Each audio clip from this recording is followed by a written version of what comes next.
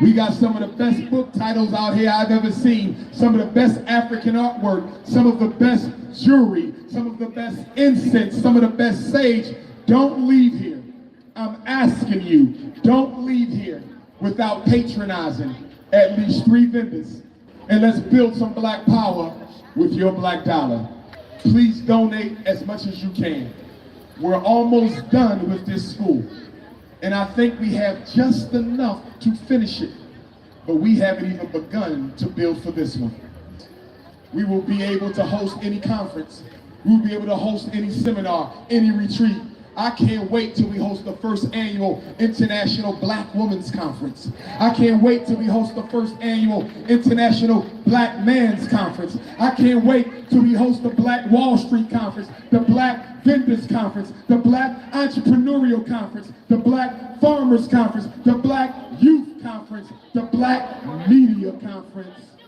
And for those of us who know Africa as home, I can't wait till we host the Black Repatriation Conference.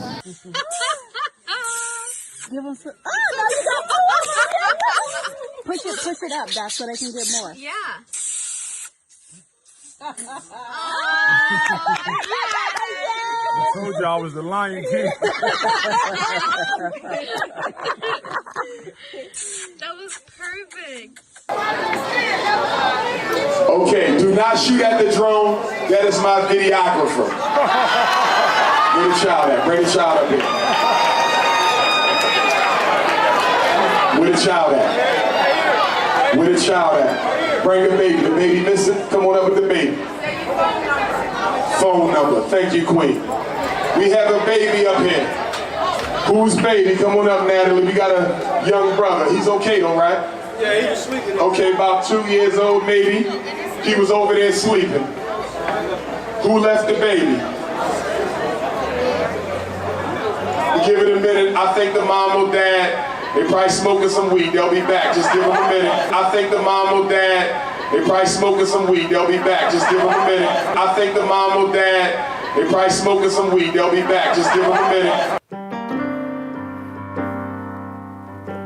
All right, memories. Welcome everyone to Cook Fresh channel. I won't keep you long. We're gonna get to this video today. Shout out to Cook Fresh channel. Let's go. FDMG is coming. FDMG is coming. FDMG is coming. It's coming. FDMG is coming. FDMG. Hold on. Yeah. Nah, I got this. It's coming, FDMG, it's coming, it's coming, it's coming, it's coming, it's coming, it's coming, it's coming, it's coming, it's coming.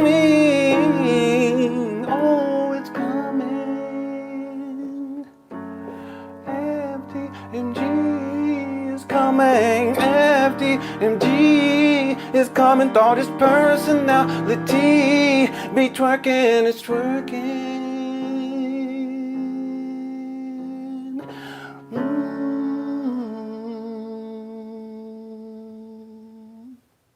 All right, thank you all so much for tuning on in Cookie Crush Chat. We've been real busy this last, what has it been? The last 6 weeks. This is the 7th week, I think.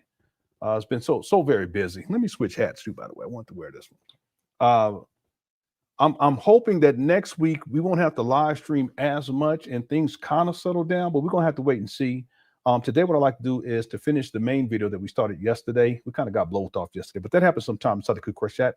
That it is what it is. What's up, Food Chill? Thank you for tuning on in. Sky, everybody inside the Cook Fresh Chat's undefeated. Miss Hot Coco 68. Like I said, Stas in the building. How's it going? And Drea, thanks for tuning on in. And Eddie, we're going to get right on into this, and hopefully we can get through this within 2 hours. I think we should be able to do it. One thing that I want to do, I know we left off in yesterday's video at the 35-minute mark. I want to actually go back to the 25-minute mark and let it play just in case if people have not seen part one, and I'll just let it play, okay?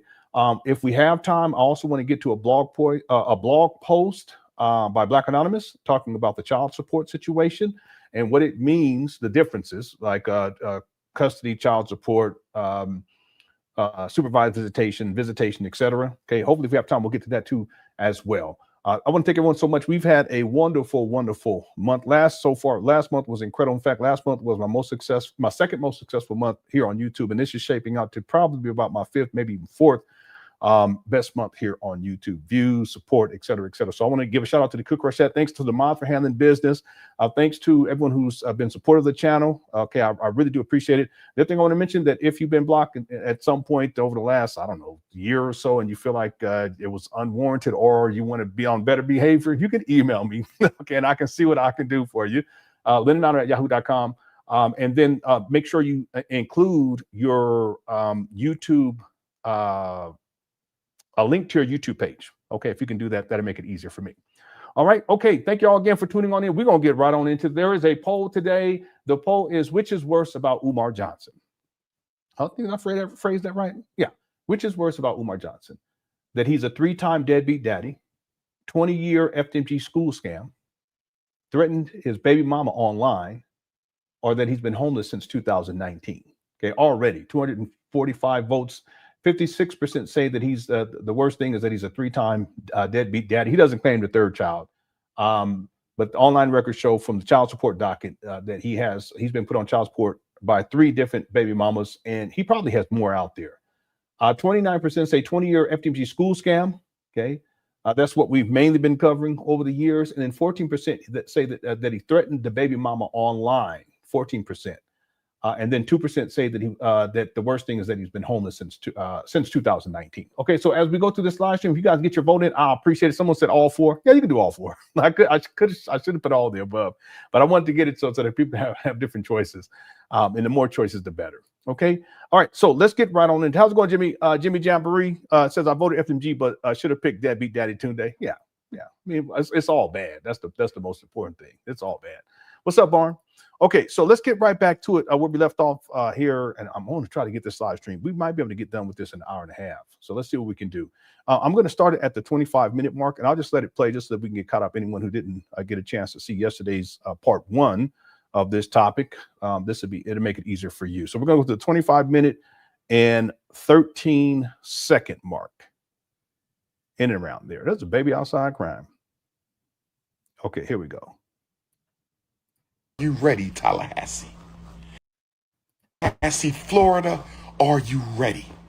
I got a couple podcast interviews. Don't worry, Joe Button part 2 is coming, audio? Family.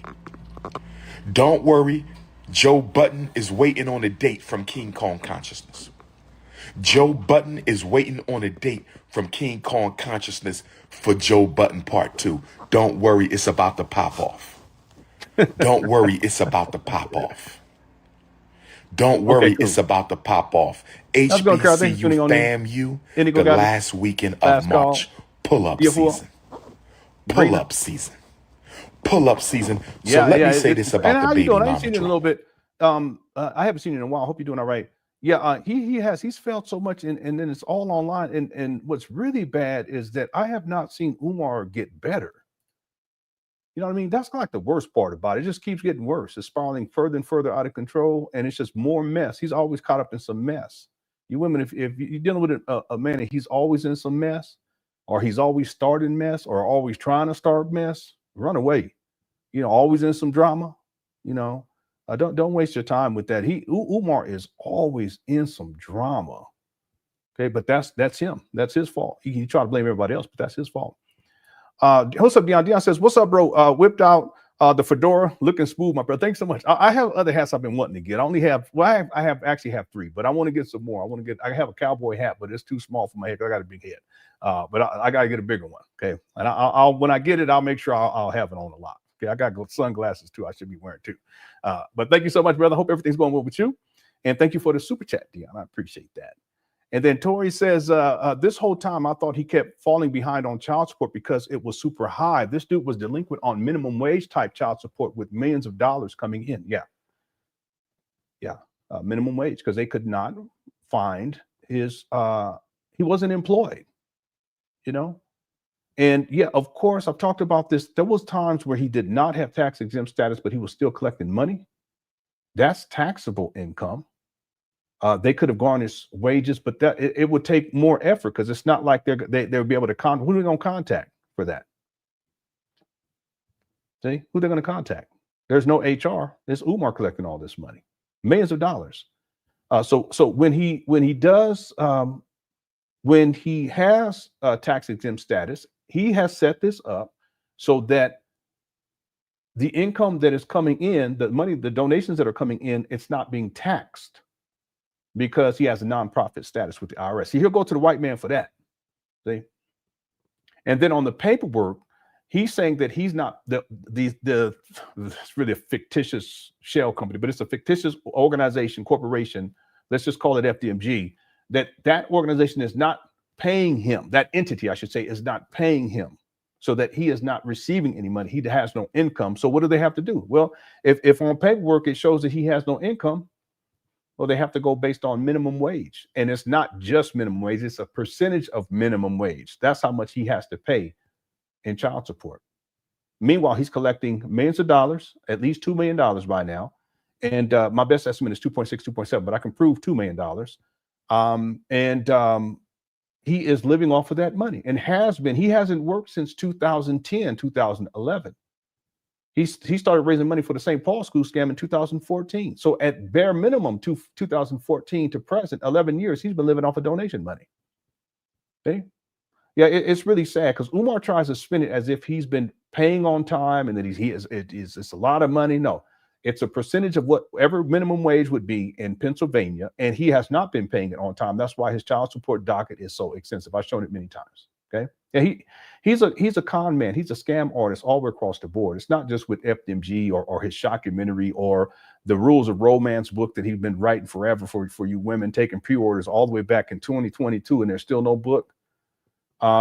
He's all the way around. He's just a shady individual, and he's greedy. You know, he's very greedy. Yeah. How are you going to be delinquent on coming off minimum wage? You know, that's crazy. And it's just going to be a percentage of the minimum wage, not all of your whole check. Okay. If you were making minimum wage, it's crazy. Thanks, Tori Gay, for the super chat. I appreciate it.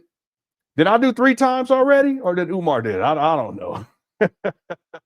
Yeah, it's really starting to get on my nerves. I don't know why. It's just starting to get on my nerves.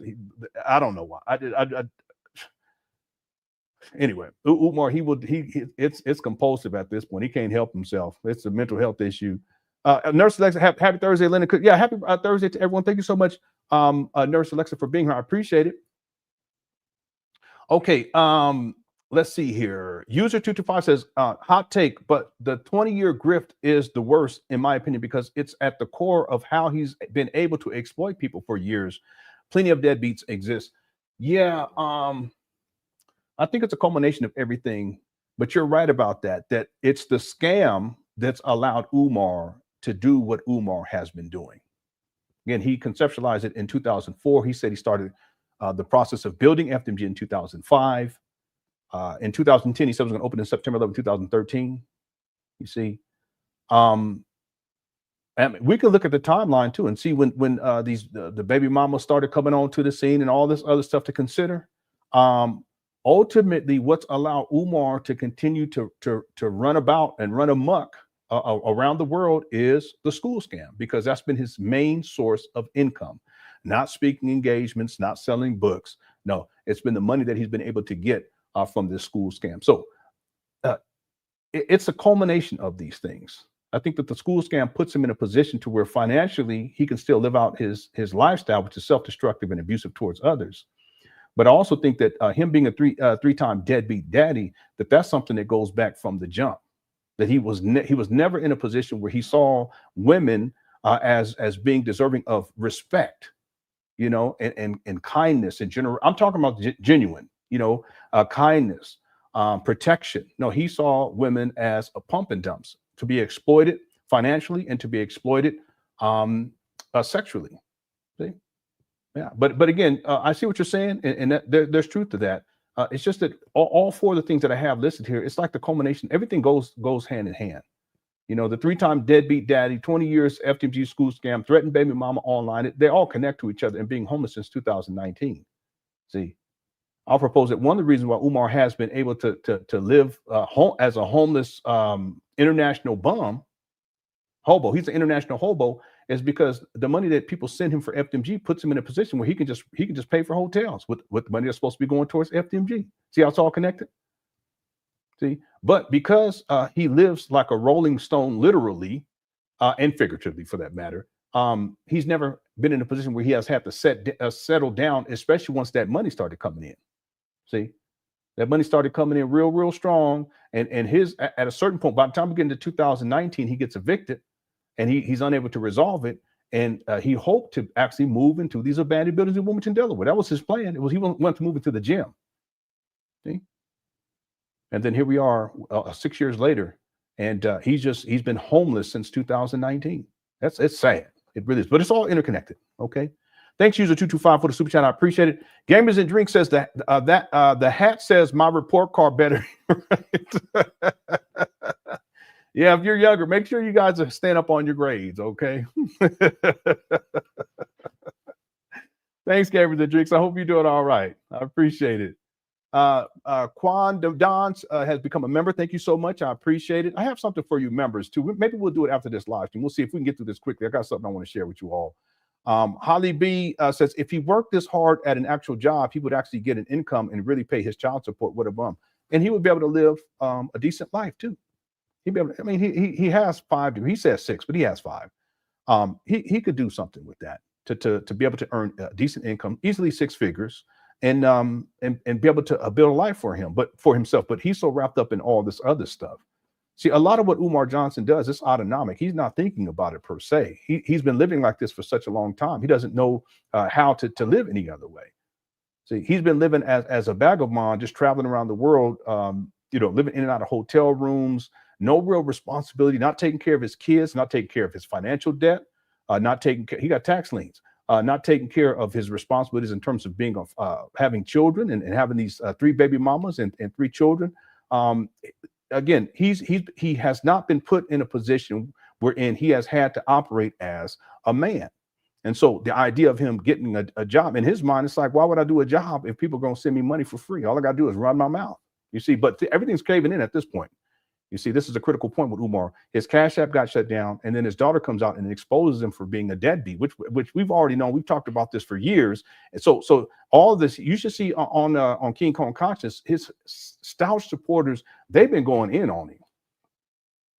I mean, some of these people, you can tell that they're actually hurt by all of this. See, the walls are closing in, and it's only going to get worse. That's how, like I was saying with Umar, you would think that things would have been getting better for him, but that's not the case at all. Things have gotten worse and worse and worse, and they're going to continue to get worse. Okay, because he's in his mind, he doesn't see another way of living. This is a very easy and comfortable way to live, wherein you basically scam Black people out of their money and you just do it indefinitely, and that's precisely what he's been doing. I want to pull this up, but it's not coming up right now. I'll do it in a minute. Because I took a screenshot of one of those comments from Umar Johnson father. I was like, man, it's sad. Thank you, Holly B.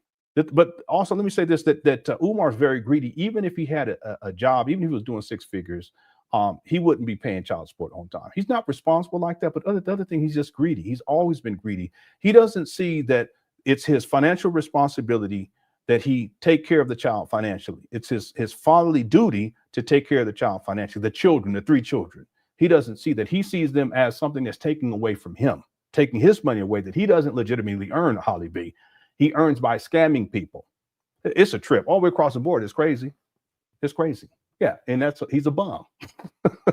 So what I'm saying is that even if he was earning 6 figures and he was doing his career, I don't think he would be consistently paying child support anyway. See, because even when he was working, he wasn't consistently paying child support. See? All right. Yeah, he is. He's such a bum. I mean, he's greedy. He's just really a greedy person. Like, he'll let his children go without. That's crazy. And then meanwhile, he's just living out his lifestyle, rolling stone. Thanks, Holly B, for super chat. Iceman Van says 5 degrees in child support set at minimum wage. Damn. Yeah, everybody think about that. He's always boasting about his degrees, right? Well, why is it that Umar has 5 degrees? He says 6, and his child support is set at minimum wage. Think about it. That's wild. See? It goes to show you that in terms of society, he's thoroughly dysfunctional. He has no function in society as a contributor to society. He's lazy too. That's the other thing. He's greedy and lazy. That's a bad combination. He has no work ethic. That's one thing, man. We have to have work ethic. You know, you got to get up and go and drive to get things done. He doesn't have that. And see, his supporters, they put him in a position to where he can just basically live like a little boy. They've got no responsibility. Don't take care of himself. You know, sloppy. You know, filthy. You know, they ain't taking. You know, just like a little boy that ain't got no kind of guidance. But that's because the money comes in from his supporters, and he hasn't been put in a position, even though he has 3 children. He hasn't been put in a position where he has to step up to the plate and deliver as a man. See, that's crazy. 5 degrees in child support set at minimum wage. What does that tell you? Thanks, Iceman Vamp. Umar Jean says the only thing he keeps in my pockets is a zebra cake that's 3 days old, a black and mild, and a small stinking kofi or kofi. No more raw cash. Yeah. These days, this is his Cash App gets shut down. He's not getting speaking engagements like he used to, and when he has speaking engagements, there ain't a lot of people there. Not like it was in the past. I'll show pictures. Not too long. It says Umar jeans. That's crazy. And them jeans, that's not how the jeans look. Cut it out. Those jeans look washed. I showed a picture. It was maybe a couple of months ago where Umar back in the day, and he had a speaking engagement, and it was literally jam packed. People standing on the wall, leaning up against the walls, and it was jam packed all the way.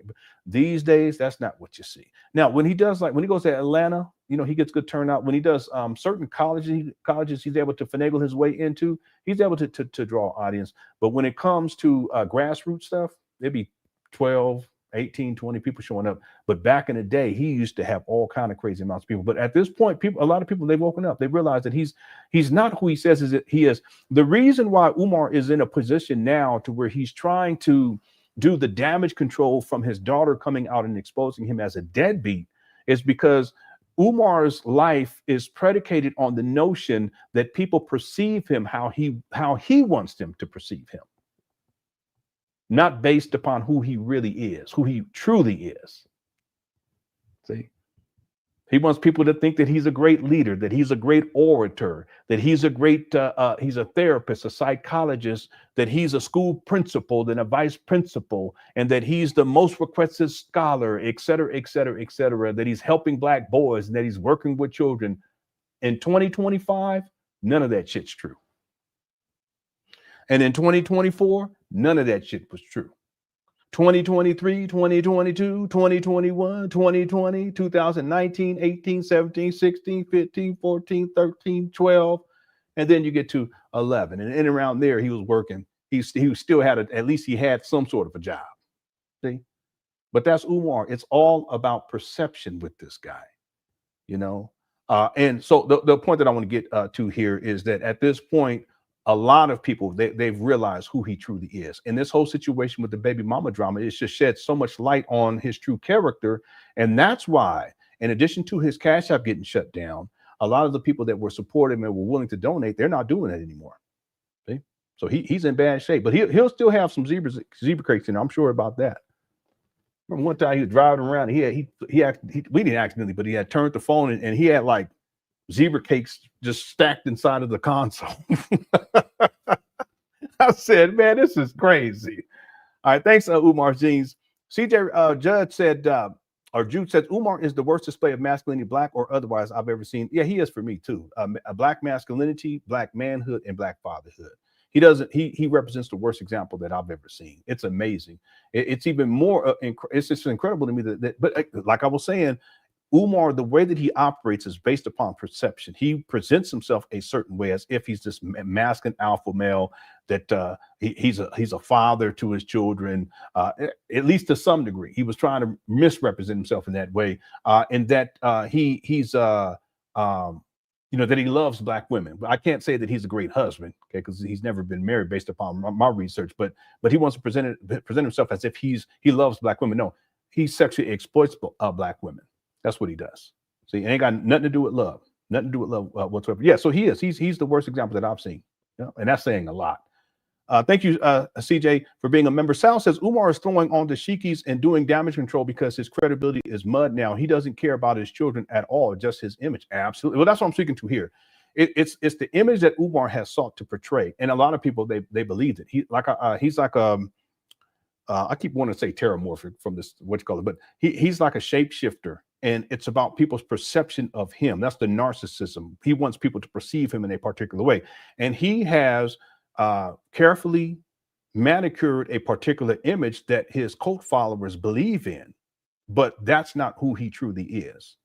Okay, he's not a school principal. He's not a school psychologist. He's not an educator. You know, he doesn't love black women. He don't take care of his kids. The list goes on and on. But people, they thought a certain way about him. But see, when all this takes place, what do he have? He has to throw back on the dashiki, okay, and then he has to start the damage control campaign. Why? Because his credibility in the mud. And what he's trying to do is to reshape his image and repair his image. But what he's been doing is making it worse. See, because he doesn't have the skill set. You would think that someone who's a school psychologist would know how to manage something like this. He doesn't have the skill set. He doesn't have a PR team to give him guidance or any of that type of thing. See, what I would have told him real quick, I would say, listen, don't talk about this online. What you do, and what I would have told him in the first place is to respond to your daughter and give her the information that she needs offline, and then start to build a bridge back into her life offline. See, but Umar in his narcissism, what he's been doing is he's trying to antagonize, because it's interesting. He feels like he's been betrayed. He feels like he's been hurt. And what narcissists do when they, even if there's nothing real about it, if they feel as if they've been betrayed, if they feel as if someone's done something wrong to them, even if the person hasn't, they lash out. You see. And that's what Umar has been doing. And they'll lash out to anyone associated with the person that they perceive have done them wrong. See, you guys got to be careful with people like that. Umar's like that. You know, he wants to tell everyone else what they need to, his narcissism, what they need to do. But as soon as someone like his own child tells the truth on him, he feels as if he's betrayed, even though he's the one that's been missing for 20. Well, based upon what she's saying, what she said, it's been about 12 years. And then you got other baby mama and another baby mama, and he's not in their lives either. He's already admitted that he ain't spent no time alone with the other baby because he's on supervised visitation. He don't even speak about the third baby mama. Based on online receipts, Umar impregnated her when she was in her early 20s, and he was 41. He don't talk about that one. See? But if anyone else comes out and spills the beans on him as a deadbeat, then he's going to do the same thing. He's going to lash out towards them and in his own mind construct this whole fantasy. It's the delusion that they're trying to tear me down. They're trying to destroy my reputation, assassinate my character, even though they, in some cases, they weren't even, dealing with him directly or talking about him directly. Or in this case, they're told the truth. And then he goes on this campaign, damage control, because he's trying to salvage his image. But then at the same time, he wants to demonize his daughter, demonizes the baby mamas, and make it seem as if they're against him. See, that's Umar. That's the narcissism. You got to be careful about that. Like I said, it's about control. It's about power. See, narcissists want to control people. See, and see, Umar, let me explain something else. When Umar told his followers to flood her inbox, his followers are what you call flying monkeys. He was trying to mobilize his flying monkeys to do his bidding. That's what narcissists do. It's always about power and control. See? But then if you think about it, what that shows in terms of Umar's character, that even after he was exposed, he had no interest in building a relationship with his daughter or rebuilding a relationship or healing the relationship with his daughter. What he does is he goes on the offenses. He calls her a struggle streamer. He says she's out for a money grab. Her mother's trying to sabotage. The mama's keeping her. He comes up with all this shit. But it goes to show you his character. See, even today, he's not interested in building a relationship with his daughter. See? All right. Thank you, Sal, for the super chat. I appreciate it. Giannis says, my father is not one of them. What? Oh, I know what you mean. Okay, I know what you mean. Yeah, you were talking about your father as a loyal Umar Johnson father. Well, that's sad. I don't know what it's going to take, but It is what it is. I've already given you my best advice. Thank you for the super chat. Let's see. Doctrine Dark says, hey, Lenon, you're the gold standard in regards to this Umar Johnson saga. Based on your research over the years, how do you think this all ends for him in your best estimation? I don't know for sure. I can give you my estimate. One, Umar is going to end up getting caught up with the IRS for not reporting properly how much money he's collected with the nonprofit status. And charges could be brought dealing with tax evasion and or money laundering at the very least. I mean, fraud could be thrown in there though too.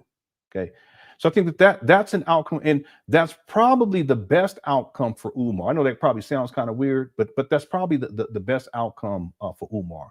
Another thing though, however, is because Umar, in researching Umar, what I've noticed over the years is that he's gotten worse. Could Krishad hit the one? Umar's gotten worse. How he behaves, you know, he's far more he's always been unhinged, but these days it's like he's emotionally disturbed. He's mentally disturbed. You see, he's quick to anger. He has, and I think he's always been that way, but I think it's just gotten worse and worse over the years. You know, he's disheveled. He doesn't take care of himself. Based upon what he's doing now, I can see some, and I'm not putting this out there, but I can easily see Umar getting caught up where there's some sort of crime that's committed, you know, and then he's on the hook because of criminally.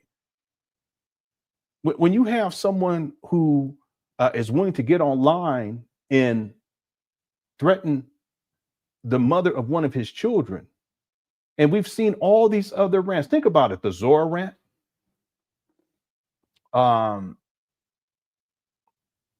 The Pajama Mama rant,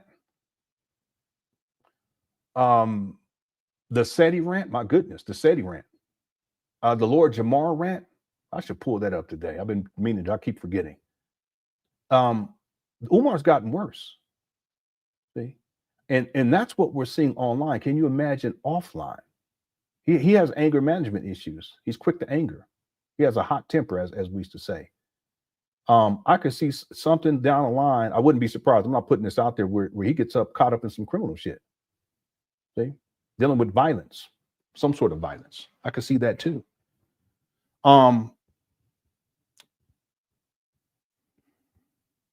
Another thing, and I mean, I can think of others, but another thing, and this is actually, I wouldn't be surprised by this at all. Umar sells these abandoned buildings. He takes the money and he goes to Ghana, or he claims to be purchasing another school or buildings or something, and then he just resets.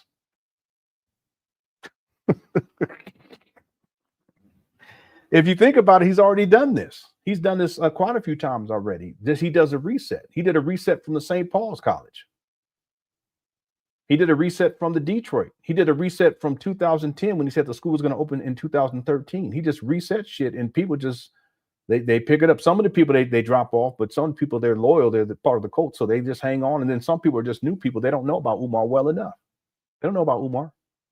See, but in my research, these are just some of the possibilities that I can see easily take place based upon how I've seen Umar, but also the trajectory of his life. It's just gotten worse and worse and worse. There's something else. I mean, there's others I could say, but I'm going to leave it at that. Okay. Thanks. Thank you, Dr. Dark, for the super chat. I appreciate it. Tori says, Lenon, Ghana owes $50 billion and the citizens are too poor to pay that back in taxes. I'll feel bad for them, but I'm also curious if Umar will ditch Ghana for another place. Well, Tori, it's not as if Umar's there doing anything for Ghanaian people anyway. See, Umar going to Africa is just a way of building the image. That's all. See, it's not like he's over there building anything. Shit, he can't even build shit up over here. I mean, what are we talking about? You know what I'm saying? He can't even, with $2 million over here, he can't build nothing. And he's broke. He's a broke bum, homeless. Think about this. It's not like he's doing anything of consequence over there. He's, I'm not going to say this as a fact, but I wouldn't be surprised if he hasn't funneled money out of the African American community or the Black community over here in the United States of America and is funneling it over to Ghana. I wouldn't be surprised by that. And that may be one of the reasons why there are some people who want him over there, but he's not doing anything real or tangible over there. He doesn't go over there often. See, just like he rarely goes up there to the FDMG. See, what you do is what you do. So if you're serious about doing it, you're going to be doing it, right? Well, when's the last time we saw Umar up there at FDMG, these abandoned buildings in Wilmington, Delaware, doing work? Real quick question. When's the last time? He's not serious. When's the last time we saw him over in Ghana doing any work? I ain't never seen him do no work over there in Ghana. So what I'm saying is, I think Umar with the whole Ghana thing, the Ghanaian citizenship, I think that's more like clout chasing. He wants to build his rep based upon that. He can tell people, you know, I am a citizen of Ghana. So what? You're still a bum. Literally. You're still homeless. See? You're still a scammer and a con man and a deadbeat times 3. So, but in his mind, it builds the imagery. See, Umar operates off imagery, you know, and his followers, they'll see that like, okay, now he's truly a Pan-Africanist. You should have seen this one person. They posted this comment. They were a Pan-Africanist and they were so disappointed in Umar. Let me see if I can pull this up. When we get back to the video, I'll pull it up. Anyway, it's not as if he has true inroads anywhere, including in Ghana. He doesn't have any inroads in there. Same thing with Wilmington, Delaware. He doesn't have any inroads. Umar is a intercontinental hobo. That's it. That's it. He just travels around. You know, he doesn't set up roots or set up anything anywhere. He just goes from place to place to place, and they provide him with a place to stay because he's homeless. They provide him with a meal. They give him a little bit of money. He's like a little child, you know, who's on a perpetual vacation. But he doesn't do anything. He doesn't build anything. He doesn't organize anything. So this will say that when Ghana, when it doesn't suit the purpose of him and his image, then he'll move on to something else. Okay, that's what he does. He's been doing that for such a long time, though. Anyway, he's a shapeshifter.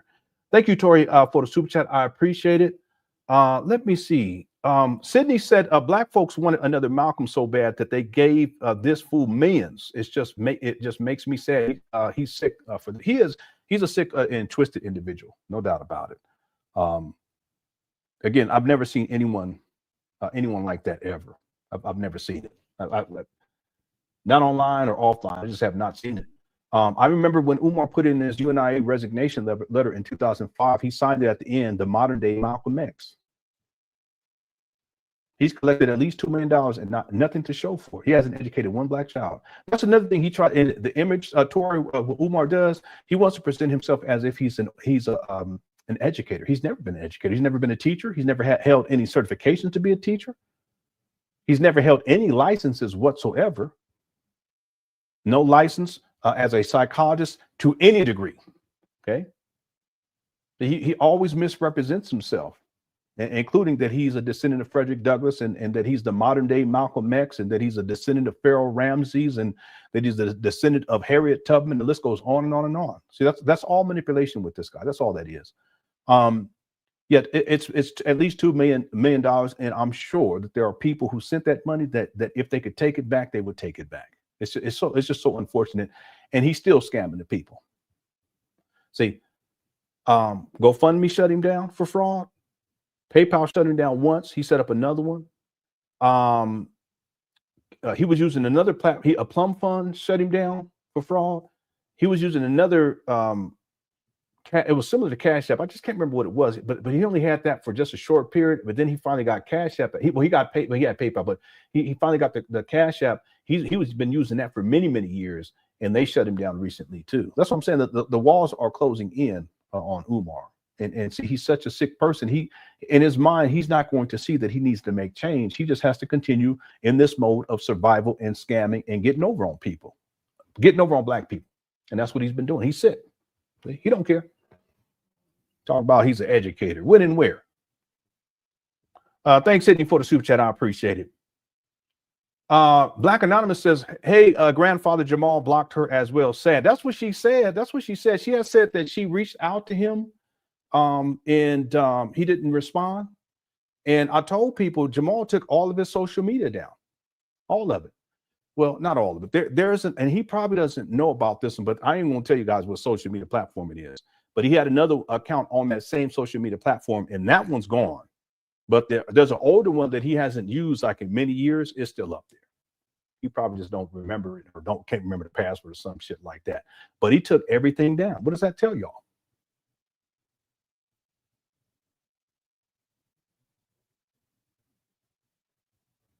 My goodness gracious.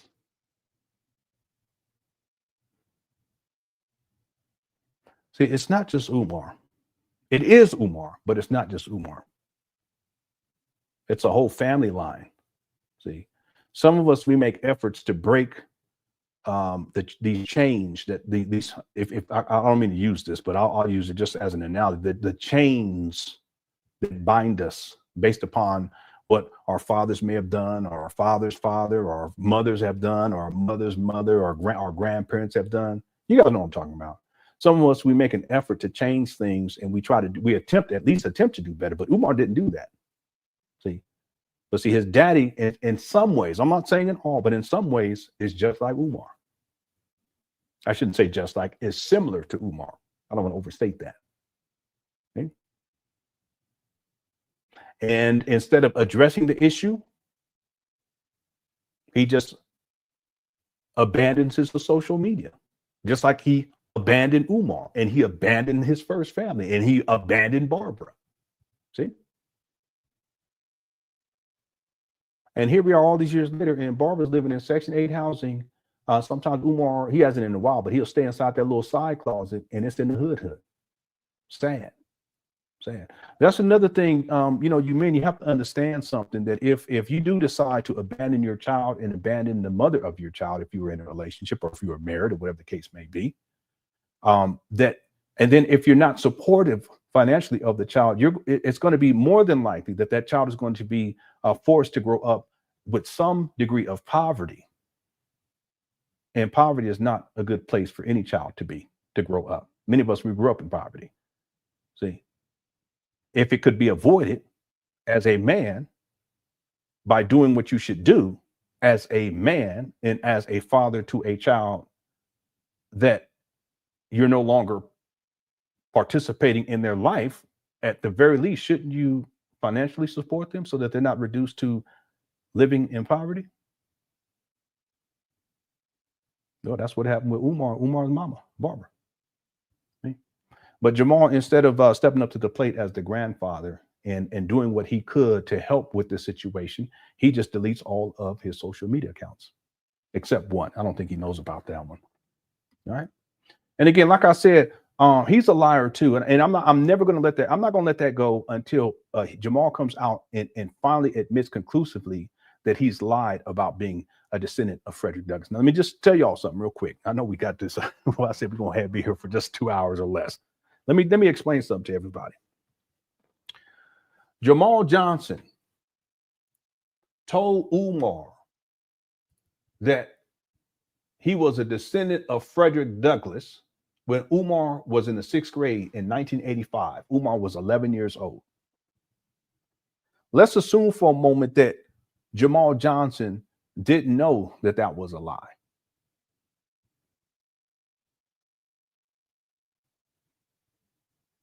Let's just assume that for a moment.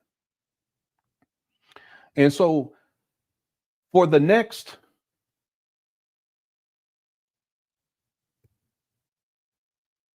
35 years, no, closer to 33 years, let's say 32 years. Okay, give a little grace. He runs with this lie. And Umar runs with this lie. And even though the true descendants of Frederick Douglass, the Bailey family, they issue public statements on their official website that Umar Johnson was not related any way, shape, or form, they continue to run with the lie, including Jamal. And then finally, Jamal decides to take a DNA test to get to the truth. And again, we're assuming that he didn't know that it was a lie in the first place. And the DNA test comes back. He does a video and tells people, hey, listen, the DNA test proves conclusively that we're not related to Frederick Douglass by any means. No blood relationship, no marriage, none of that stuff. Married in, none of that. And then he posts on his Facebook page, and I don't have the video, but I do have the Facebook post. Now, he deleted his Facebook, okay? But I have the screenshot.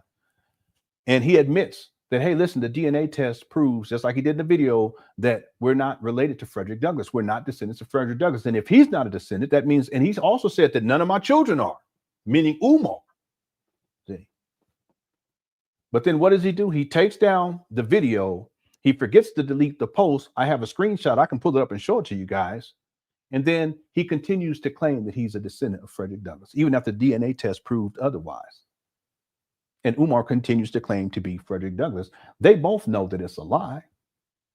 They claim that they're a descendant. Sometimes they'll say kinsman or second cousin, third removed from Frodo Baggins from the Shire, all this type of shit.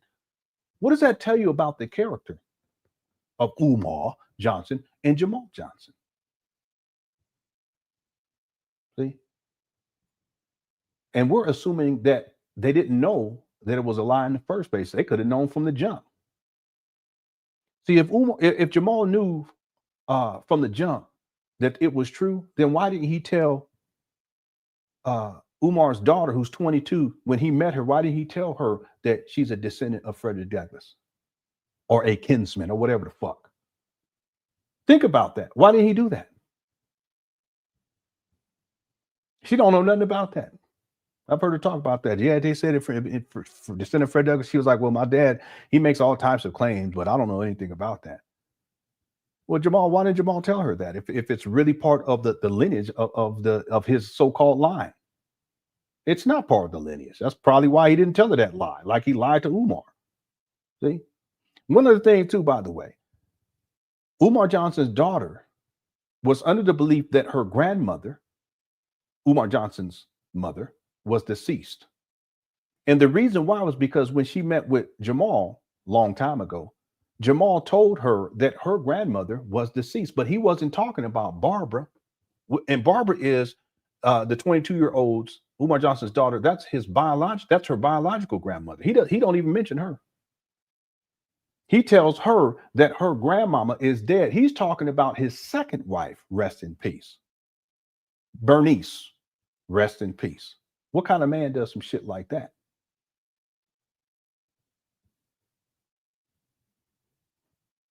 This is why I'm saying that some of us, we have grown up in situations that were difficult. Parents weren't the best. Situation wasn't the best, but we make a decision to do better for our children.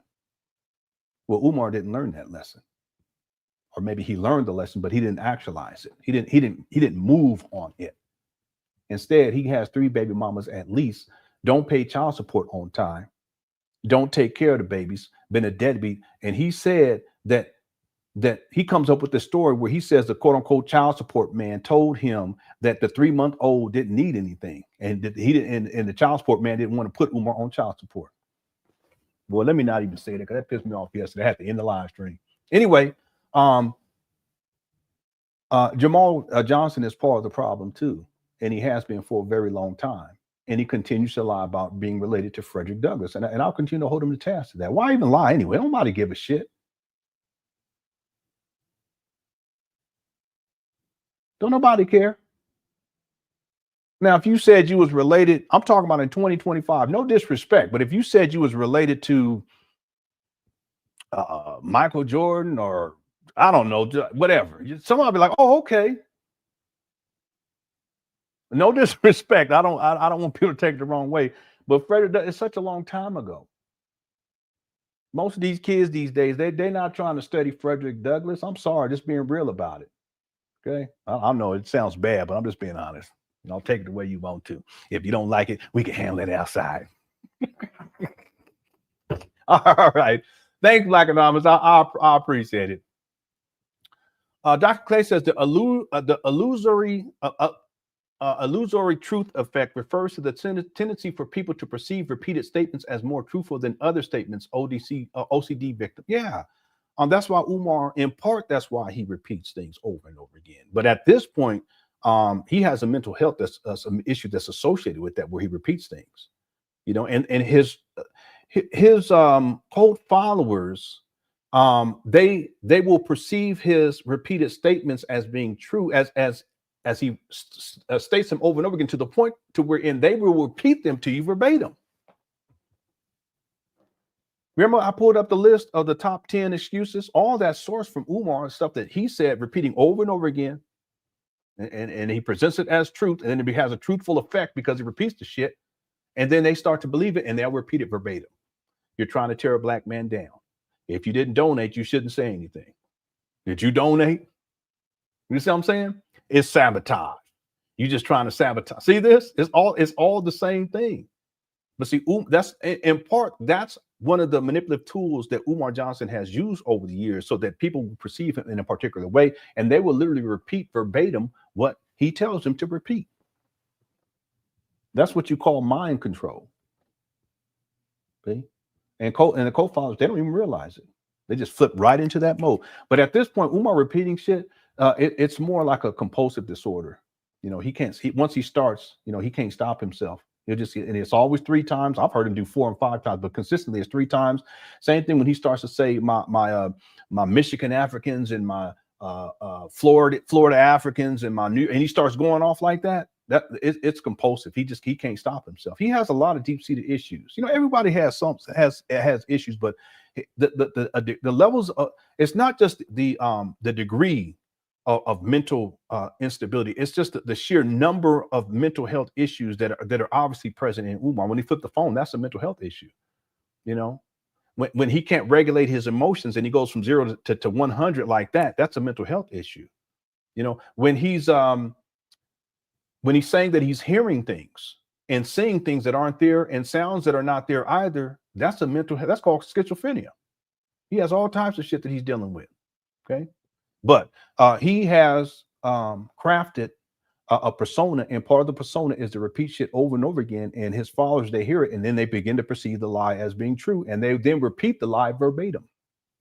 Okay, good point. Thank you, Dr. Clay. CJ says, Umar's life is a running episode of the Boondocks. His actions also prove the Dunning-Kruger theory correct. Yeah, let me go look that one up, because I know that they actually mentioned that in Star Trek Next Generation. Let's see. Dunning. Oh, someone sent me a cash app too. Thank you so much. Dunning-Kruger effect. No, this isn't what was in what was in Star Trek Next Generation was the I can't remember, it was the Kruger, what they call Kruger waves, and these are residual waves or something like that, residual waves from warp nacelles that impact other ships' ability to travel long distances. Anyway, let me get myself together. The Dunning-Kruger effect is a cognitive bias that causes people to overestimate their knowledge or abilities.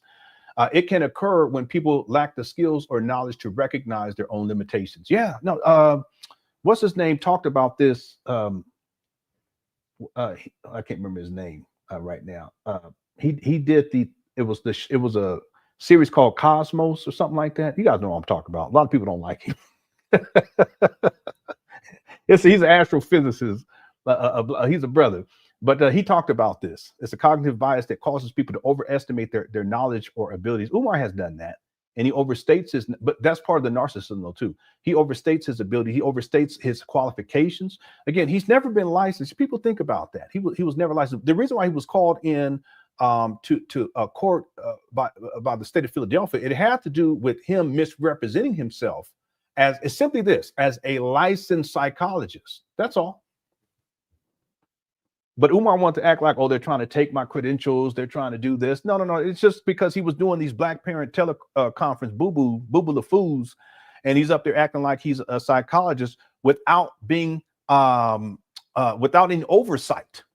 See, that's why if you have a license, you can operate like that. See, but he doesn't have any license. He didn't have any licenses. He's never had any licenses. But he flips it around and say they're trying to take away this, and then their followers like, oh, they're trying to take away his license. No, he never had a license. See, I can pull up the video where he admits that. I actually have a couple of videos where he admits that. The point that I'm getting is that he still has he still overestimates his knowledge and abilities, even though he hasn't functioned as a professional since at least 2011 and 2010. Even back then, he was fucking up, getting fired and shit. He was doing independent, I think they're called IEEs or something like that. and he was going against other people's diagnoses of children. And then what he was doing was double dipping, because he's getting paid twice as a school psychologist plus someone who goes against other school psychologists and what their assessments were. So he's getting paid. He's such a scam artist. And ultimately, they fired his ass, and then they had security come in and get up with a box, and they walked him out into the parking lot, and that was it. See, Umar, he overstates his knowledge and his abilities, but that's part of the narcissism. He's created this whole fictitious character of who he is and what he does. And I'm a therapist, and I'm a school psychologist, and I'm diagnosing these children, and I'm giving therapy. He's never done therapy. He's never been licensed as a therapist. He's never had any certifications as a therapist. He doesn't have any training as a therapist. But he will overestimate his abilities, knowledge, and abilities, because that's the narcissism. Plus, he's a scam artist too. Okay. All right. Thank you for the Dunning-Kruger theory. I went straight to Star Trek. You know me. Okay. Thanks, CJ. Charles Goodnight says, if Umar turns his life around, where could he go? Well, he's 50. That's actually a tough question. It's never too late, but there's so much work that needs to be done. The first thing that he needs to get is mental health services. That's where he needs to start. See, I'm not making any excuses for Umar, but his mental state has been toxic and dysfunctional since childhood. And he's never received, at least it doesn't appear to me that he ever received any professional help in these regards. Professional services. And as a consequence, things have gotten worse and worse and worse. And then on top of that, it doesn't help when he has, a following, the Umar Johnson cult members that put batteries in his back, because he wouldn't be able to do any of this shit that he's doing now unless he had the support from his followers, his cult followers. See? So in essence, I'm not blaming them either. I'm just saying that they think that they're doing good by defending him, or they're doing the right thing by defending him or sending him money, but actually what they're doing is they're enabling him to continue to self-destruct. See, and the more they ramp him up and put batteries in his back, the less likely it is that he's going to recognize and realize that he's fucked up. He has a lot of shit he needs to get in order. Straight real talk. He's fucked up. See, and that's okay. I mean, many of us, we've been fucked up. I've been fucked up. Okay, but then I had to figure out what I needed to do to get back on the right path. But Umar, his level of fuck upness is so grand. It's going to take a lot of work, but he's 50. He would have to start now. And the first thing that he needs to get is the mental health services to get his mind right and get him functional up here. See? As long as his donors send him money, as long as people defend him, he thinks like he's God's gift. He literally thinks he's the Black Christ. Well, what the fuck? Why would he want to go and get it? He don't even see that there's a problem. But look at all the mess he's in all the time. See, that's because of what's going on up here in the first place. Threatening the baby mamas, that's up here. He's deranged. See, that's where he needs to start to at least start to turn his life around. And then where would he go from there? Well, then he just goes to the next level, get his physical health in order, start eating healthier, get functional in society, get a job, start working consistently. That brings a level of stability. Get his own place, get his own car, and then get settled in where he has a home and it's not shit and filth all over the place. You see what I'm saying? How deep this shit is? Be stable so that if your children want to come see you, they can come see you and they're not sitting around in filth and stank. No child want to go to their parent house and it's filth and stank. Don't nobody want to go to nobody's house where it's filth and stank. See, so that's what I mean. This is where he could go. He can just get on this path. I've been trying to tell him anyway, but he's hard-headed. He's so hard-headed. That's that narcissism. He don't listen. Anyway, I apologize for going on. Thanks, Charles. We got to get to this video. We're already an hour in. My goodness. Good question. Y'all undefeated. Y'all be running me. It's supposed to be my show. Anyway, thanks, Charles, for the super chat. I appreciate it. And then Monica says, do you think he is still raising 100,000 per year? Or are people still donating at him? Also, his daughter mentioned you in her interview today. Okay. Do I think that he's still that he is still raising 100,000 per year? Possibly last year. This year, no, it's not going to happen because the Cash App got shut down. Most people aren't going to send checks and money orders to P.O. boxes. Not like they did back in 2014, 15, 16, 17, 18, 19, 20, 21, 22. He had one in Pennsylvania, but he received a cease and desist from the state of Pennsylvania. He had to shut that shit down. Then he started using the one in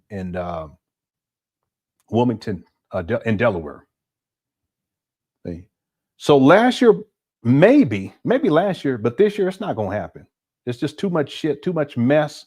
The Cash App gets shut down. That was his main source. We'll see with the IRS filing what he says, you know. But I find it hard to believe that at this point in this scam that he's going to be able to pick up roughly, let's just say roughly $10,000. Let's say $9,000 a month. That's really closer to $8,000. Let's say $8,000 a month. I just don't see that. Again, however, I have to say this, Monica, that when Umar gets into these types of situations by his own doing, where all this mess is coming out, right?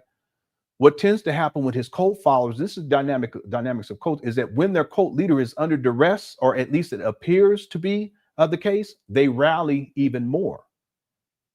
So they may send more money. They may defend him more vehemently. See? So I can't say for sure one way or the other, but I would think, based upon my research with Umar and seeing the trajectory even of the type of money that he's been able to get over the last 11 years since the St. Paul school scam, I would think that it would be very difficult that in 2025 that he's going to get to $100,000, where he's receiving roughly $8,000 a month. I mean, is it possible? Yeah, it is. But without that Cash App, I find that to be very, very difficult. See? PayPal is one thing, but that's not going to be enough. That Cash App, that's where he got most of his money. That's why he promoted it so much. See? And most people ain't writing checks, you know, these days. And most people ain't going to go get a money order either. See? To go send to this bum for a school that don't exist. So are people still donating to him? Yeah, there's people that they're going to donate. That's his followers, his co-followers. They're going to send him money no matter what. You know, but they don't realize that what they've done is they've enabled him to self-destruct, and this has been going on for such a long time. I'm not blaming them, because ultimately Umar's 50. He's responsible for where he's at in life, and he's also responsible for getting the type of help that he needs in order to get his life turned around. See, if you guys think about it, it's the same thing with FDMG. Umar doesn't want help. See, what Umar wants is money, but the money allows him to continue to live out a self-destructive lifestyle. See this? Well, the same thing with his personal life. He doesn't want help.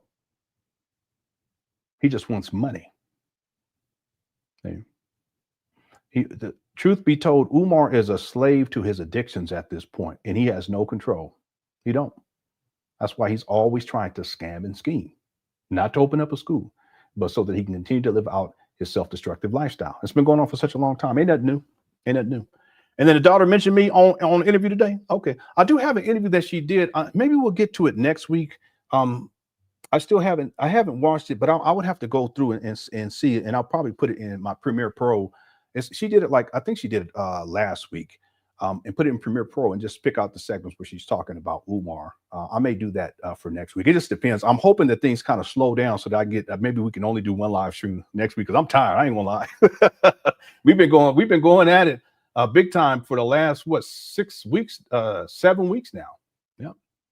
But thank y'all. I appreciate y'all. Good Crush Chat. Thank you guys for showing up and everything. And thanks for the support. Thanks for the super chat, Monica. I appreciate it. Okay, let me get to these other ones real quick, because we got to get going here. Par B says, speaking engagements paying $600 or more, payer must report to IRS. Interesting. No reported income or tax return. Legal entities must report. Odd.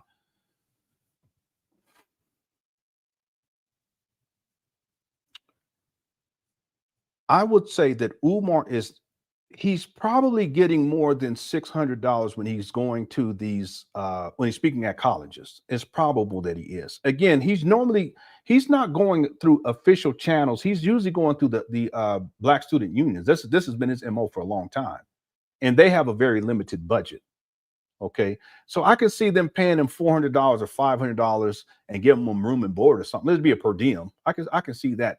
but he's not making thousands and thousands of dollars when he's doing these speaking engagements, or tens of thousands for that matter. Because there's people they'll speak at a college. They're getting $40,000, $50,000 just for a speaking engagement. Okay, these are true professionals. But that's when they go through the proper means, the proper channels, and going through officials there at that on campus who are they're specifically there to bring people in.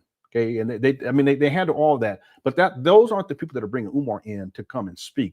These are usually Black student unions type of situation, and they have a very limited budget. So I can see them giving him $400, $500, maybe $600, but he's not making extreme amount of income. Now the point is Umar claiming that on his taxes? Or is it commingling? Is he saying that that's part of FMG money that's coming in, so then it becomes part of the nonprofit status? Ain't no telling with this guy. Remember, Umar, he's a scam artist and a con man. See, and he takes the money, he spends it on what he wants to spend it on, but he's actually, with the IRS, he's saying, oh, well, this is money that's part of FDMG. I wouldn't be surprised. Now, I'm not saying that that's what he's doing, but I wouldn't be surprised if he's not doing, because then that way he doesn't have to pay any taxes on any personal tax. There's no personal tax liability. See, when he gets donations, there's a tax. There's no tax liability because he has nonprofit status at this time. See, so with Umar, you never know. I don't know what he's doing. Ain't no telling. But I do know that on a college campus, yes, they would have to report all this stuff, and then there should be some follow up because it's all digitized anyways, and it's automated, that Umar will receive forms in the mail, whatever form that would be, and he would need to report that for tax purposes. But ain't no telling what type of scam he's come up with at this point with that nonprofit, so that he's not in a position where he's subject to taxation for personal income. Ain't no telling with this guy. Okay, it's all odd, really. When it comes to the money with Umar, everything is odd. Okay, thank you, Parby, for super chat. And Papa D says, you ever met Umar in person? No, I never met Umar in person. No. I've never gone on to his, never left a comment, never sent them any messages. From a cybersecurity perspective, I even knew a long time ago that's not the appropriate thing to do. But he has reached out to me through a lawyer with a cease and desist trying to get, he was an act of intimidation. He's also issued physical threats of violence against me and doxed my home address and telling his goony goons to come and confront me, that type of shit. That's why I'm still on him to this day. If he'd shut his fucking mouth, I'd have been done a long time ago. But see, you got to run his mouth. I'm just not the one. I mean, don't let no man punk you like that. Never let no man punk you. Okay. And that's real talk. But no, I've never reached out to him or anything like that. I never reached out to his father. I've never reached out to his daughter. That's beyond the scope for me. I stick with Umar. Umar's the focus, and I deal with the receipts dealing with Umar. But from a cybersecurity perspective, I'm not reaching out to people and talking. People send me messages trying to defend Umar. I don't reply. I ain't got time for that. Even on my YouTube page, I ain't got time for all that. See, I've been very, very disciplined in those regards. Okay, because you got to be careful. You reach out to people, and then it could turn into something else, and they're trying to spin a story or a narrative. And then now, from a cybersecurity perspective, you got some problems. See, I've been very careful about that. Anyway, never met the guy in person. I do know that he's a deadbeat bum and a scammer. Okay, thanks, Papa T. Dion says, it pisses me off to hear how he talks about his daughter. No protection, no compassion. Yeah. He can't think of anyone outside of himself and what he can gain. He's encouraging harm to his own offspring. Evil. Yeah, absolutely. But it's the narcissism. See, Umar sees his daughter more as an op. That's what the young people say. She's more like an enemy than a child, his child, that he should be taking this time to reconnect to. He sees her as an op, but part of him seeing her as an op that feeds into the narcissism because he's the perpetual victim and he doesn't want to hold himself accountable for being a deadbeat. And it's about he's being attacked. See, he always does this shit. See, this is what Umar does. He shows no protection for the daughter, no compassion for her whatsoever. He called her a YouTube struggle streamer. He called her a clout chaser. He called her, he says she's just doing this for a money grab.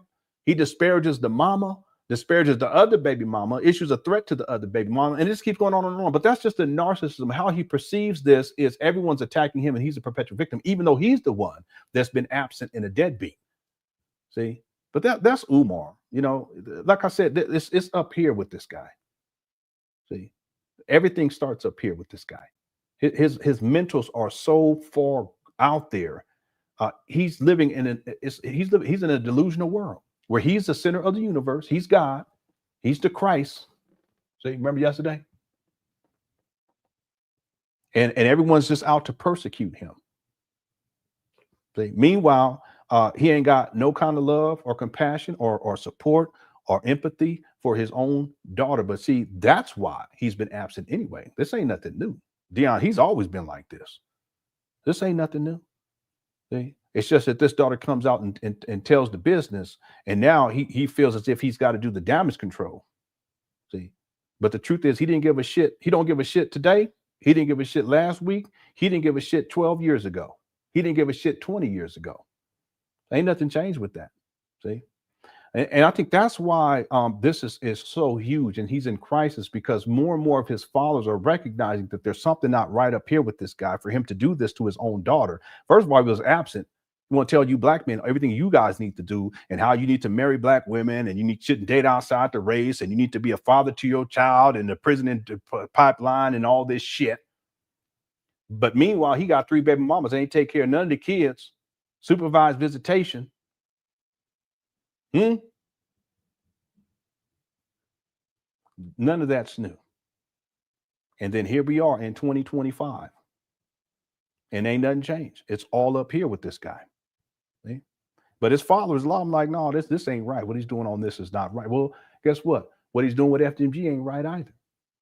What he did with the shockumentary ain't right either. What he did with the rules of romance ain't right either. Him sexually exploiting these black women out here, that ain't right either. Him scamming King Randall, that ain't right either. Him making all these excuses about sabotage and blah, blah, blah, that ain't right either. Him not telling y'all how much he purchased these trap bundles for in Wilmington, Delaware, that ain't right either. Him going on a Lord Jamar show and saying, I don't care about the people, I care about the donors. Shit, that ain't right. But see, the donors and the cult followers, none of that mattered for a lot of them, until this young lady, because they said, no, this is way out there. Okay, something wrong with it. But you know what? It's up here and it's always been. There ain't nothing changed. Yeah, he should be encouraging her. See, and all this should have been done offline too. See, but Umar, he reacts. He doesn't think first. He just reacts out of emotions. See, he's emotionally driven. See, to turn the heat down, emotionally driven. To crush the cookie, emotionally driven. To eating shit and snacking shit, emotionally driven. Everything with this guy is emotionally driven. Nothing up here, because up here it's all screwed up. See, and more people are waking up to that reality, Dion.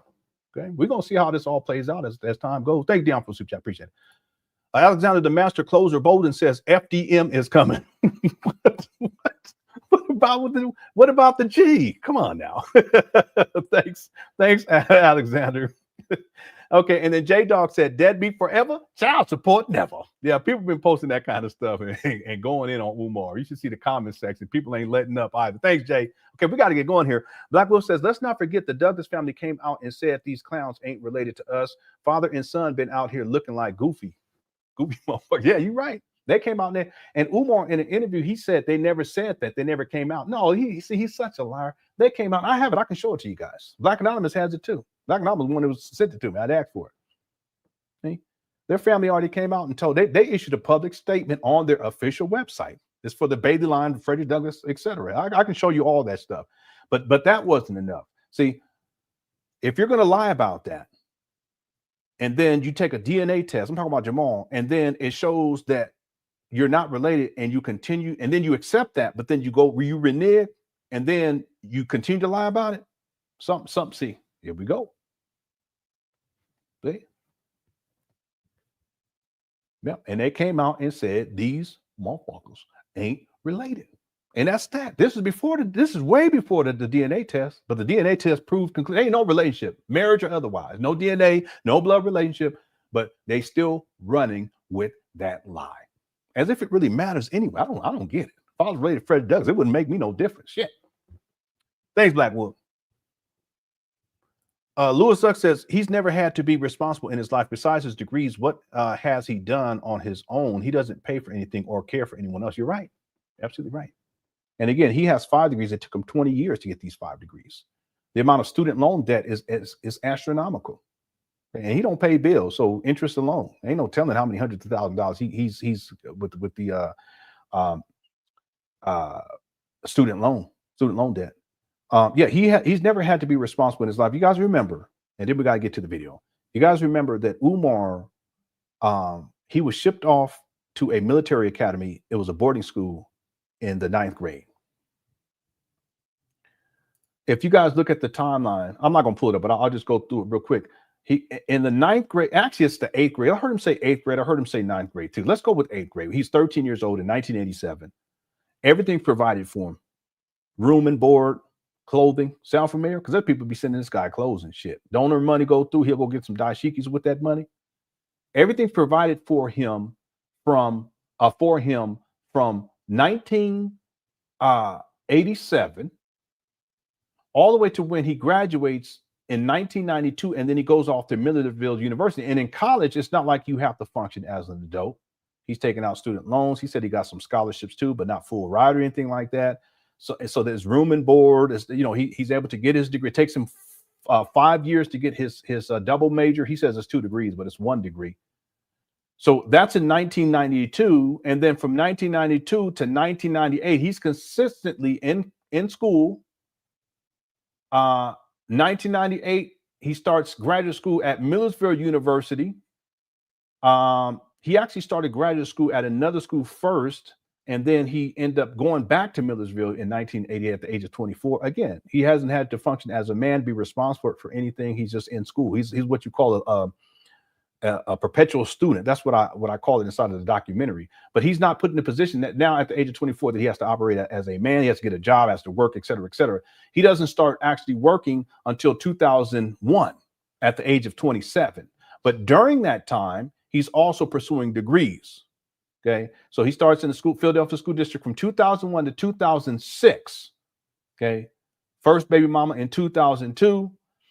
He still maintains college going all the way up until 2012. Okay, he got kicked out of PCOM for the Psi D. He was pursuing the Psi D. He got kicked out of PCOM. That's why it took him so long to get that Psi D. But it's not until the age of 38 that Umar finishes with higher education. Think about that, everyone. Again, he's working all the way up to 2010, but he doesn't get his Psi D. He's still involved in the school to prison pipeline, as he calls it, up into 2012, not really having any real responsibility. He's not taking care of his kids. He's impregnating these women.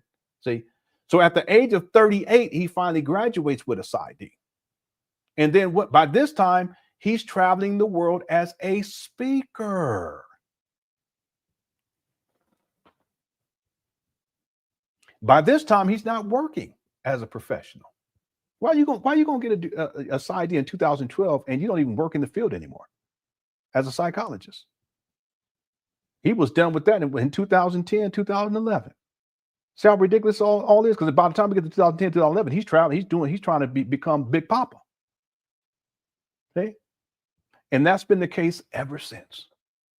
And so if you think about it, from Umar when he was in the 8th grade, because I've heard him say 8th grade, I heard him say 9th grade, at the age of 13 until the age of 50, he hasn't had to be put in a position where he had to function as a man. Because now he's been living off of you donors' money that you sent him for FDMG over the last 11 years, bare minimum. He had other FDMG related scams too, but we ain't gonna get into that right now. See? How many years is that? He was 13, now he's 50. So it's been 37 years that he has not had to operate. He's never had to. But over the last 37 years, everything has been provided for him by other people. That's why he don't pay for anything, and he don't care for anyone else, including his daughters, and then another child. I don't know if the other child's a daughter or not. All right, thanks, Louis Luck. And then 4th Street May said, how can people think he's going to fight for their kids if he won't even fight for his kids? Yeah, he'll fight against his kids and their baby mamas. This is a good point. How can people think he's going to fight for their kids if he won't even fight for his kids? And this goes back to something I was saying earlier, 4th Street May. Then we're going to get to the video. It's all about perception with Umar. See, Umar is he's a great deceiver of our time in the Black conscious space. He's a shapeshifter. So he can make himself appear to be things, and oftentimes what people need him to be, that's what he becomes. And that includes this idea that Umar is here to save your kids, or is here to help your, in the first place, you need to save your kids. You need to help your kids. Don't go to this bum who ain't doing shit, who don't even care about his own kids. So then people say, well, why would he do that then? Why would he pretend as if he cares? Because ultimately there's a conversion rate. There's a coochie conversion rate and there's a financial conversion rate. The cookie conversion rate is where, and there are some of these single mothers out here, they're in dire straits and they go to Umar for information to help with their son or their daughter, for that matter, to save them from the school to prison pipeline. But ultimately, Umar gets in there getting them draws. Coochie conversion rate. But then there's also the financial conversion rate. If you guys listen carefully, when Umar used to do these booty stank black parent teleconferences, he would often say, yeah, well, maybe we need to get together privately and I can do a consultation. You know, it'd be a small fee. I don't know, $400. He wasn't saying 400, but you know how Umar is. He said, yeah, it'd be a small fee associated with that. You know, hey, maybe $400, $500, something like that for about 30 minutes or so. I will take cookies instead. No, anyway. You know, Umar, I could pull up the video, man. It's one of the worst videos I've seen with Umar, where he did a live one, and I kid you not, it was at this woman's house, and there's no tripod, so there's someone holding the phone, and then he starts talking to the mama, obviously single mama. He got his socks off, sitting on the couch, and shit. I said, damn, this is crazy. And it goes on and on and on, telling all the little girls' business, telling all the business for everyone to see. Come to find, and it goes for like 50 minutes, 55 minutes or something like that. Come to find out, they didn't have a tripod. The little girl was holding the phone the whole time, standing up, holding the phone. Don't make me pull it up. That right there, that was one of the worst things I've ever seen. Okay, it just shows Umar, he don't care about nobody but himself. And see, let me stop. I'm gonna leave it right there. Anyway, thanks for Street made for the super chat. I appreciate it. Yeah, he don't care about nobody else. He don't care about nobody else. Period. Okay, including his mama. He's supposed to be the primary caretaker, but he traveled all over the world. Crazy. All right, and then Umar's mother's. No, don't do that. Okay, we're not gonna do that. Okay, we're not gonna joke on the mama, because she's, in my opinion, she's a victim too. Okay, straight up, real talk. Okay, thanks everyone for the super chat. We got to get going here. It's already an hour and 20 minutes, and we were supposed to jump right into this video, but I got blowed off by the Cookie Crush chat, but that's okay. Cookie Crush undefeated. I want to thank everyone for tuning on in. Also, let me just check on the poll right quick to see where we're at. Right now, we got 890 votes. The question is, which is worse about Umar Johnson? That he's a 3-time deadbeat daddy, 20-year FDMG school scam, threatened baby mama online, that he's been homeless since 2019. 54% say 3-time deadbeat baby daddy. Did I say baby mama? 3-time deadbeat daddy. 30% say 20-year FDMG school scam. 12% said threatened baby mama online. And then 4% said homeless since 2019. Okay. All right. So get your vote in. I don't see what the number of likes is. Let me go ahead and refresh this just so I can see where we're at with that. We're at 300. Okay. Let's try to get to 400 before we close out this live stream. Okay. Thank you all again for tuning on, and I appreciate it. I think there was another super chat that came through. Real quick. Oh, God's open. How's it going, God's open? Don't worry about it. I got the receipts and paperwork on that. yeah. Whatever y'all want to see, I can pull it up. But y'all remember that, so people don't think I'm making a quick chat. When he was sitting down with the mama, and it was all dark and shit in there, and he's doing a live. Who does that? It's so disturbing. And it goes for like 50 something minutes or something like that. And come to find out that the little girl's holding the phone, standing up, holding the phone the whole time. I'm not making up. Hit the one. Okay. Thanks, guys, little princess. Yeah, I got the paperwork. All right. I got the paperwork. All right. Thank you for the super chat. And then Mal B says, I wonder how many ladies he's passed HSV1 to. Listen, I don't even want to get in it. I don't like talking about that. I really don't. But he has some issues. He's had it a lot longer than what people realize. Open sores, bumpity bumps on the lips. I don't like talking about it, but it's an ongoing issue with Umar, and the fact that he's kissing these women, on the cheek when he's sneak kissing them, he be, engaged in sexual activity and all this other stuff. It just goes to show a lack of care. Okay, he don't want to keep no woman safe. See, man, if you got something going on like that, get it taken care of. And if you can't get it taken care of for whatever reason, it's uncurable, whatever, then you need to let the lady know. Hey, man, just let her know. And if she cool to still deal with you, then fine. But if she not, that's okay. You just move on. You know, but don't be up in them skins with this type of thing and then going down on and all. They got the bump. Let's be real. We're grown, going down on and all that. Got the big old bumpity bump on the lip, and that's not right. Don't do that. See, but Umar don't care. That's all I'm gonna say. I really don't like talking about that. Okay, I really don't. But Tariq Nasheed, he the one that said it. Y'all remember? Hit the one. It's just a bunch of mess. We can't get away from it. No matter what, we can't get away from it.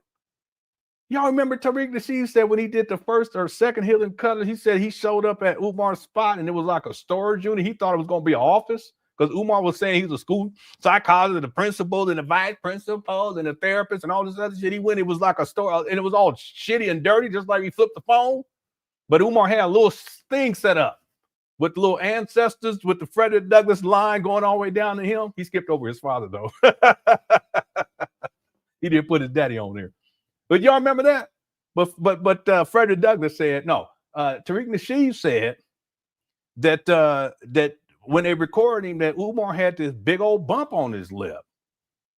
And he said he paid his editor to try to color correct and I know what he's talking about too, because I've had to do stuff like that. You have to color correct and try to make stuff look better because the video quality is bad or whatever. And I remember I said, what? Because then he put a picture up on his I think it was on his Twitter account, and lo and behold, he had a big old boil. It looked like a boil from, you remember back in the old days, Moses and shit, they talk about boils. That's what it looked like.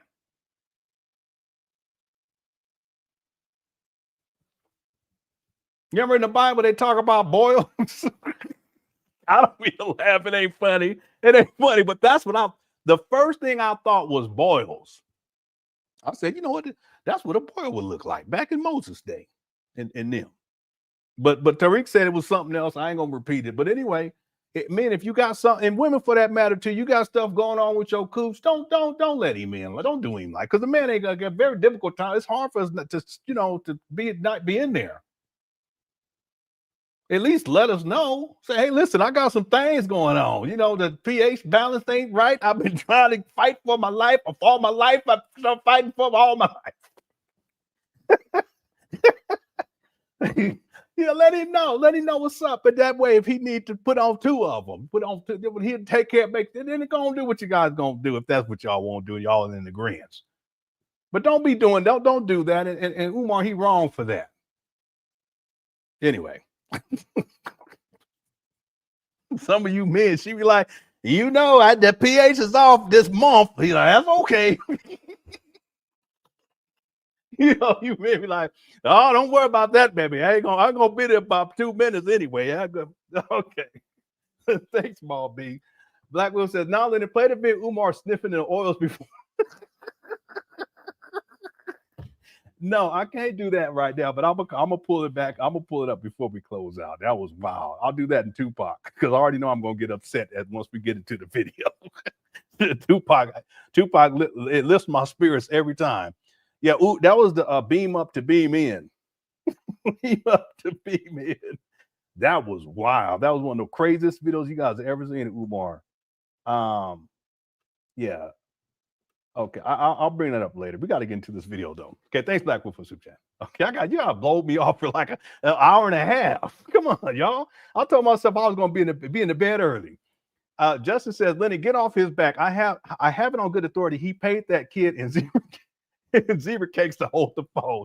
No. It's sad too though, Jessica, because in the beginning the little girl she laughs because it's so dark in there, and people in the live stream, she was, she holding the camera, her phone like this.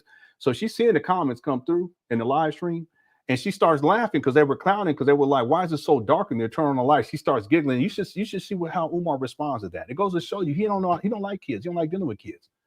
Just all mean-spirited and shit. It was just horrible. It's one of the worst things. And then it goes for about 50 minutes, and then the little girl's holding the phone for the whole time. Meanwhile, Umar and the mama is telling all her business. That's crazy. All right. Yeah, zebra cakes, that ain't gonna cut it. Okay, thanks, Justin. And then Fry Guy became a member. Thanks so much. Okay, let me go before we get any more suggestions. We got to get going here. Okay, let me pull up the video, and we're gonna get into this. The first 10 minutes of this. I'm just gonna let it play. Okay.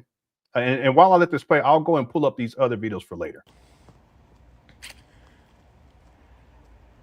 There is a silver lining in this Mama Smurf, Baby Smurf scandal. There's a little piece of silver lining in this Mama Smurf, Baby Smurf scandal. And the little piece of silver lining, Amsterdam Africans, send the invite. And that little piece of silver lining in the Mama Smurf, Baby Smurf dishonesty tour, dishonesty and revenge tour, the Mama Smurf, Baby Smurf dishonesty and revenge tour, the only silver lining about it is y'all making me go after my baby girl 50 times harder. Y'all making me go after my baby girl 50 times harder. So I done already sent the message to baby mama number 2, Miss Vegan. Baby mama number 2, Miss Vegan. Baby mama number 2, Miss Vegan. You have 2 weeks to produce my child, who you've been keeping from me while I've been paying child support. Just like baby mom number 1, it's deja vu. It's deja vu. Collecting my child support, denying me my child.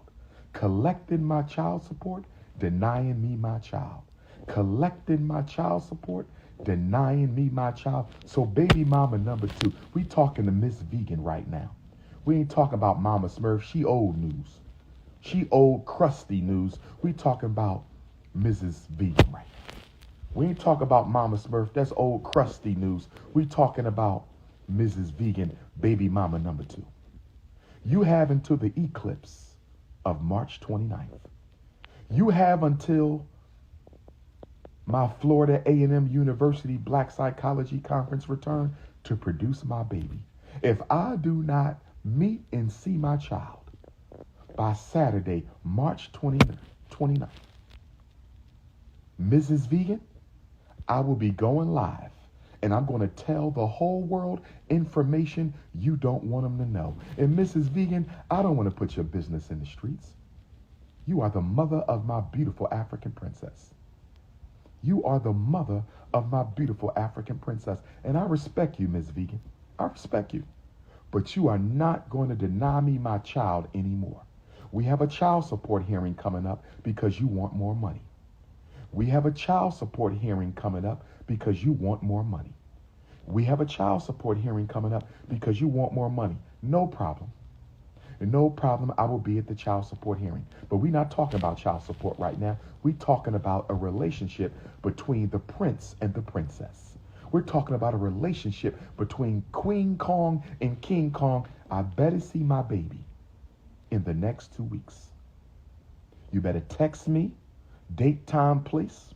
And once I see my child, you and I will schedule uninterrupted visits. Not in your house. We're not doing grandmama couch no more. I'm taking my daughter out with me. And yeah, see the grandmama couch, the couch, that's supervised visitation. He wants to be able to take the child wherever he wants to, but he doesn't have any custody. He doesn't have any visitation right where, and he can arbitrarily go wherever he wants to. He has what's called supervised visitations. She's going to spend quality time with me. She's going to go on the road with me. She's going to Africa with me. She's going to London with me. She's going to Jamaica with me. We're going to create a custody agreement outside of the white man. Oh, yes. Black self-determination. We're going to get back to Garveyism starting today. We're going to get back to Garveyism starting today. And all I'm going to say, you got 2 weeks where I'm going to go live and I'm going to tell some things that I know you don't want me to tell. Put me in touch with my daughter. Let's stop the nonsense. Since you had time to reach out to Mama Smurf and Baby Smurf, since you have time to go find Mama Smurf and Baby Smurf, Baby Smurf said that you said, Baby Smurf said that Miss Vegan found her mother to ask her if we were still in a relationship. Ms. Vegan, is that true? Mrs. Vegan, according to my eldest child, Mrs. Vegan, according to my eldest child, You reached out to Mama Smurf to find out if I was still dating Mama Smurf. Listen, I didn't want to marry Mama Smurf when she had my child. I didn't want to marry Mama Smurf after she had my child. And I damn sure don't want Mama Smurf now. So you don't need to be asking Mama Smurf if we in a relationship. Absolutely not. Any woman that will deny a man his child has no right to be a wife to anyone. I'm going to say it again.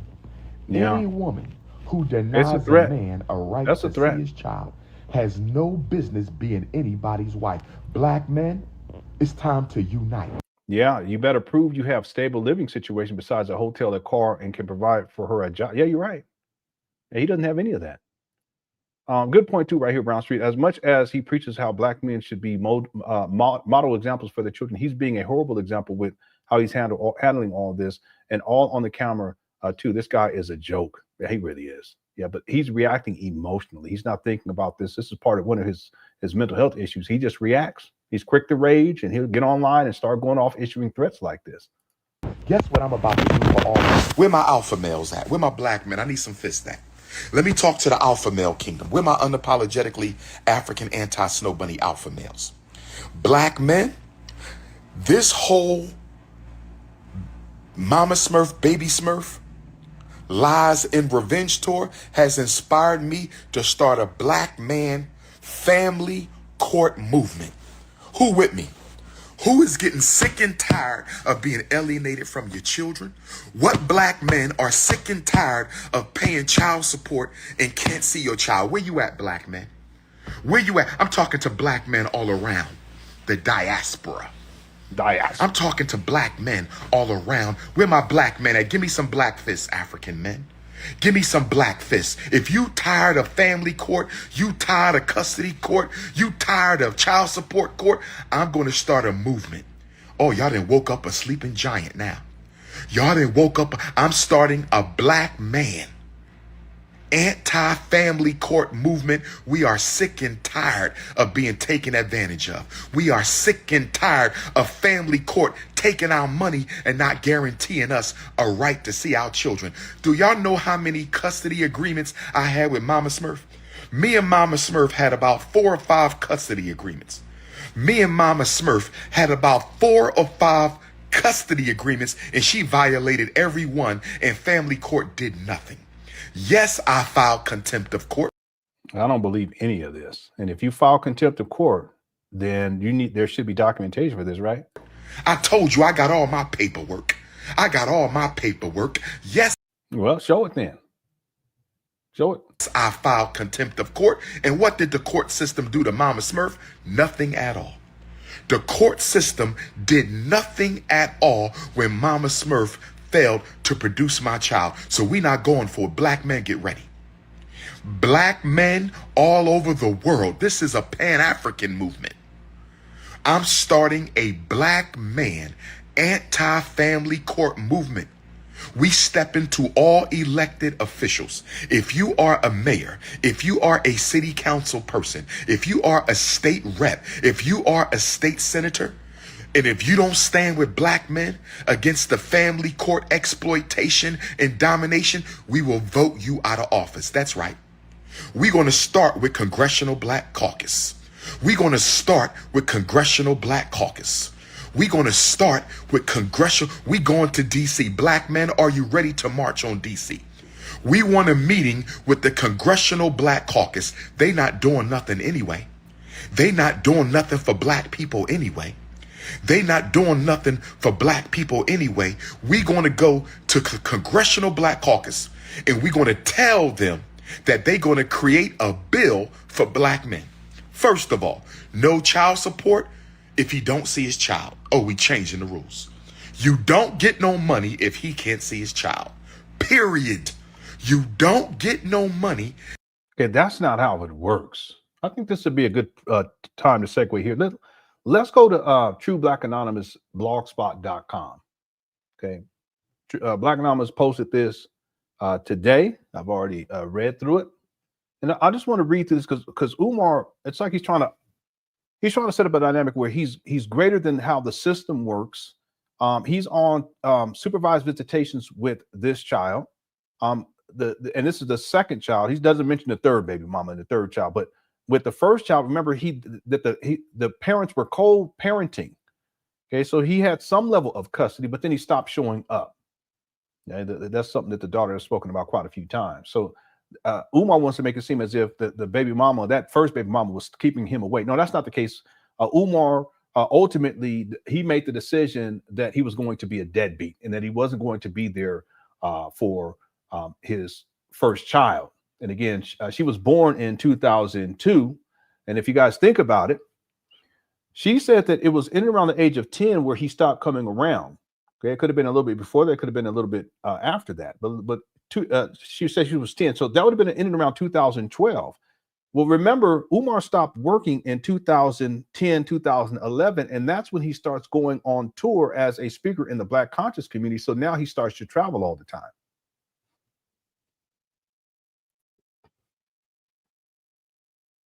I can pull up the timeline and show you guys. Hit the one. You guys understand what I'm saying here? It fits within, the timeline. At a certain point, Umar made a decision not only to leave his career as a school psychologist, but also to start to speak on the Black conscious circuit where he's traveling all the world speaking. And that correlates to the time period wherein his daughter says that he stopped showing up. Well, it makes sense, because he's traveling all over the place by 2012. Remember, Hidden Colors is what, 2011? Hidden Colors 1? That helped Umar blow up by 2012. See what I'm saying? Is that right? 2011, right? Memory serving. Let me go check. Yeah. Tariq's Hidden Colors. Umar was 37 years old, 2011. So the baby was born in 2002. She said that by the time she's 10, he's gone. He's not showing up anymore. Well, that will put us at what, 2012? See, hit the one. That's why you have your timeline, you have your receipts, and then you can kind of corroborate what people are saying. You can put it against the timeline. Say, does this fit? Yeah, it fits. Really interesting stuff. Let's keep going. Here we go. If he can't see his child, I'm going to say it again. No more money for deadbeat moms. That's right. Now he's trying to say that she's a deadbeat mom. Let's go check out this blog post right quick. I'll read it to you all. Let me do a screen share.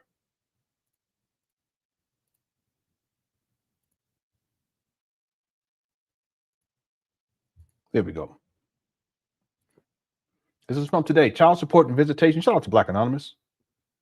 Introduction. The purpose of this post is to clarify the issues of child support and visitation. Just to be clear, when dealing with co-parenting, we must remember that that child support and visitations are two distinct and separate issues.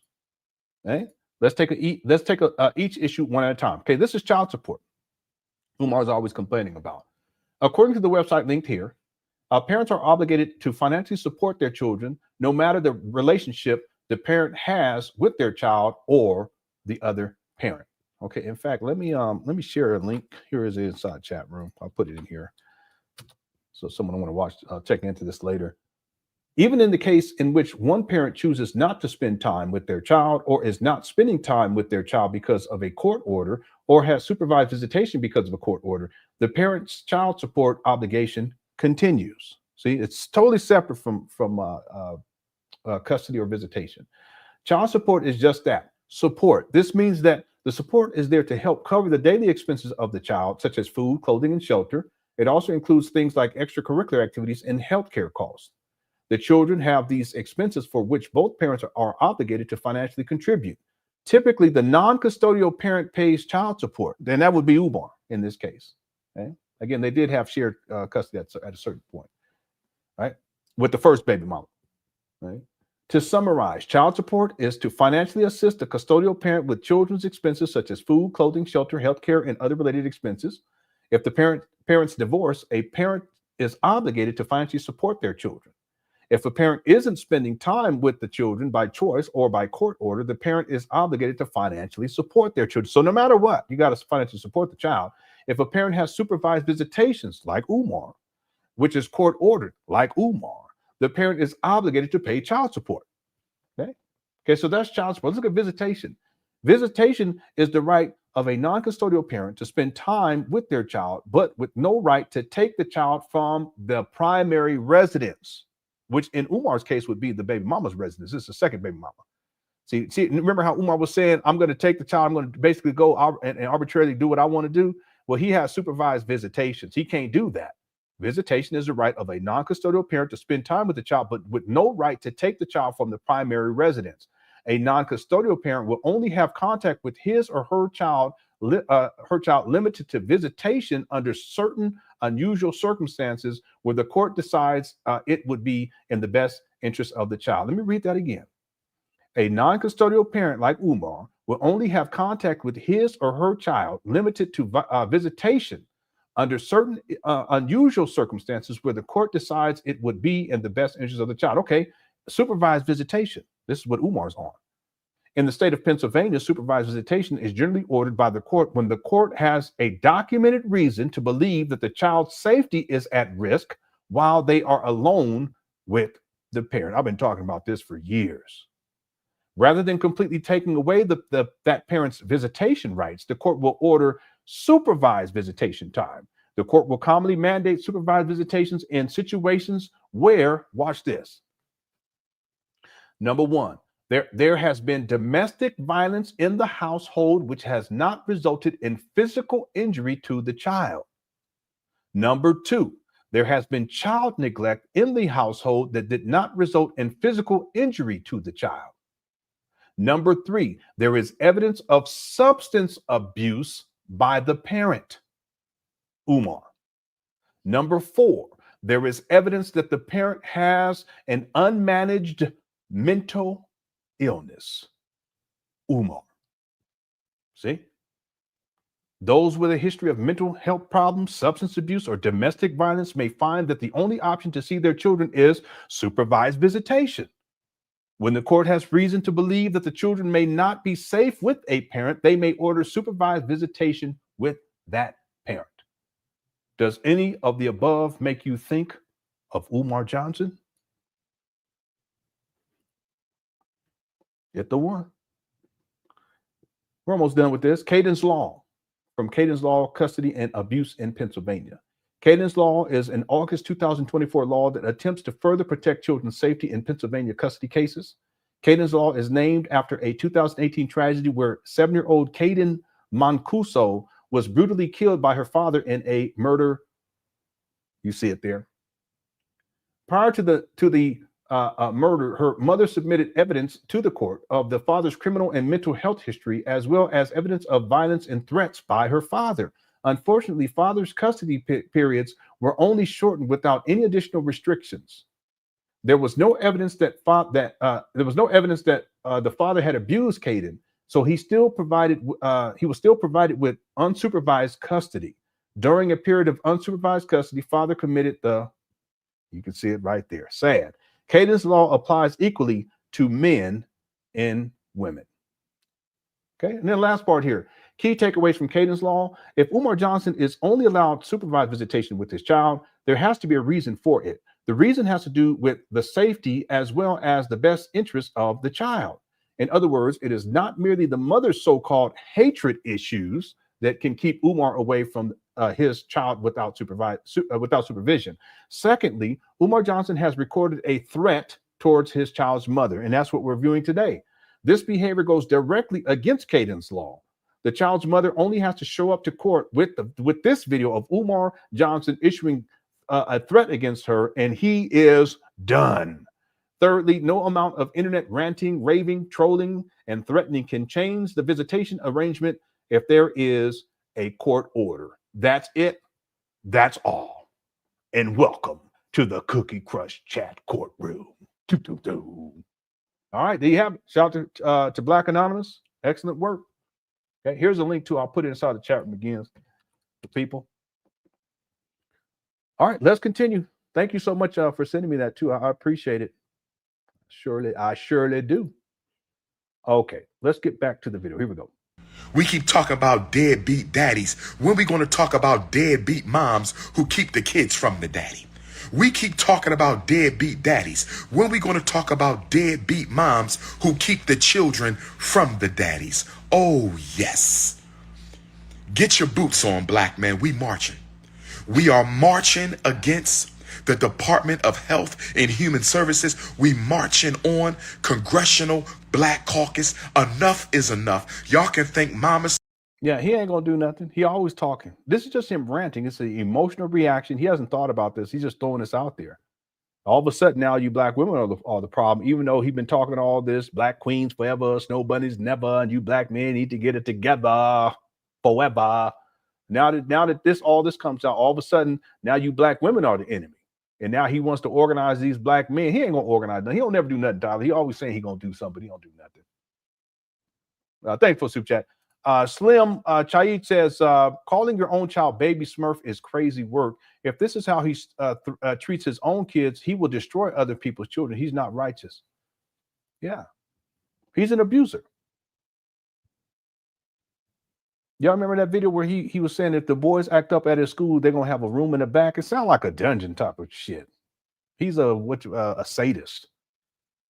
He said, we're going to take them to the back room and pound their damn chests in. Who talks like that?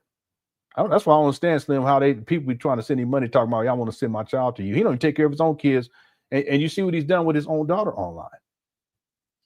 Very disrespectful towards her, demeaning, calling her Smurf, calling it Mama Smurf, Baby Smurf, calling her a YouTube and struggle streamer.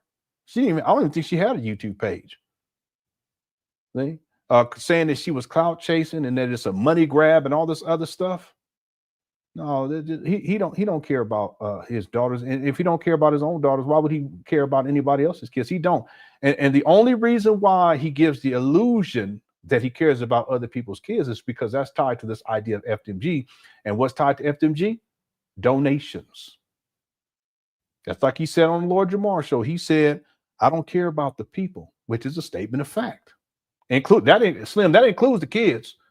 He don't care about the people. What did he say? I only care about the donors.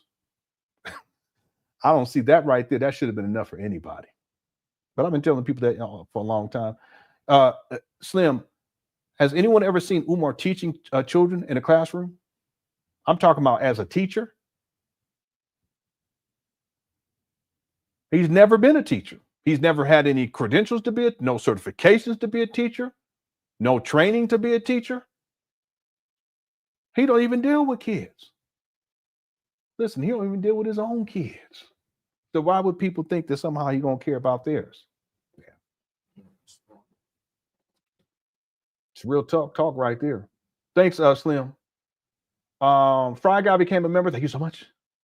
Let's see. Where are we at here? Oh, he's playing on the emotions of men. Now, look. Yeah, now he is. Normally he plays on the emotions of women, right?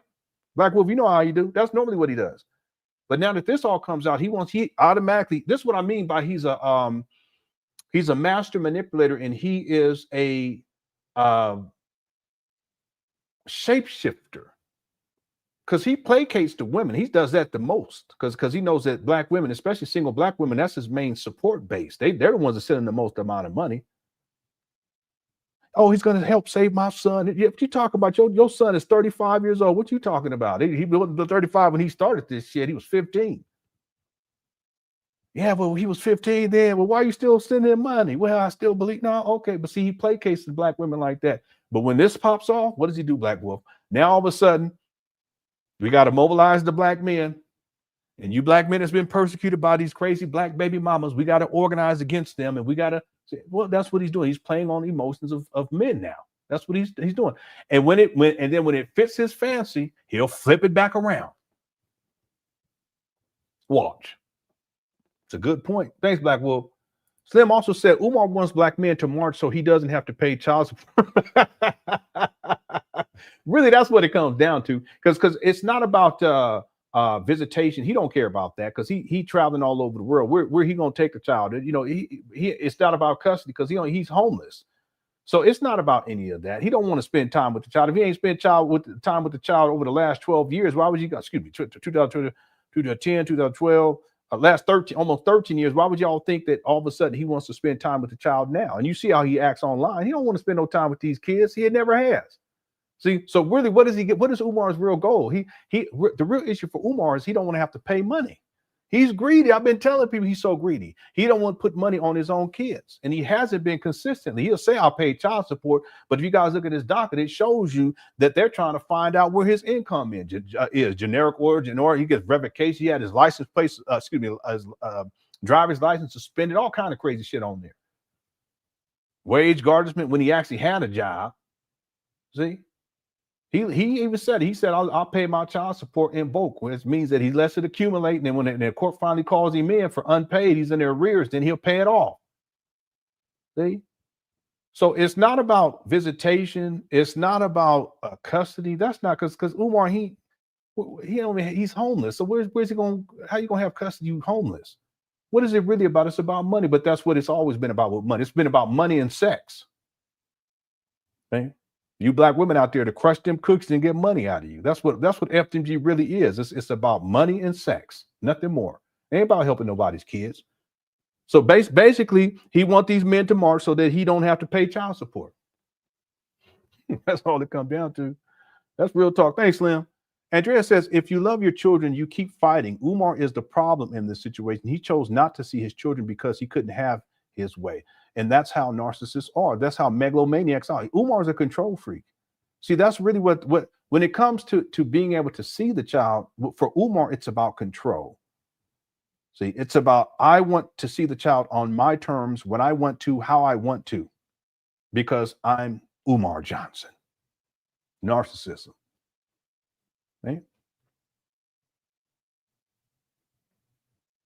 But like we just looked at the blog post, Andrea, there has to be a reason why Umar is on supervised visitation.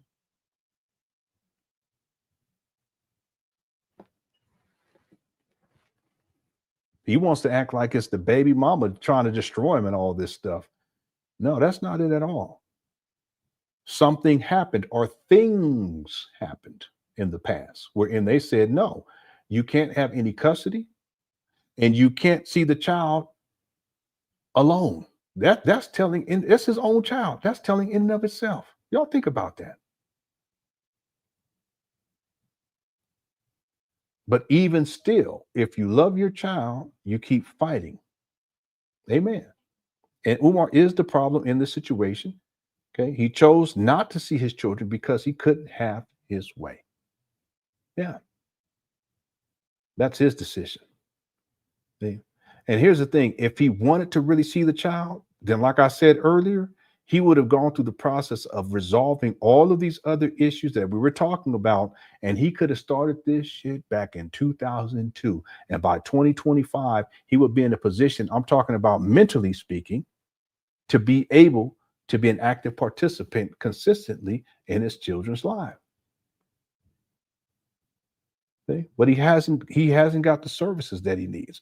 And one last thing, Andrea, one of the reasons that Umar has not gone to get the mental health services from professionals that he needs is because he wants to do shit his way. And see, the problem is that Umar's way comes from the vantage point of someone who thinks that he's God's gift, literally. And if you're God's gift, if you're the Black Messiah, then ain't nothing wrong with you, and can't nobody tell you nothing, and therefore you don't need to go and get your life turned around and to start at least to get the mental health services from professionals that he needs. But at the end of the day, whose fault is that? That's Umar's fault. It always comes back to Umar. He's the common denominator. See? Thank you, Andrea. Uriah says 2 charges of possession of, ironically, the white allegedly. Yeah, that's allegedly. Now, let me tell y'all, someone sent me that receipt before anybody reported on it. And it's like a police report or something to that effect. And there's someone out of Atlanta named Umar Johnson. And I looked into it and I knew before anyone even talked about it online, but I didn't put it out there because I could not verify that that was Umar.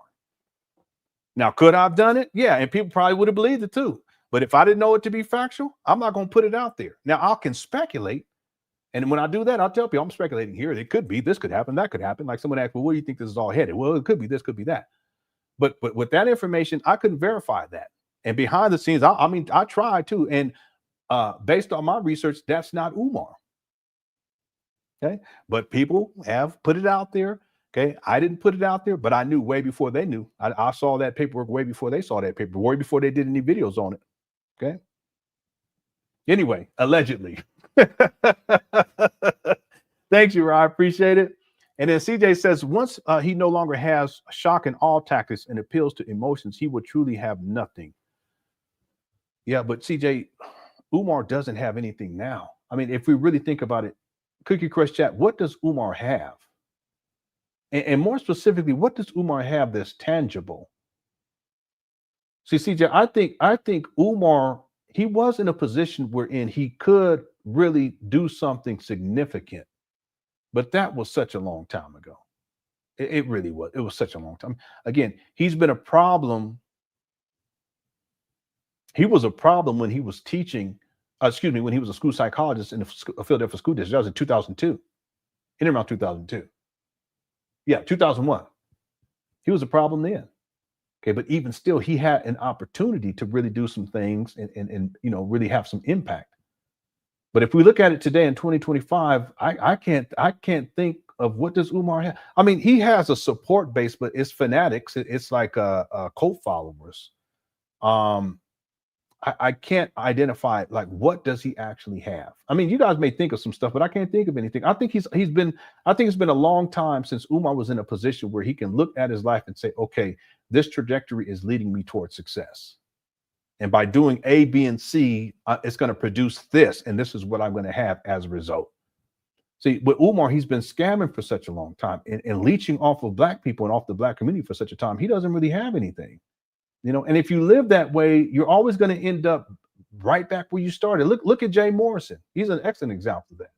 He's never going to get $12 million like he did with this Tulsa real estate fund. He's never going to do that again. See?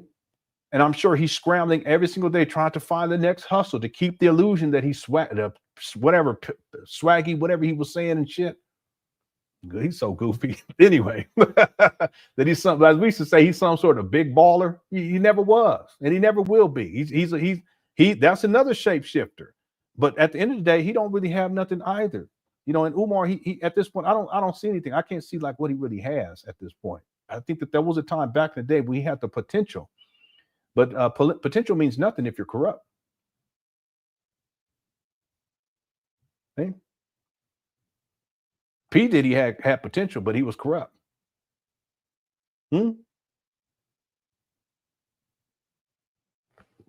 Yeah. All right, thanks, CJ, for super chat. I can't really come up with anything like really what does he? I think it's already past that point. That's me. I don't think he. Okay, let's get back to the main video here. We got to keep going. Good quartet. Thank you guys so much for tuning on in. We got about 1,000 people in the building. Let me look at the poll here. The poll, as of right now, we have 1,124 votes. Which is worse about Umar Johnson? 54% say 3-time deadbeat daddy. 31% said 20-year FDMG school scam. 11% said threatened baby mama online, and 4% said homeless since 2019. Make sure you get your vote in when you can. And let me go ahead and look and see where we're at with the likes. Let me refresh this. All right, we're at 397 likes. We need 3 more to get to 400, which is the goal tonight. All right. Okay, let's keep going here. Okay. Where are we at? I need to stop the screen share and add and this. Baby Smurf to the foot. Mama Smurf and Baby Smurf, I want to say thank you. Thank you for waking up a giant. Thank you for giving me the idea that it's time to organize Black men against this disgusting family court system, this unjust family court system. We marching in Philly. We marching in Jersey. We marching in Georgia. We marching in D.C. We marching against family court in Baltimore. We marching in Fort Lauderdale. We marching in Miami. We marching in Savannah, Georgia. Augusta, Georgia. We marching in Brooklyn. We marching in the Bronx. We marching in Staten Island. Yeah, I ain't heard of this. Umar had a group called Children of Nat Turner. Children of Nat Turner or something. Yep, spelled with a K around 2000. That's crazy. That is nuts. I ain't never heard of that though. So I'm gonna leave that right there. We marching in Manhattan. We marching in Chicago, Detroit, St. Louis, Nashville, Knoxville. We are marching against the injustice of family court. We don't have a problem paying child support. I never had a problem paying. That's a lie. He's such a liar. We're at 430 likes. Okay, let's go for 500 then. Child support. When I went to my first child support hearing for my oldest daughter, my oldest child, baby Smurf, was only 3 months old or younger when her mother took me to child support. 3 months old or younger. And the child support agent told her mother that he did not want to do the order. God is my witness. God, Olodumare, Yame, Chukwu, Amen Ra is my witness. Whenever he say entities are his witness or that God is his witness, he's lying. Okay. Olofi is my witness. That when I got dragged into child support, when my baby was still an infant, still on milk, her mother didn't want to breastfeed her as a protest against me. Baby Smurf, did your mama tell you she didn't breastfeed you because I wanted her to? This is such abusive behavior. It really is. He's trying to shame. There's another word for that. I just can't think of it, but he's trying to shame the mother and put shame on her, even though she's the one that took care of the baby. She put you on white man's milk. A baby Smurf. Baby Smurf, go ask Mama Smurf why you wasn't breastfed. Baby Smurf, can you please ask Mama Smurf why you wasn't breastfed? Yeah, your you're very mother petty. refused to breastfeed you because I wanted her to. She put you on white man's milk. Oh, don't let me get started. Don't let me. I got some stories for that ass. I got some story, but let me not digress. No. I'm serious, God, Little Prince. Anytime he say God is my witness, he lying. Every single time. I kid you not. Listen, this guy will say Zeus. He'll say it. You know, Umar, he say anybody. He says Zeus, Thor, you know, the X-Men is my witness. You know how he do. One time I heard him say Scooby-Doo's my witness. I said, you a motherfucker. You know, I said, no, stop, Umar. Scooby-Doo is not your witness. Will you? But for real though, he be lying. Whenever he say God or he talk about these entities from the Orisha and all this stuff, he lying straight up right away. Don't believe anything he say after that point or before. When we went into the child support hearing, when we went into the child support agent said, this child is barely 3 months old. This child don't need nothing at 3 months.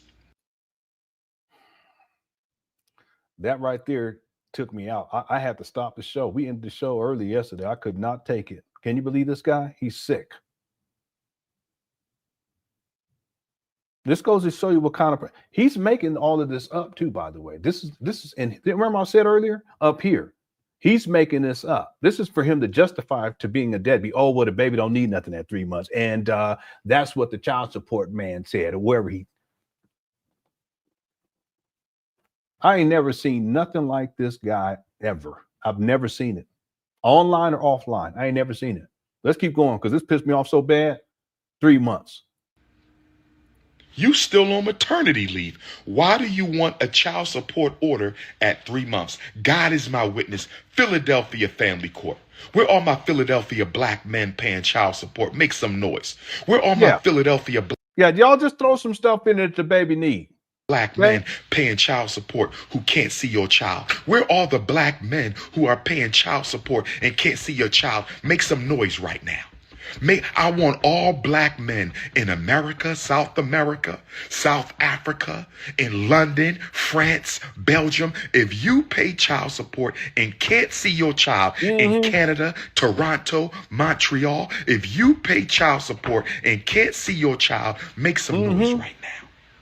Make some noise right now. And so he said, I don't even want to do the child support order. And you know what I told that man? I said, sir, with all due respect, we are not here because I don't want to take care of my child. We are not here because I don't want to take care of my child. That's not why we're here, sir. Do you know I went to every maternity appointment? I went to every prenatal visit. How many baby fathers go to every single prenatal? First of all, I don't believe your ass. I'm just going to say that straight up because you lie too much. But why you think somehow you get you special because you went, boy, this guy. Yeah, shelter, socks. Yeah, a father. Yeah, let's start there, Sun-Kissed Melanin. Umar, you such a goofy. He's such a goofy. Didn't miss one of them in 10 months. I didn't miss one of them in 10 months. Go ask your mom about that. I was there even when she didn't want me there. Let me say that again. That don't even make no sense, Umar. You need to cut it out. Didn't miss a single prenatal visit for my eldest daughter. If we talking facts, can we talk facts? I bought all of Mama Smurf's maternity clothes. Didn't I, Mama Smurf? Everything you needed, did I not get it for you? Everything. I don't believe this. I don't believe him at all. Furthermore, if you saying you bought everything she needed for the mama, but you saying that the baby don't need nothing when she's 3 months, what kind of sense does that make? Hit the one. So Umar's paying for all this other stuff, but when the baby's 3 months, he don't want to pay nothing because he believes the baby don't need nothing. Yeah, I know. It just goes. I kid you not. Yesterday, it infuriated me. I had to get off the live. I could not take it. I got through it today, though.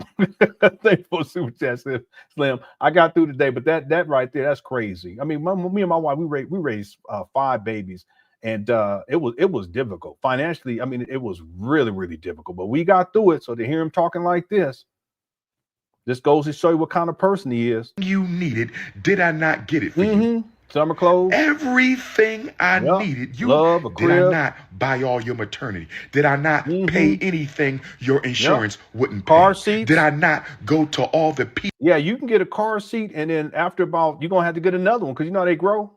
Yep. Stroller, same thing. You get a smaller stroller to start, then they grow. You got to get a bigger one. Yeah, Umar, he's something else. Pediatrician appointments. Mama Smurf, can we tell the truth, Mama Smurf? Mama Smurf, Mama Smurf, did I not go to every Lamaze class? Yes, black sisters. I love black women. I was there for mine. There you go. I love black women. Yep. I was there. Guess what, sisters? I went to every Lamaze class. Yeah. I went to every Lamaze. Yep, I remember that right here, Miss Casey. I remember that. Class. I went to every Lamaze class, and we got on the ground, and I rubbed her stomach, and they taught me how to I don't believe shit he's saying right here. I apologize. I don't believe it. Is it possible? Yeah, but based on how Umar act, I don't believe one penny.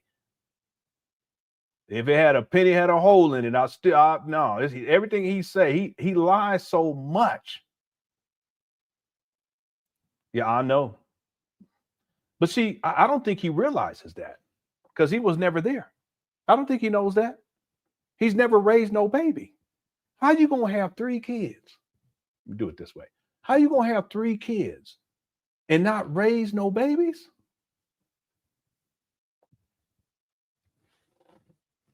At least 3 kids. Y'all think about that for a moment. He don't know nothing about none of that.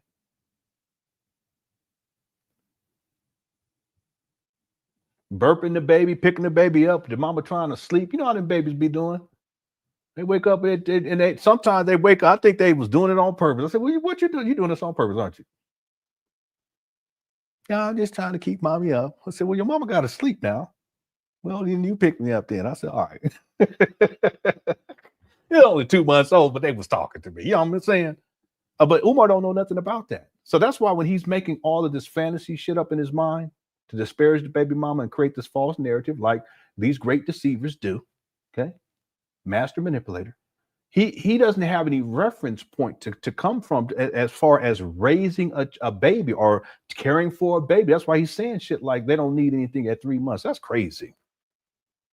And listen, I don't know what he smoked. He smoking something. I know that. You're absolutely right about that.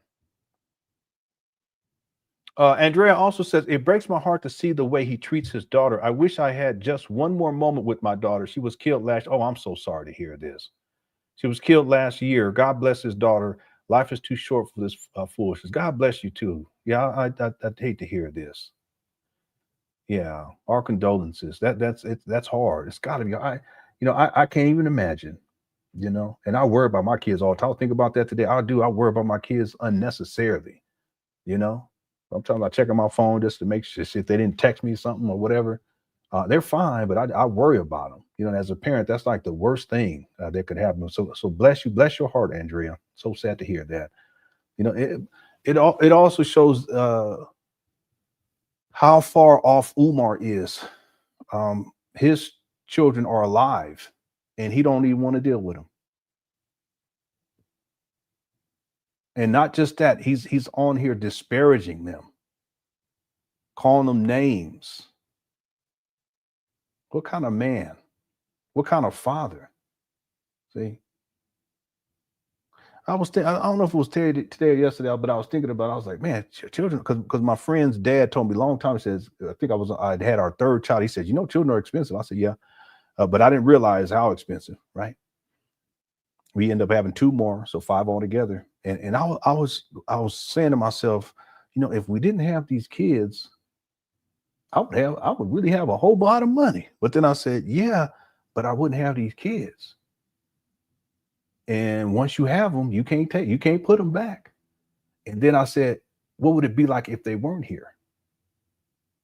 See, and that's where everything just got put in perspective. That's why I tell people, I'm just talking from a financial standpoint, that my money is not my money. My money is my kids' money. I'm just a steward of it to make sure it goes towards where it needs to go so that they can have what they need. And I don't want to imagine a scenario where my children are not here, you see, or my wife for that matter. See, but what type of person do we have in Umar who even in 2025 does not want to be an active participant in his children's lives? And then we have people who've lost children who wish that we could just see them one more time, or we can be with them one more time. Umar don't even want to be with them, period. Okay, so bless your heart. I hate to hear this. Our condolences from the Cookie Crush chat to you, Andrea. Thanks for Soup Set too. Yeah, Umar, I know you watch these videos. Maybe this will get you to at least think a little bit differently about what you're doing to your daughter and what you have been doing with your daughter. I never understood how anyone could walk away from a child. I never understood that. They need you, and sometimes, things happen and they're unforeseeable. And then when they happen, it's tragic, and see, and I'm not putting this out there, but Umar, it doesn't matter to him because he doesn't have any empathy or any sympathy. He doesn't feel emotions like that. See, what we want to be able to do is no matter what, if we don't know the day or the hour, if it's our time, we want to be able to say, okay, I did my best. I wasn't perfect and I screwed up, but I did my best for my kids. I did my best for my wife, for my husband, whatever the case may be. So you don't want to be in a position where you said, you know what, I wasn't there. See, and I wish I can give that message to Umar, but for Umar, he doesn't care one way or the other. Goes to show what kind of person he is. Okay. All right. God bless you, Andrea. Kay says his anger with the first baby mother is palpable every time. Yeah. And it's not just the first baby mama, it's the second baby mama too. He doesn't mention the third. He has anger issues.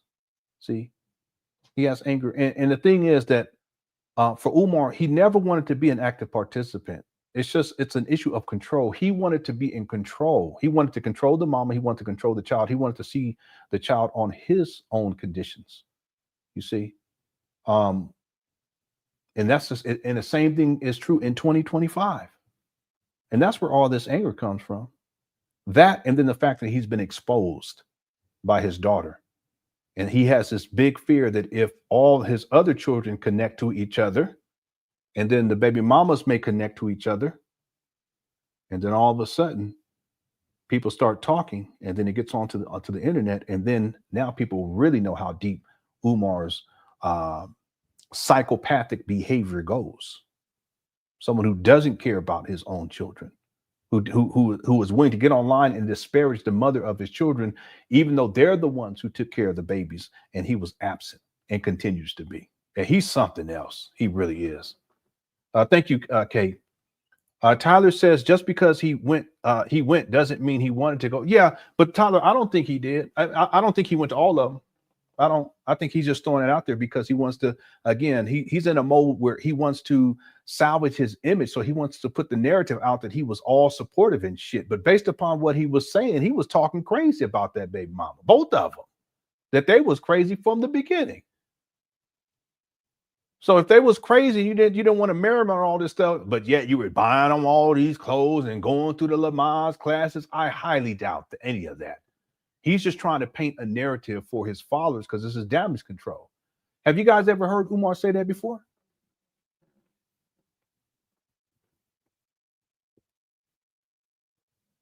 Good question. Real quick. Then we'll get back to the video. We already 2 hours. We're supposed to be done. Has anyone ever heard Umar talk about how he was there for the second baby mama and he went to all of the Maz classes and bought her all these clothes and blah, blah, blah?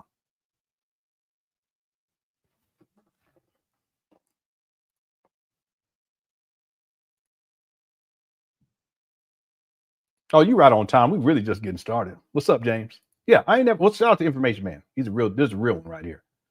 I look up to this dude, and I'm not too proud to say it. I in all of my research with Umar, I've never heard him. Yeah, he's trying to clean it all up, but I've never heard him say anything like this. Yeah.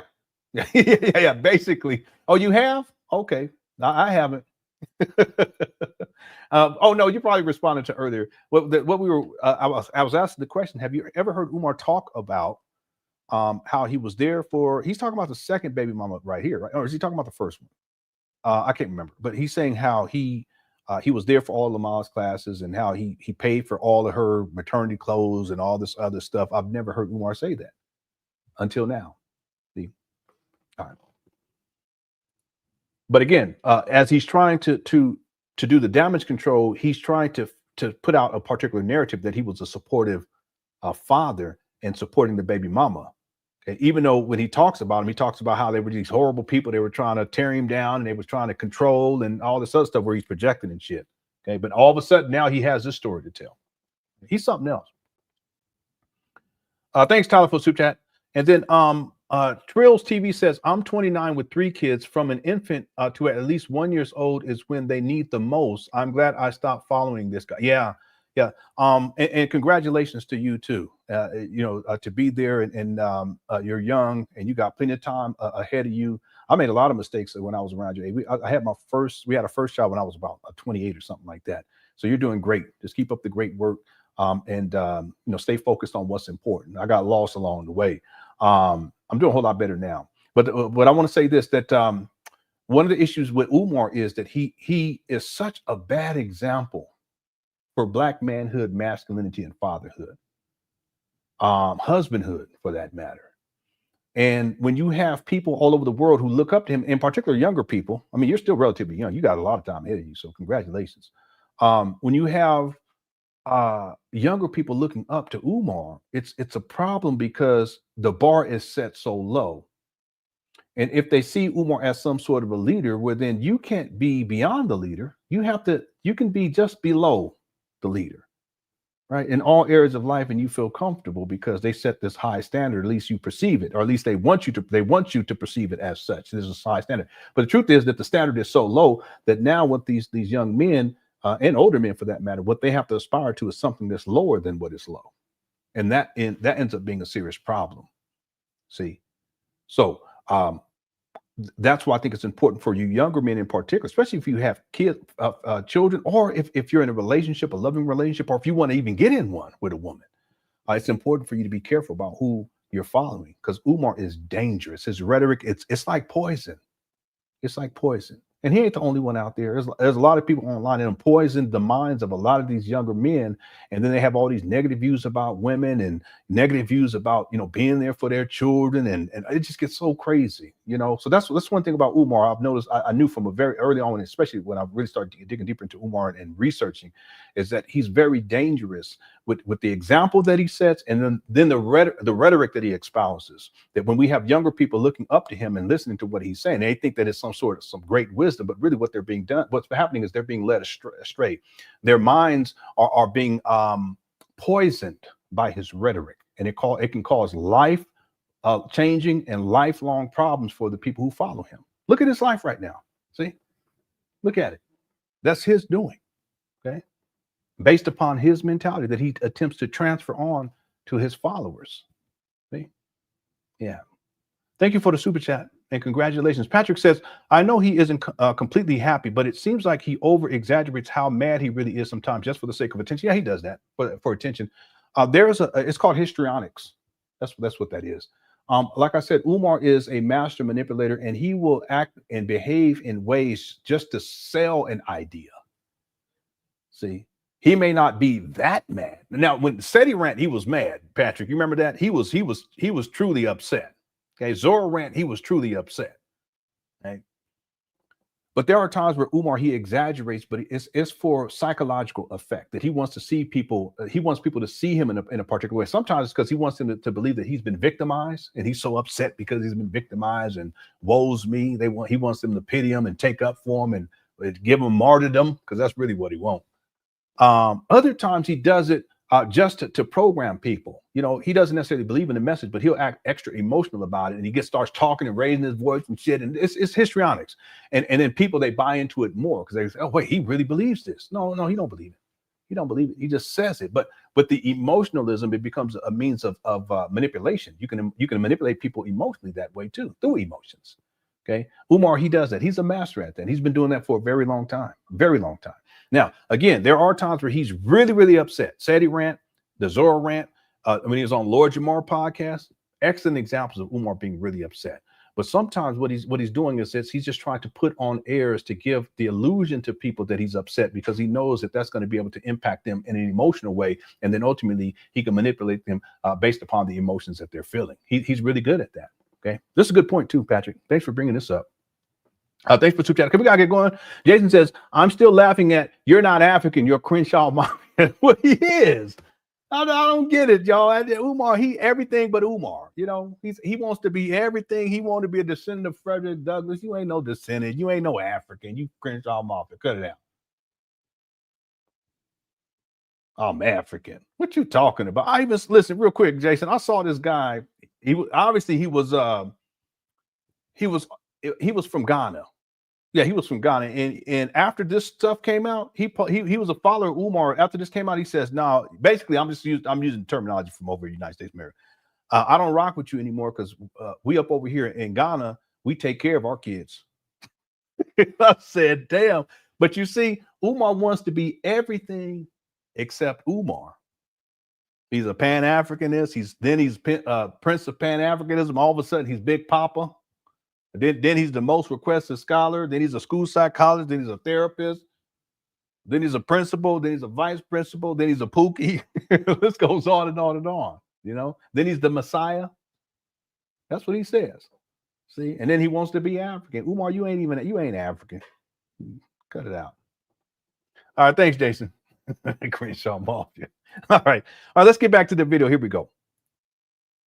I rubbed her stomach and they taught me how to relax her hips. So when it's time to have the baby, you can help her have your child. And we was in a room full of white women at Chestnut Hill Hospital. I said we was in a room full of white women at Chestnut Hill Hospital. Oh, my memory coming back. My memory is coming back, baby Smurf. My memory's. This guy I haven't seen this part. He's such a weirdo. This is exactly what you were saying, though, Patrick. This the histrionics with this guy's incredible. Coming back. We was on the floor at Chestnut Hill Hospital. We was the only black family. Because she was bougie. We was the only black family. Both baby mamas bougie. We was the only. See, he says that to disparage them. But Umar, really, you're the bougie one. You're the one that got 5 degrees and you were in college for 20 years. What are you talking about? You went to a boarding school from the time you was in 8th grade. And so from 8th grade, let me just look real quick. I just got to say this because you the bougie. That's why he thinks he's better than black people. It was 1987, from 1987 to 2012. Yeah. Everything taken care of for you, loser. He's the bougie one. As if it matters. You know? You're ghetto bougie. That's what it is. Black family in the Lamaze class, and we got on the floor with the snow bunnies. We got on the floor with the snow bunnies, and I rubbed her stomach, and I held her, and I did everything, and I stretched her legs, and stretched her arms, and I stretched her back. Mama Smurf, Mama Smurf. Am I lying, Mama Smurf? Mama Smurf, did I not go to every Lamaze class with you, Mama Smurf? Mama Smurf, did I ever miss a single prenatal appointment, Mama Smurf? Didn't we go to lunch after every prenatal, Mama Smurf? Now, Mama Smurf, I'm going to drop a bomb on you, Mama Smurf. And I'm going to drop a bomb on Ms. Vegan. I'm talking to baby mama number 1, Mama Smurf, and I'm talking to baby mama number 2, Mrs. Vegan. I'm talking to baby mama number 1, Mama Smurf, and I'm talking to baby mama number 2, Mrs. Vegan. I'm talking to baby mama number 1, Mama Smurf, and I'm talking to baby mama number 2, Mrs. Vegan. I'm going to give y'all real rap right now. Y'all need to cut it out. If y'all don't stop. Thanks, Rodney. You're crazy. This is from my heart for all my supporters around the universe right now. From Africa to Alabama, from Jamaica to Jersey. Here we go. If either... Yeah, he 78. Let's keep it real. If Umar went to Lamaze class, he'd be snacking and shit and eating and farting and shit. All sloppy. Come on, let's be real about it. He'd be laying down, and they're standing up stretching. He laying down on the ground. With his belly out. You guys know how. You know, Umar got to have all the, he got to have all the attention. Yeah, I'm pregnant too. I'm pregnant too. Sorry, sir. No, sir, you're not pregnant. I am. I'm Big Papa. I'm pregnant. Can I get some? I need some. Big old belly. Let me stop. This is my class for me. No, it's not. He look like a human. He do. He do, don't he? All right. Thanks, Jason. Let's not get blown off. Let's go. Here we go. One of my children's mothers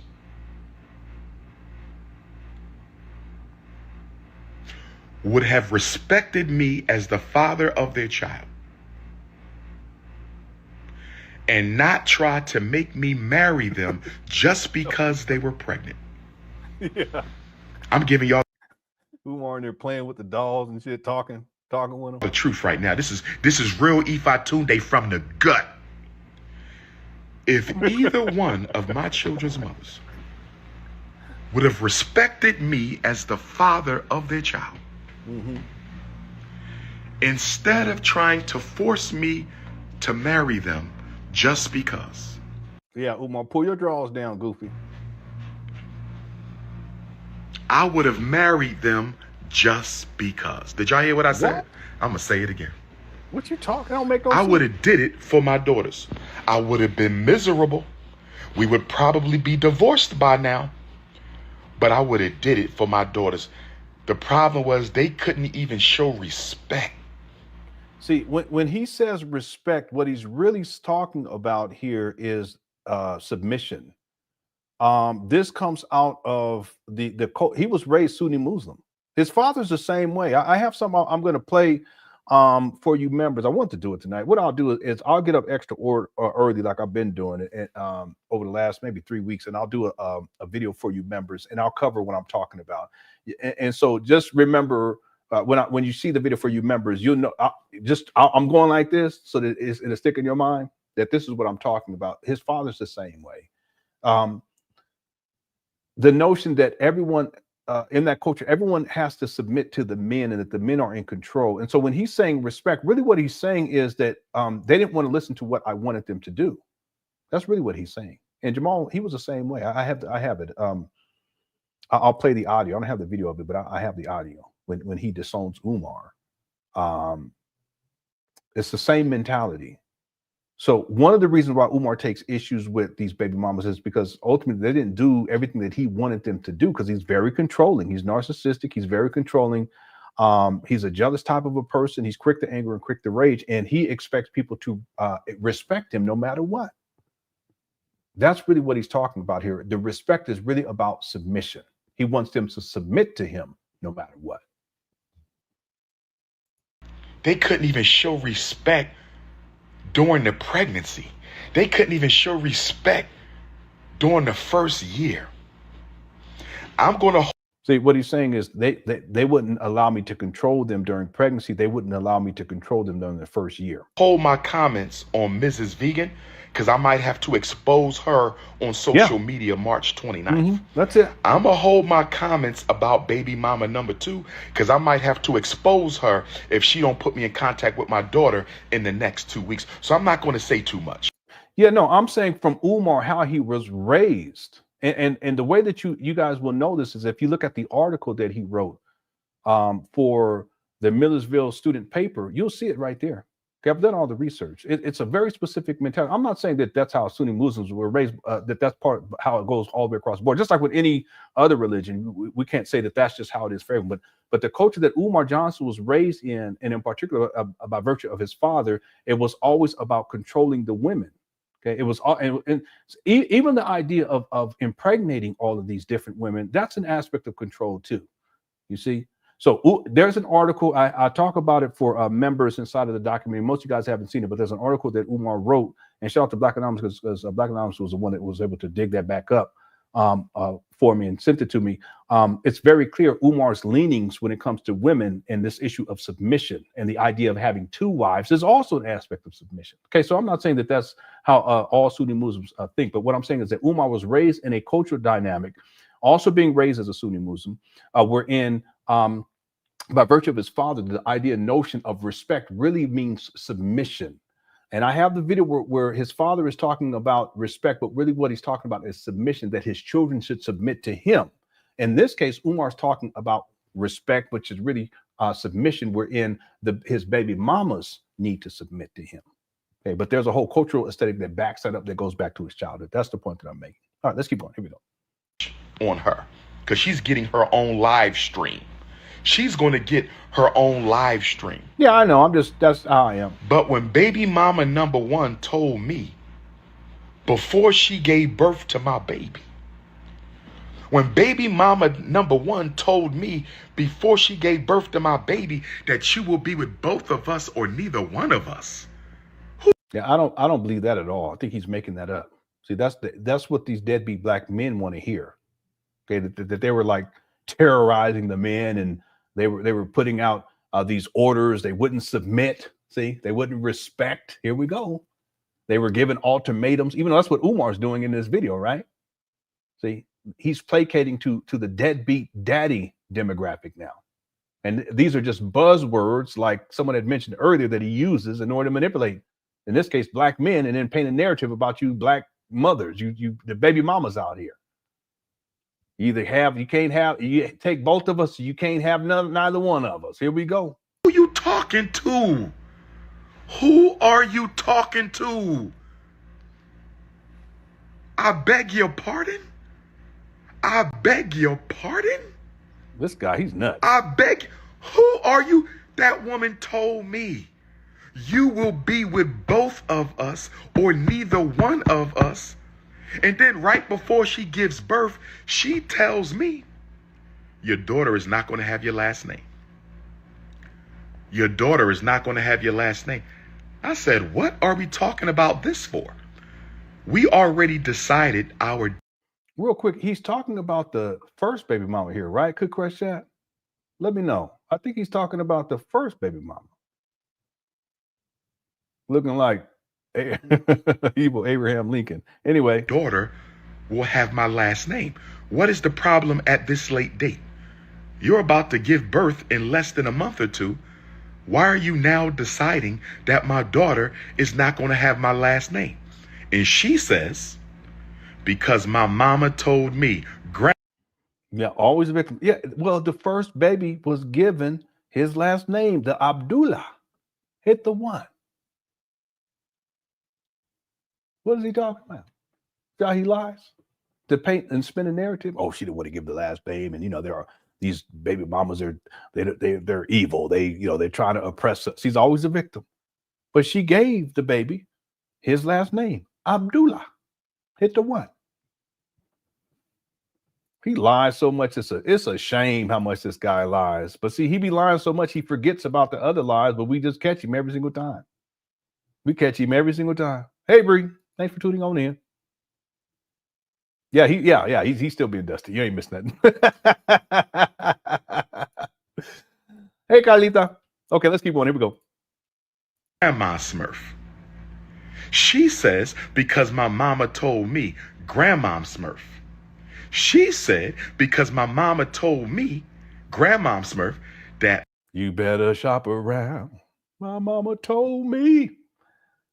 Okay, we're at 499 likes. We're about to get to 500. I didn't get my father's last name until he married my mama. I didn't get my father's last name until he married my mama. I didn't get my father's last name until he married my mama. God is my witness. What I gotta lie for? My ancestors is in Long Beach, California with the prince. What I gotta lie for? I swear to Ogun, where the Ogun iron at? Where my Nigerian Africans at? Get the Ogun iron. I will swear to Ogun, my Orisha father, that she said that to me. I ain't got to lie to y'all. Who is y'all for me to be lying to? See, who are you to see this narcissism? He's such a narcissist. He really thinks he's all that. But again, whenever he says that this is, these deities or God is my witness, he's lying. Okay. But now, who are y'all where I would have to lie to y'all? Y'all ain't shit either. That's the narcissism. I ain't no pastor or politician. I don't care about no public opinion. This is Ogun Tade. No. This is Umar. He cares so much. And so he's overstating his case and getting belligerent and getting all hype because this sells the lie to people that he don't care. Well, if he didn't care, you wouldn't be on here looking goofy talking like this. Look at this guy. Look at him. Y'all really think this guy is sane? Look at him. Up here snarling and shit. Look like he about to attack a banana.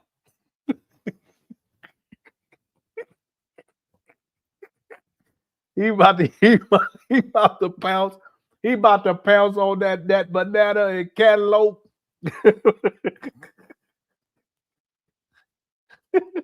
That's why he got that little twinkle in his eye. He saw that cantaloupe at that fruit plate.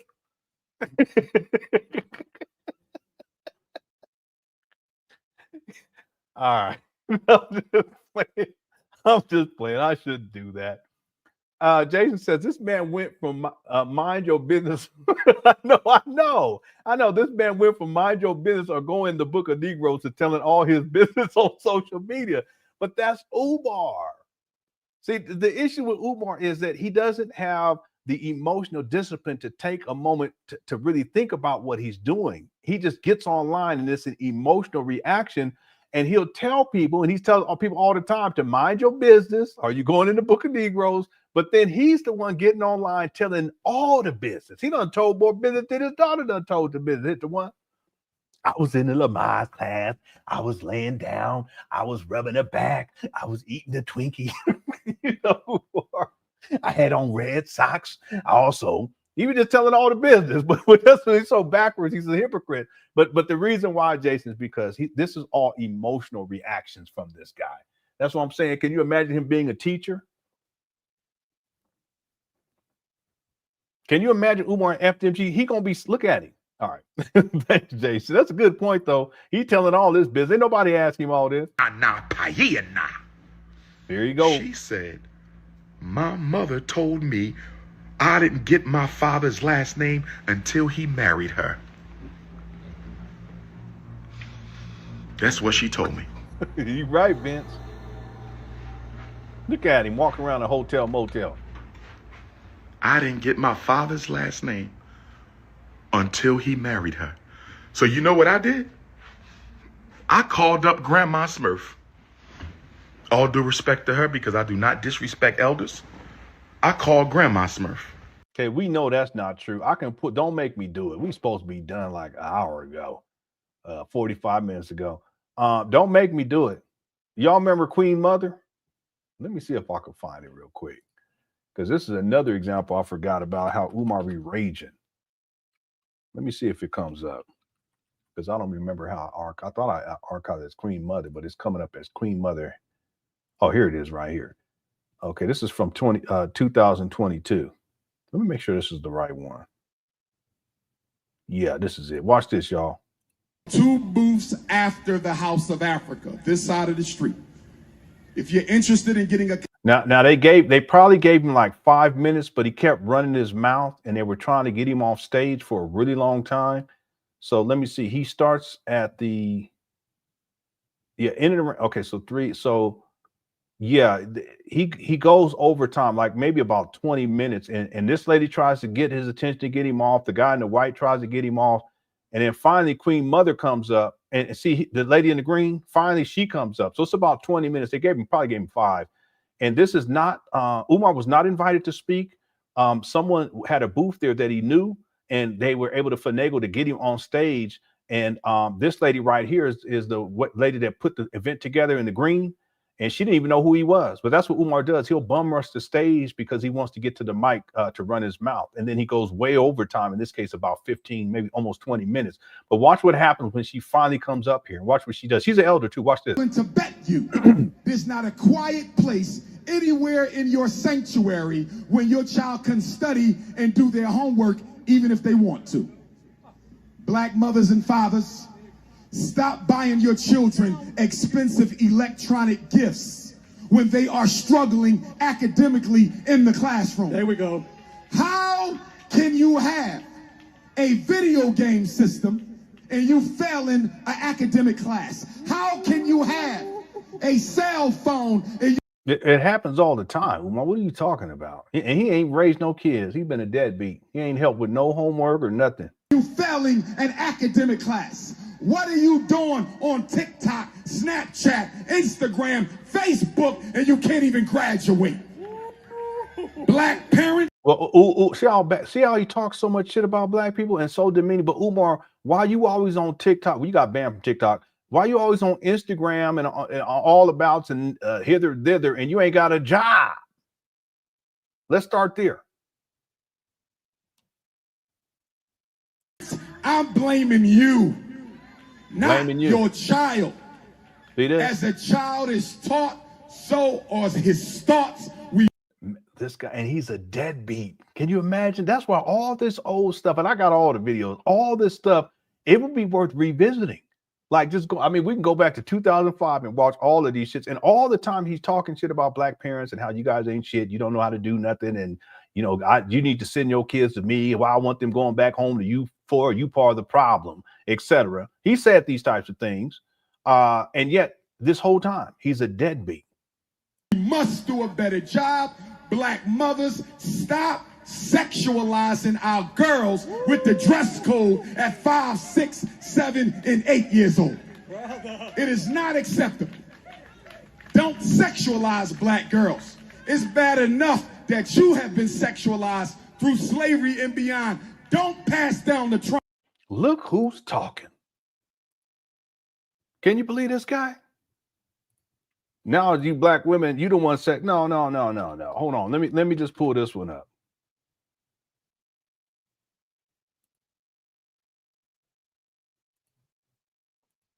There you go. Oh wait, no, this is the wrong one.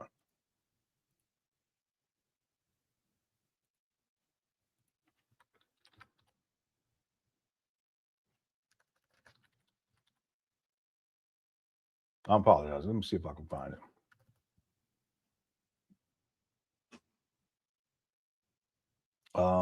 This is, no, that's not. Oh, is this it? This might be it. Let me see. No, that's the same one. Okay, I'll just have to skip to where the part is. Here it is right here. Check this out. Why you make me dinner ass? Not appropriate. Wait. So you Wait. Why you make me dinner ass? Not appropriate. Wait. I think you can get a look at it. No, you can look at that. They ask because all the guys is looking to see them. But you know what's funny? When I'm in the line, I can't look at their ass because all the guys is looking to see them and look at their ass. I think you can get a look at it. No, you can look at their ass. Why you make me dinner ass? Not appropriate. Wait. So you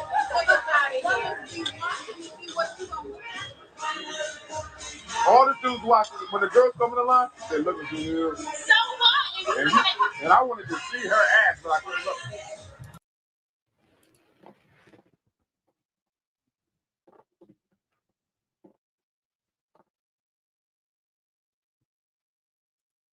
I'm the only one that got that video. I got the whole thing too. Crazy. Anyway. To the next generation. My last point. My last point. Brothers and sisters, when I'm done talking up here, I'm going back to my booth. Booth. It's on my left-hand side. It's on your right-hand side. It is about 2 booths after the House of Africa, this side of the street. If you're interested in getting a copy of my new book, Black Parent Advocate, I have them for sale, credit card, cash, or CashApp. It is the only book in print that teaches you how to save your child from special ed abuse and ADHD abuse. Let me give you my phone number, and I want to leave with a quote. Take your phone out if you are a parent. You hear the lady in the green? She's the one that put this event together. One of the people who put the event together. She has all kinds of degrees and credentials and license, all that stuff. But she says, what is his name? She don't even know who he is. So you can reach me if you need me. I will give you my phone number 3 times. Twice for the regular ed parents and once for the special ed parents. 215-989-9858. I repeat, 215-989-9858. Once more, 215-989-9858. If you need a personal consultation for me to go over your child's IEP, go over your child's behavior plan, go over your child's intervention program, go over your child's psychological evaluation report, you can text me on that number and we will schedule. Thank you. Thank you so much. So much. No. We all finished here today. We finished today. We are going to thank Dr. Queen Mother, I got to give my quote from Frederick Douglass. Go right ahead with Frederick Douglass. I'm sure that he would love to be quoted.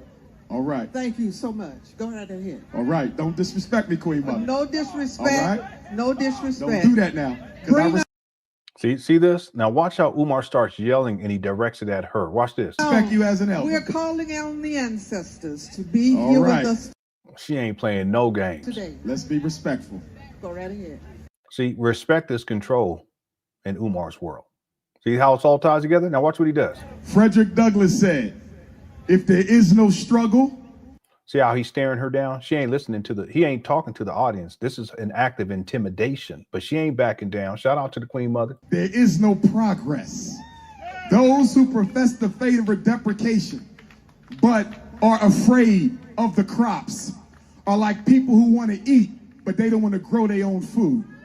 Frederick Douglass said, for 20 years, I prayed on my knees to God for freedom, but the good Lord gave me no freedom until I got up off my knees and start praying with my feet.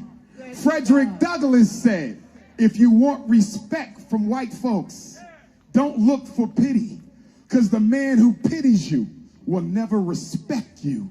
And the man who respects you has no need for pity. Frederick Douglass said, if black people want to be free, then we ourselves must strike the first blow. He said we may have to pay for that freedom, Queen Mother. without blood, without sweat, without struggle, and without work. But he said the greatest threat to the independence of black people is Negroes who want to take money from white folks instead of paying for their own future. Hallelujah. Black power. Black power. See that? He's directing all this at her and yelling at her. And then after he's done, it's like a tantrum. He runs off like a little child. What's this? We want to thank Dr. Johnson for being here with us today. See, he's so upset. He does not like being confronted by women. I'm going to tell y'all. Look at for bringing on the ancestors. And we certainly thank the House of Africa for bringing on Dr. Johnson here with us today. We certainly, truly thank you, Dr. Johnson, for your rendition of life. She got him at the end. He was so mad. Well, this is what I just want to get tied back to Umar's disrespect of elders. And there's other examples. So I was trying to find this other video where he calls this elder the N-word. He was talking and the elder called him out. The elder was in the audience. And I wish I could find it. I can't remember which one it is. I was just looking for it. If anyone remembers what that video was called, I think he was on stage somewhere. And this was last year, I think. If anyone remembers, you can email it to me, LenonHonor.com. I can pull it before we're done here. I have it. I've downloaded. I just can't remember how I downloaded it. I thought I downloaded it under using the word N-I-G-G, right? But he called him the N-word. Anyway, let's get back to it. Here we go. All due respect to her, because I don't disrespect elders, I'll call Grandma Smurf. I hope all is well with Grandma Smurf. And I said, Grandma Smurf, your daughter just told me that you told her that she should not give my daughter my last name unless I marry her. She said, yeah, Umar, that is right. Because in this family, when we get pregnant, we get married. She said, yeah, Umar, that's right. Because in this family, when we get pregnant, we get married. She said, yeah, Umar, that's right. Because in this family, when we get pregnant, we get married. And I said, Grandma Smurf, I'll never forget it. I said, Grandma Smurf, and I might be blending conversations here because, you know, they all took place right after each other. So they might be blended, but it's all the truth. Okay. And I told Grandma Smurf, I said, listen, I care about your daughter. Your daughter and I met in college at Millersville University. Your daughter and I met at college at Millersville University. Your daughter and I met in college at Millersville University. She dated while I was the assistant residence hall director, school psychologist, graduate student. See, he's a graduate student, and he, like I said, he's predatory. But watch what he does with this. He's predatory. He's preying on the underclassmen. She's undergraduate. See, he's supposed to be there to keep the younger classmen safe. You hit the one. Y'all follow this? I'm gonna rewind this. Watch what he does here. Watch this. Engage Hall at Millersville University. Your daughter and I lived on the same floor in the same dorm. Your daughter and I lived on the same floor in the same dorm. I was the graduate assistant,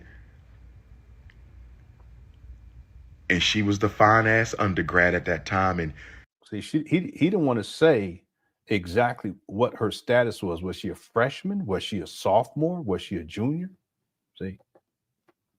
And remember, when he goes back to Millersville University, remember that Umar, he was to get his undergraduate, it took him 5 years. And then he didn't go right back to Millersville for the graduate program. He went to another college and then came back to Millersville to start the graduate program. So let me just do some math. Umar graduated from Millersville University in 1997 at the age of 23. He didn't start back at Millersville until 1998 because there's a gap in between, and he was 24. Okay. He could have been 25 or 26 because he doesn't say what year he was, because it took him 3 years to get his master's. Okay. He didn't graduate with his master's until 2000. But he's already graduated Millersville. And didn't he say he's working on his master's? She at that, okay, so 24 years old. Let me see, how old would she have been? Let me go look. When he impregnated her, that was in 2002, and he was 28. I'm not going to say her age, but I know what it is. At that time, it would be, okay, 2002. Okay, and then let me go back here. Teen 6 to, yeah, she would have been 18 when he started messing with her. Yep. 18, maybe 19. She was 18 or 19 when he started messing with her. Mm-hmm. And he would have been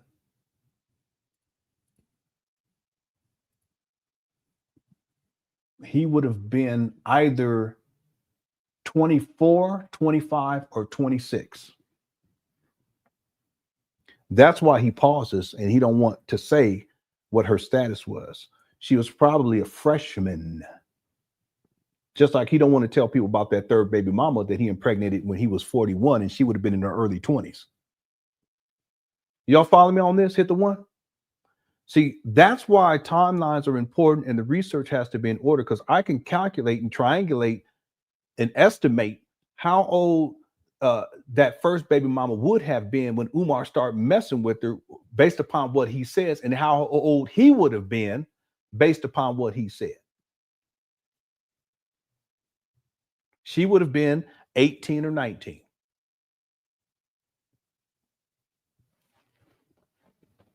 See him pause? When I watch, let me replay it. Now you see it clearly now. Watch this. Because in this family, when we get pregnant, we get married. She said, yeah, Umar, that's right. Because in this family, when we get pregnant, we get married. She said, yeah, Umar, that's right. Because in this family, when we get pregnant, we get married. And I said, Grandma Smurf, I'll never forget it. I said, Grandma Smurf. And I might be blending conversations here because, you know, they all took place right after each other. So they might be blended, but it's all the truth. Okay. And I told Grandma Smurf, I said, listen, I care about your daughter. Your daughter and I met in college at Millersville University. Your daughter and I met at college at Millersville University. Your daughter and I met in college at Millersville University. She dated while I was the assistant residence hall director, school psychologist graduate student. See, he's already a school psychologist graduate student. Engage Hall at Millersville University. Your daughter and I lived on the same floor in the same. Wait, let me just go back. Let me hear that one more time. Millersville University. My last name is here because, you know, they all took place right after each other. So they might be blended, but it's all the truth. Okay. And I told Grandma Smurf, I said, listen, I care about your daughter. Your daughter and I met in college at Millersville University. Your daughter and I met at college at Millersville University. Your daughter and I met in college at Millersville University. She dated while I was the assistant residence hall director, school psychologist graduate student, Engage Hall at Millersville University. Your daughter and I lived on the same floor in the same dorm. Your daughter and I lived on the same floor in the same dorm. I was the graduate assistant, and she was the fine-ass undergrad at that time. And see that? She would have been 18 or 19. She was probably 19, though, based upon the timeline and based upon her age. She could have been 18, but she would have still been, she probably was a freshman. Okay. It could be possible that she was a sophomore, but it's highly likely that she was a freshman. He was messing with her when he had already graduated. He's older. But that's why he stops. He doesn't want to say. He doesn't want to say it. Then he says, oh, with her fine ass, this type of thing. You know, human nature took its course. We're my Millersville University alumni. Human nature took its course. We're my Millersville University alumni. Human nature took its course. And I said, I care about your daughter. I do. She's the mother of my child. And I told Grandma Smurf, I would like nothing more than to marry the mother of my child. Did I not tell you that, Grandma Smurf, at your kitchen table? You was making Thanksgiving. I think you was cooking your Thanksgiving dinner, Grandma Smurf. You was cooking your Thanksgiving dinner. and you talked to me that you told me I need to marry your daughter, to respect her and make her honorable. And I told Grandma Smurf, I respect your daughter. I care about your daughter. I would like to marry your daughter, maybe, but I can't do it just because she having my child. I'm not going to do that. I said, I want to continue to date your daughter. I want to continue to get to know your daughter. Yeah, we dated in college on and off for a year or two, but that was it. I graduated and came home. She was still up there for another year. I graduated and came home. She was still at Millersville for. See, he graduates at Millersville with the master's. That would be in 2000. Yeah, 2000. That's when he graduated the master's in school psychology. He was 26 years old by this time. He's saying that she still had one more year as an undergraduate. So let's assume that she was only there for 4 years. 1, 2, 3. 1997. 97. Yeah. She would have been 19 when he was messing with her, 18 or 19. Yep. Timeline's fit. And we're assuming that she was there for only 4 years. Okay. If she was there for 5 years, it would be even worse. But let's keep going. For another year. I graduated and came home. She was still at Millersville for another year. And I'm sure she wasn't meditating that whole time that I was away from her. I'm sure she wasn't sitting with her hands tucked between her legs that whole year that I. You see what he's implying here? That she was sexually out there, just sexually promiscuous. Well, that's what he's implying here. Hit the one. You guys follow this? I mean, he's a really sick individual. He's trying to disparage her in this way too. See? What's up, Mars V? Hope you're doing all right, bro. Say, hey, Lenon, I hear you talk about Umar's dad. What do we know about his siblings? I have information about the siblings too, but that's beyond the scope. In fact, there's quite a bit of information that's public record about the siblings, but I'm not going to talk about. I'm not going to do that. That's just too far. That again, there's Jamal has 2 sets of kids. No, actually, he has three different baby mamas at least that I know about. Initially, he got a woman pregnant when he was in junior high school. Then Barbara. From what I understand, he had 5 with Barbara. Barbara also had another son outside of Jamal. I believe that Barbara also had a daughter before Umar. And then Jamal had 3 other daughters outside of all of that. So Umar has a lot of siblings. There's been times I've heard him say he has 10. There's been times I've heard him say 11. But not all of them are by through Jamal. So this ought to say that there's a lot out there. A lot of his siblings, they've gone off of the internet. They've scrubbed their social media presence, just like he's done more recently.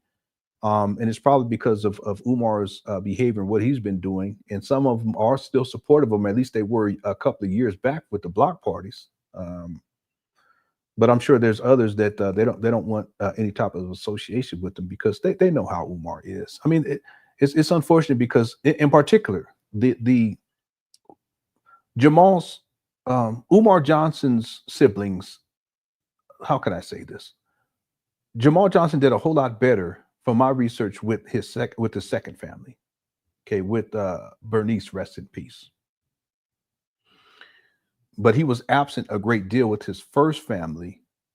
And he only married Barbara, Umar Johnson's mother, for about 2.5 years. And I already explained what I think that was all about. But ultimately, he wasn't present consistently for that family. And really, it was an abandonment issue. He abandoned Barbara, he abandoned those kids. And so that side, they've had a much more difficult life based on my research. I ain't going to say too much. Than Jamal's second family. But Jamal's into the second family. He did a whole lot better. He should be given credit for that. But at the end of the day, he was a deadbeat. See? And see, the thing is that I remember when everything was going on with Umar and stuff was getting crazy, and then Umar followers were going at Jamal, and Jamal was online and chastising Umar. He shouldn't have done that. Just like Umar shouldn't be doing what he's doing with his daughter. I remember that at a certain point, Jamal was supportive of Umar, but then he started to criticize Umar. And then at a certain point, he disowns him online. He says, "You're dead to me." I'll do a video for you members, or I'll get up extra early tomorrow before I head into work, and I'll have that for you guys. This ought to say that there's a mentality that's associated with that. When you can tell your child, even when they're adults, that you're dead to me because you don't have the respect. Here's that word. Well, that's no different than Umar and how he sees his children. That at any point in time, he can just wash his hands of them and not have to deal with them. But you see, with Jamal, that situation was not just because of Umar Johnson followers going at him. That's a lifelong situation of Umar with the abandonment issues that he's been dealing with, and his father shipping him away, which is a second level of abandonment, but then also a third level of abandonment because now he's estranged from his mother, and the rest of his life is always about getting back to his mama. That's what I'm saying up here. Umar has a lot of issues that's going on. And Jamal admitted mistakes too, which was honorable for him to do. It's just that for him to get online and do what he did at that time, it was thoroughly inappropriate. But in my opinion, he did it because he felt as if Umar was damaging his image, meaning damaging Jamal's image. And then the other reason was clout chasing, because Umar had a large following and he wanted to try to pull some of that attention. But you see, with everything that's going on right now, he's deleted all of his social media. He's not on social media anymore. See, with the daughter coming out and all this stuff. Again, Mars, there's so much more that I can say, and there's so much that has gone on with that family, with those different families in point of fact. But at the end of the day, I don't talk about the siblings and information I have about them because that's beyond the scope. And I don't look at them as being part of the Umar Johnson school scam. I don't see it that way. I think his father is relevant because in addition to criticizing Umar and defending Umar at times, he's also sent me messages. I didn't ask him to send me shit, listen, if I don't respond, unless you're sending me something and it's, if it's confrontational and I don't respond, it's because I don't give a shit. Okay. Now, if you send me something and I don't respond and it's not confrontational, it's probably because I'm backed up on emails. I just got all kind of other stuff going on and I don't always have time to respond to people. I try to get to people when I can. But he didn't catch the cues. I never responded to him or anything like that, but he kept sending me messages. Like, that's why I say he's a bugaboo. See? That's why he's within the scope of what I'm doing as I'm working through this documentary when I speak about Umar, because he had a major impact on Umar's development by everything that the impacts that his decisions had on Umar. And I always had a problem with them lying about being related to Frederick Douglass, but I always had a problem with Jamal Johnson not being consistently present for Umar when Umar was a child. And then when Umar comes into fame and getting all this attention, then he wants to jump in on the back end and not only criticize, but then also support Umar. And then at a certain point tells him that you're dead to me. That's inappropriate and it's wrong. And that's not how fathers operate. It shows a lack of fatherly compassion, but it's also reflective of his mentality. If you can tell your son, no matter what he's done or that you don't agree with, he was really mad at Umar Johnson followers because it was going in on him, going in on Jamal. You don't say you're dead to me. That's not what you do. That's crazy. See? There's a mentality that's associated with that. It's a lack of care, a lack of fatherly compassion, a lack of commitment to your children. You don't do that, So that's why I speak on Jamal, because in some ways, not in all ways, there's similarities between Jamal and Umar. Okay. All right. I'll apologize for going off. Hope you're doing all right, Marsville. And thank you for the super chat as well. Okay. We need to start winding this down because I got to go to bed. And I still got the other things lined up here. We'll get to in just a moment.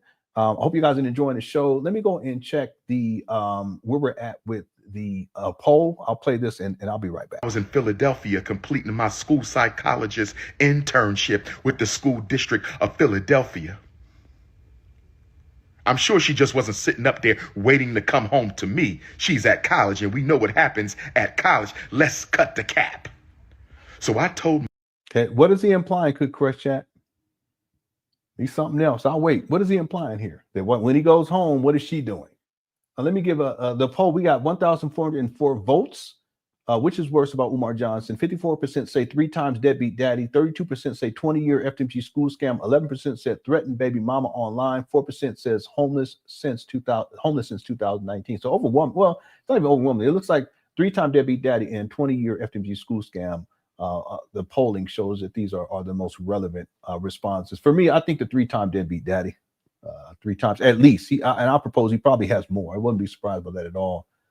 There it is right there, that she's still in college and she's having sex and she's being promiscuous. That's what he's attempting to try to imply, but that's just to disparage her.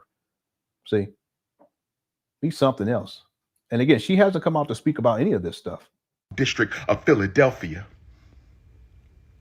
I'm sure she just wasn't sitting up there waiting to come home to me. She's at college and we know what happens at college. Let's cut the cap.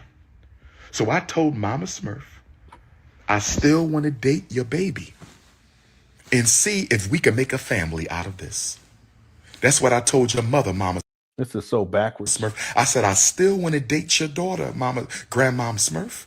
Grandmom Smurf, I still want to date your daughter and see if we can make a family. Did I not say that, Grandma Smurf? Grandma Smurf, did I not say that, Grandmom Smurf? I said it. I said it. And Grandma Smurf told me that wasn't good enough. Did y'all hear me, brothers and sisters? I told her that I wanted to explore this further with her daughter. See, as a man, we're not just going to come out and say, yeah, I'm going to marry her because you told me to. Let me do this on my terms. As a man, we... See this? This is what I was talking about earlier. It's about power and control. It's about he wants to be respected, and that means that he can do whatever he wants to, and everything has to be done on his terms. So anything with respects to relationships, that you black women, you have to submit. Okay, that's how you show respect. Everything must be done on my terms. Well, this is the same thing that he's alluding to here.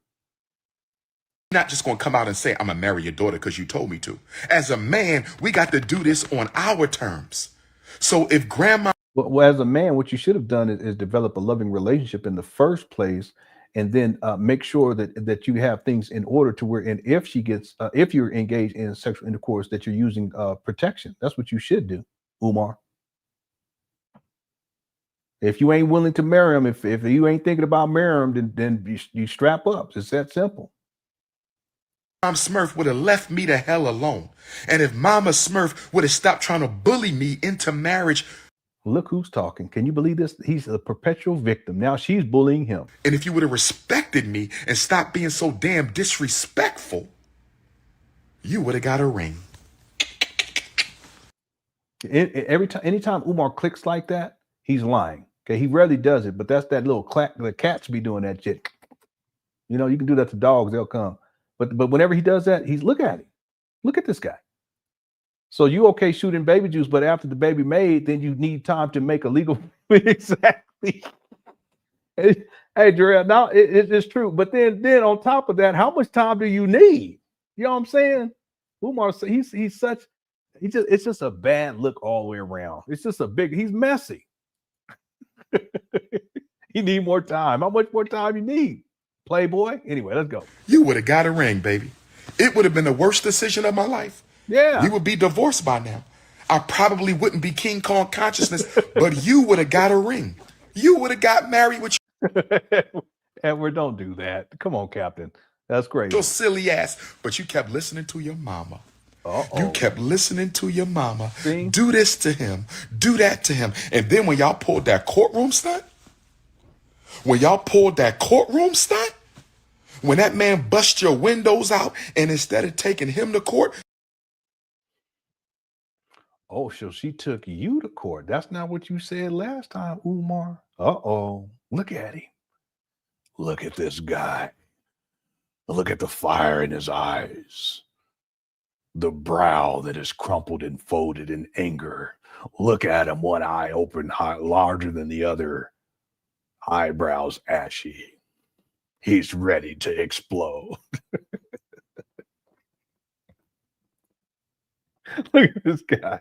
He's telling a whole nother story now, ain't he? You took me to court? That man bust the windows out your car and Umar, you busted one out. Cut it out. Threaten my daughter's life, and instead of taking him to court, you take me to court.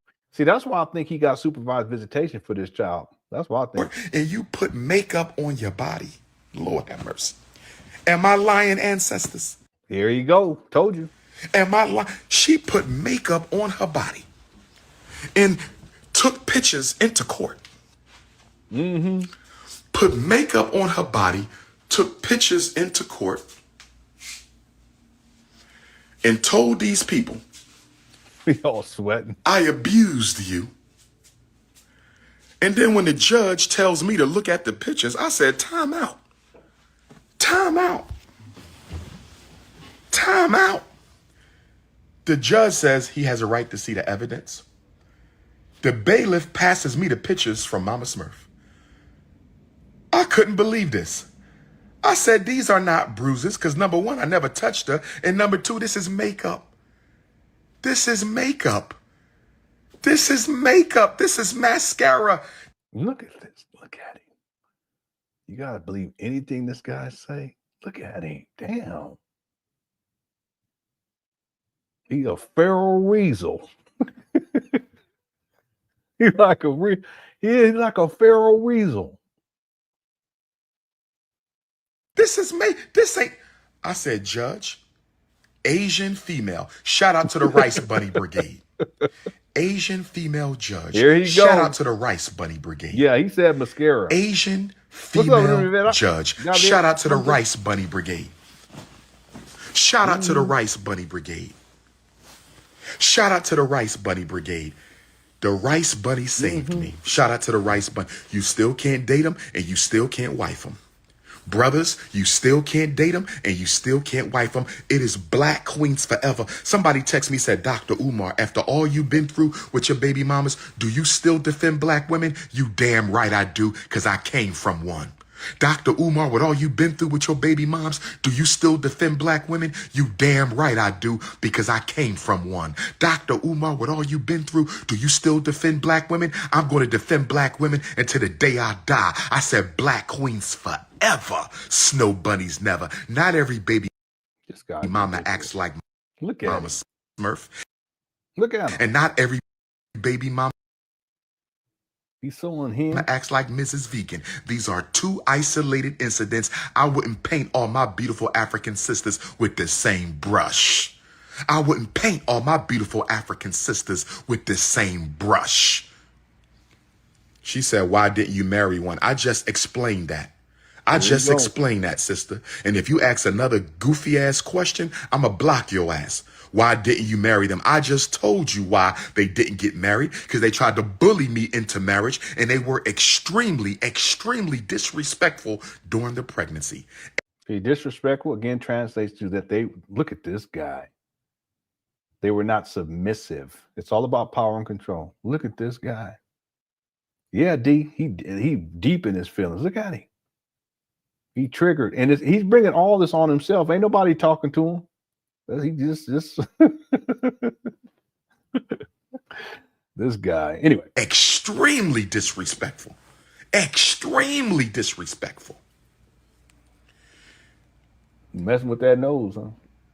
And if you want me to put the icing on the cake for Mama Smurf, I'm going to put the icing on the cake for Mama Smurf. And I'm going to give y'all one piece of Mrs. Vegan. And I'm going to end this and get ready for California State Long Beach Black Consciousness Conference. Los Angeles, I am here. Watts, I am here. Compton, I am here. South Central, I am here. The conference today is from 11 to 5:30 inside of Beach Hall at California State University. I speak at 4:30, and you know we taking the photos. You know the photos is crazy whenever King Kong comes to campus. You know the photos is crazy whenever King Kong comes to campus. It's going to be the same thing at FAMU at the end of the month, HBCU FAMU. You know the photos is crazy. Most popular black scholar of all time. Don't play with me. There you go. All time. All time. So let me give you this. I don't care about your questions because I don't care about your clarity. I'm only saying this for my day ones in case they have. I don't care about the rest of y'all, what y'all think. If you're not an FDMG donor, if you're not a member of the Ifa Tunde Army, I really don't care what you think. Y'all should know me by now. Y'all should know me by now.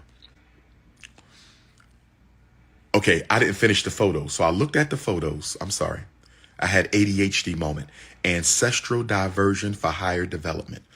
I had an ADHD moment. Ancestral diversion for higher development. And so I told the judge, this is nothing but makeup. The judge looked at the pictures. Yeah. The judge said, yeah, he really he's is. right. These are not real images of bruises. Yeah, I don't either. I challenged the judge to have her stand up and show a bruise. She couldn't show a bruise. So she started getting nasty with the judge because the judge. Okay, wait a minute. She couldn't show a bruise? What are you talking? I don't. What are you talking about, Umar? Am I lying? Answer, Umar. Yes, you are lying. Yeah. Anytime he says God is my witness, or the ancestors, or he starts naming Orishas or whatever, the Neters and the Neteru and the Obusums and the Palladians and whatever, Christoph Perzingus, whatever he names, he's lying. That's his evidence. That's his proof. See? Most of what he's saying here, I don't believe it. Some of it that he's saying, he's twisting it. Sometimes when he says stuff, it's really, he's saying it about he's projecting. He's saying it about the baby mama. He's actually talking about himself. He's something. He's such a twisted individual, you know, and then nobody asking for all this. There's nobody asking for all this. All he do is lie. Thanks, Slim Shaid. Okay, we got to start winding this down. We're getting close. Here we go. Judge told her, don't ever come in my courtroom and lie. She got nasty with the judge. The judge made the bailiff go stand next to Mama Smurf. This is where Baby Smurf get her nasty ass attitude. This is where Baby Smurf gets her nasty ass attitude, like mama like daughter. Damn. Like mama like daughter. You are definitely your mother's child, Baby Smurf. You are definitely your mother's child, Baby Smurf. You are definitely your mother's child, Baby Smurf. And so the judge. Damn, he's just so disrespectful. Yeah, Sandman, Ben should have got this guy off the stage. He's really doing more damage than he is damage control. He really is. We still got about 1,100 people in the building. We got 560 likes. Let's try to get to 600. We're almost done, actually. Let's try to get to 600 before we close out this live stream. Again, I want to go 2 hours. We're at 3 hours and 30 minutes, but it's all good. Shout out to the Cook Crush chat. Thank you guys so much for being here. We probably won't live stream again until Monday. I got all kind of stuff that I want to get to. I got to edit some stuff for an interview that his daughter did a couple of days ago. I think it was 4 days ago. No, 5 days ago, actually. I got to go through that and have that prepared for you guys if it's worth actually listening to. And there's 2 other videos that he did in and around the time where he did this video we got to get to as well. But that'll be next week. The poll question right now, quick, is which is worse about Umar Johnson? 54% say 3-time deadbeat daddy, 32% say 20-year FDMG school scam, 11% said threatened baby mama online, which he does in this video, and 4% says that he's been homeless since 2019. Make sure you get your vote in. I'll be closing this out in about, let's say, 10 minutes, okay? And we're at 573 likes. All we need is 27 more to get to 600, okay? And thanks, Fairchild Republic. Yeah, he should. The truth is, Fairchild, is that Umar should have had enough intelligence and wisdom to not get up here and do this in the first place. But again, he's reacting emotionally. It's emotional reaction. This is not intellectual process. He didn't sit down and think about this. This is just him ranting and raging, which he does. He does this all the time when he gets backed up into a corner. Thank you for the super chat. And then Monica says, I can't stand his fat. Yeah, he is annoying. He really is. And this whole situation with the daughter, it doesn't sit well with me at all. I just don't like it all the way around. Okay, he should have. Well, anyway, it's Umar. This is what he does. Thank you again for the super chat. Here we go. Judge told the bailiff to go stand next to Mama Smurf, and she said, "One more word out of you, and you will be arrested for contempt of court. One more word out of you, and you will be arrested for contempt of court. One more word out of you, and you will be arrested for contempt of court." So we leave the courtroom, right? We leave the courtroom. Grandpop Smurf and Grandma Smurf are waiting outside of the family court building. This is when family court was on 12th Street. for all my Philadelphia Africans. This is when Family Court was on 12th Street. It wasn't up on Arch Street yet. This was on 12th Street. For my Philadelphia Africans, my fellow brothers paying child support who can't see your children. This is when Family Court was on 12th Street. I call him Smurf because I don't want to give her legal name. I still want to protect her. That's the mother of my child. So I call her Mama Smurf because I don't want to. It's ridiculous. He was watching these videos when I was covering this, talking about you want to protect her, but you're doing all of this, lying on her, disparaging her, seeking to intimidating, one of you issuing threats, telling people to go anyway. To give her a legal name, not at this time anyway. If it comes to that, it comes to that, but not at this time. I don't want to give their legal name because I know how trifling the YouTubian struggle streamers are. I know how trifling the YouTubian struggle streamers are. And so when we get outside, Grandpop Smurf says, what? They didn't like, he said, what happened? And she said, they let him go or something. And he was like, what? They let him go? So he comes over to me. You put your hands on my daughter?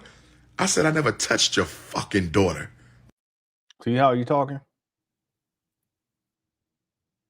See how you talking? Look at him. He just a homeless bum from Philly. He's seeing the cash apps and PayPal's leaving. That's why he's panicking. Yeah, you're right. Yeah, good point, Chavis. You're right. See, it's not just the damage control because he's been exposed as a deadbeat. It's the fact that the support is dwindling, and it's going to continue to dwindle as long as he continues to act like this and he doesn't hold himself accountable. See, and with Umar, he may say something that sounds nice, but then he'll say something totally contradictory. And then in one video, he seems like he's trying to get shit resolved. You know this, Chavis. Then the next video, he right back at 100 again. Talking crazy. See, but the more he does this, the more support he loses. And remember, Chavis, his Cash App was terminated. All he has now is PayPal. He set up Apple Pay. He set up Zelle and something else. See, but his main one was Cash App, but that got shut down. So all he has is PayPal. PayPal, as he says. Yeah, so he's panicking. He's panicking because of the perception that people had of him is beginning to shift because they're seeing him for who he is, not the shapeshifter that he's trying to be as, you know, some sort of a great black leader who's trying to take care of black kids. And, you know, even the idea that he's taking care of his own kids to some degree by paying child support, all that's falling away. And so he's panicking. He's in a mode, I call it crisis mode right now. And so a lot of this anger and aggression, it's really his way of dealing with it, but it's not a healthy way. And it's not even strategic. He needs to be thinking strategically about this, but it's an emotional reaction. He doesn't have the emotional intelligence to recognize that this is not the way to do it. And he doesn't have the wisdom to be able to say, hey, wait a minute, this is not a good look. And he should have known by now, right? I mean, Chavis, we can go back to the conscious stripper. Look how he acted with the conscious stripper. Look how he acted with Lord Jamar. Look how he acted with the SETI rant. Don't y'all think by now Umar should have learned? But see, Umar is who he is. He ain't changed. I don't think he ever will. See, when we see Umar like this, where he's panicking and he's in this mode of desperation and he's trying to do damage control, but he's just actually adding fuel to the fire, that's when we see real Umar come out. Okay? He can do all the shape shifting he want to do, but people are like, wait a minute, this guy, something ain't right. Yeah, we've been trying to tell y'all for a long time. See? Yeah, he's panicking. That money drying up. Watch. Soon he gonna be up to them trap banners looking bummy, real bummy. Watch. Begging for money. Watch. Thanks, Shay, for the super chat. And then Chavis also says, funny thing is that he was all for black women. Now he wants to unite black men against black women. Yeah, exactly. He's a shapeshifter. Now that's what you call a grift. I don't really use that with Umar, but he's a grifter in that sense too. See? He'll talk all this talk, you know, you black women, and you know, we got to respect the black women and your yoni verse. He still be freak off talk. And we need to be marrying these black women, and we need to bring the black family back. Meanwhile, look at this guy. But then when all of a sudden all the truth start coming out about Umar that we've been talking about for a long time about him being a deadbeat and having all these baby mamas, what does he do? Oh, well, you know, it's these baby mamas and these black women out here. Look at what they're doing now. Black men, we need to reunite to fight against them. And that's why there's a lot of women that are like, listen, this I can't deal with this guy no more. These guys should see on King Kong Conscious, they're going in. People that have been supporting Umar for a long time, that's it. They realize now. But we've been telling people this for a long time. Okay. Thanks, Chavis. Thanks for the super chat. I appreciate it. Let's continue. We're going to start writing this down now. Here we go.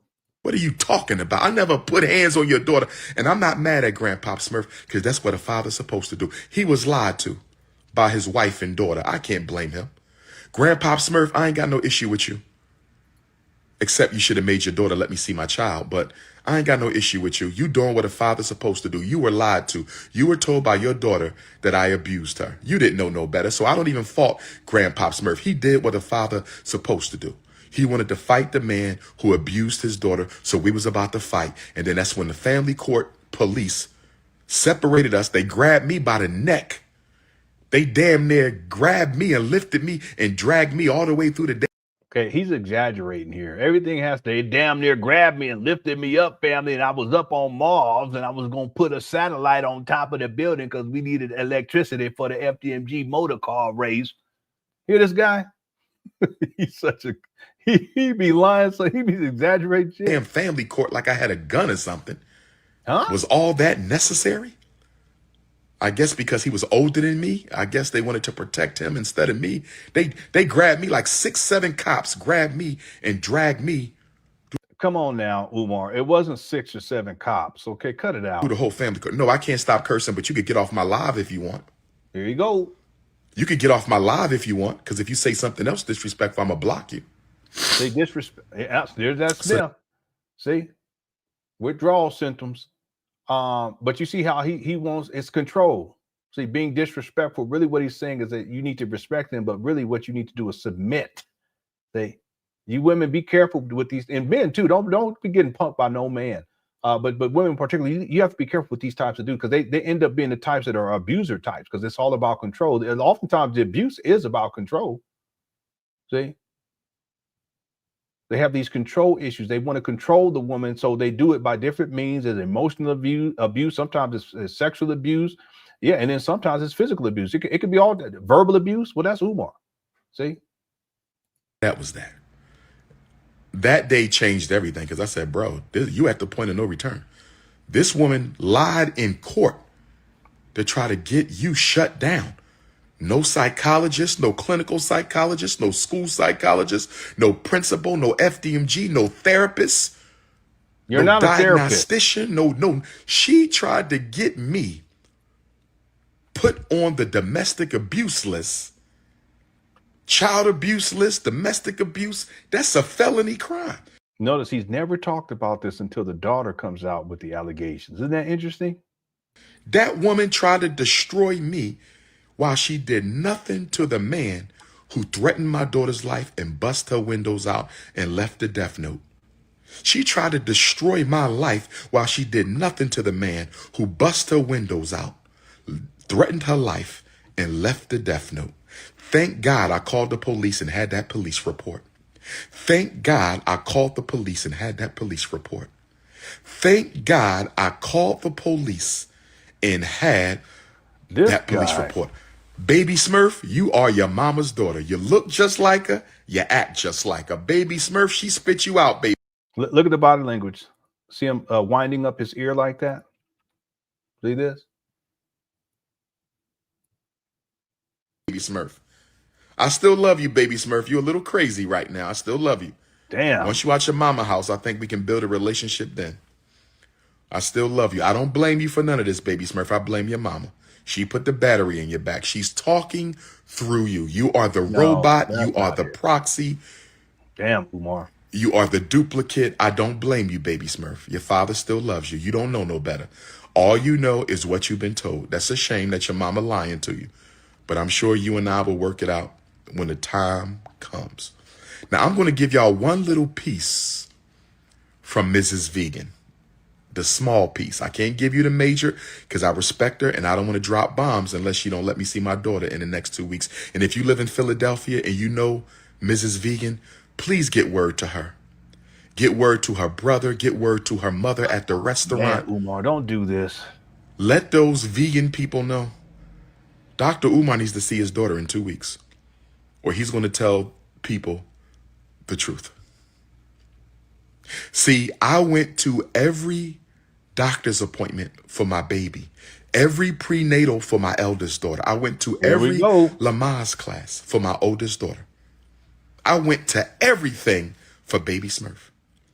I was allowed to go to nothing for my royal princess. My baby girl, by Mrs. Vegan, she didn't let me go to no doctor's appointments except the first doctor's appointment. She didn't let me go to no doctor's appointments except the first doctor's appointment. She kept me in the dark. When baby Smurf was born, Yeah, but why though? See, why? What happened, Umar? Y'all see this? See, if you were an abuser with the first one, it's probable that you was an abuser with the second and the third one. Was there. When baby Smurf was born at Chestnut Hill Hospital, I was there. When baby Smurf came into this world, guess what? I was the first person to hold her after the Neanderthal delivery doctor. After that racist, nasty ass Neanderthal delivery doctor, I was the first person to hold baby Smurf. Did you know that, baby Smurf? Baby Smurf, I held you before your mama. I held you before your grandmama. Baby Smurf, did your mama tell you that I was the first person to hold you? Did your mama tell you I was in that delivery room with her for what, 14 hours? However long it took, we was there through the whole night, and then the sun came up and you came out. It was the most beautiful thing. Baby Smurf, when you were born, right? I think it was raining. If it wasn't raining, it was springtime because you was born in May, but it was raining. It was dark. She was in labor overnight. She was in labor overnight. And this is how I knew you was my child. Because as soon as the sun came up, you came out. It was the most beautiful thing. As soon as the sun came up, you came out. It was the most beautiful thing. And the Neanderthal put you in my hands. He wrapped you in a white cloth and he put you in my hands, and I did a prayer over baby Smurf. I prayed over my baby. Yes, I did. I prayed over my baby. And then I gave you to your mother. And then I gave you to your mother. Now, baby Smurf, let me clarify something that your mother lied to you about. Baby Smurf, I want to talk about the birth certificate. Here we go. I want to talk about the birth certificate. When Grandmom Smurf told your mother not to give you my last name, listen to me, baby Smurf. This is for you, baby Smurf. When Grandmom Smurf told Mama Smurf not to give you my last name, I told your mother I'm going to need a paternity test. I'm going to need a paternity test. My daughter not getting my last name, I'm going to need a paternity test. And your mother was absolutely enraged at my statement. She said that is an insult and that is disrespect for you to tell me you need a paternity test. And I said it is disrespectful for you not to give my daughter my last name. So after you were born, your mother remained in the Again, disrespect means that submission. Remember that. Hospital for a couple days. Or disrespect means that she's unwilling to submit, do what he wants her to do. He's a control freak. Chestnut Hill, Germantown Avenue. Your mother called me one night while she was still in the hospital, postpartum. And she said, you have to come and sign the birth certificate. I knew what was about to happen. I knew it. I knew it. I knew it. So I drive up to Chestnut Hill Hospital. It's nighttime. It's like 8, 9 at night. She waited until the nighttime because Mama Smurf and Grandma Smurf had to come up with their schemes. Oh, they some scheming ass people. Mama Smurf is a scheming ass woman, and she gave it right to baby Smurf. So I walks into the hospital room. See how it's everyone else?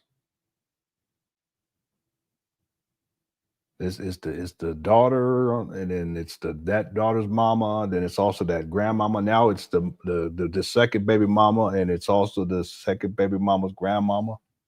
See this? And he's the victim. At Chestnut Hill Hospital.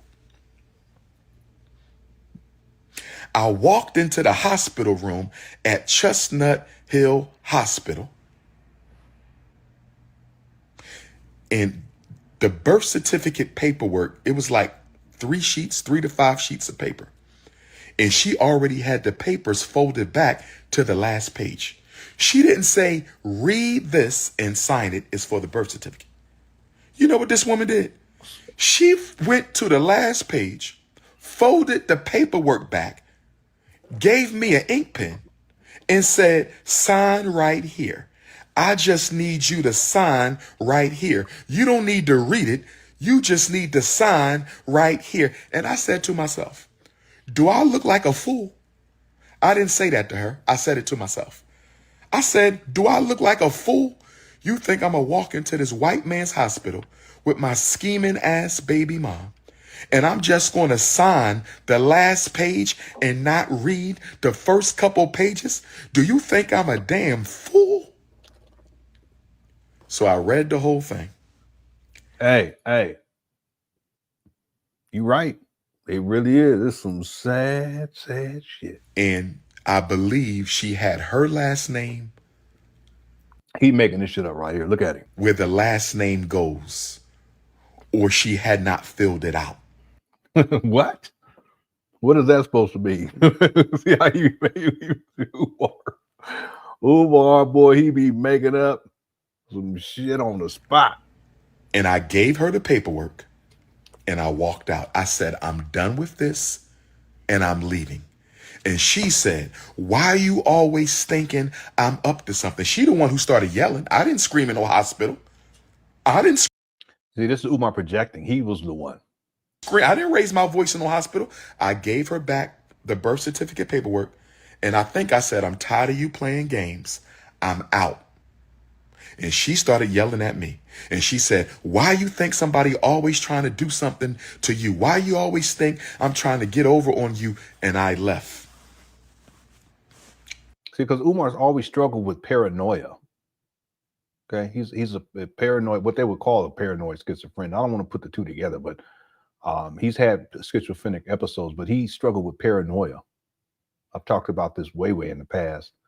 So he thinks everyone's out to get him, including the baby mamas and the daughter and the grandmother and the cookie crush chat. We almost done and me, everybody else. See? That's why he can't maintain relationships. He thinks everyone's out to get him. And she took me to child support court and we did the blood tests. Even though we waited on the blood tests, I still went to every pediatrician appointment. Do you hear me, baby Smurf? Because I pretty much knew you was mine. But so she didn't want to give you my last name at first. She changed her mind to avoid the paternity test, but I did it anyway. And that's a big reason why your mama hates me. Did you hear what I said, baby Smurf? This is ridiculous. Your mother gave you my last name in the end, so I wouldn't take the paternity test. I took.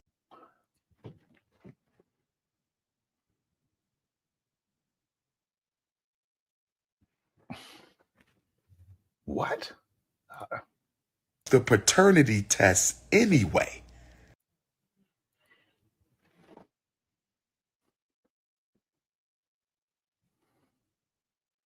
So the baby mama didn't want to give you the name, give the baby the name, your last name, but she ended up doing it because you were going to take a paternity test, but then you're going to take the paternity test anyway. But then in the other video, you were saying that she didn't give the baby your last name. So he all over the place.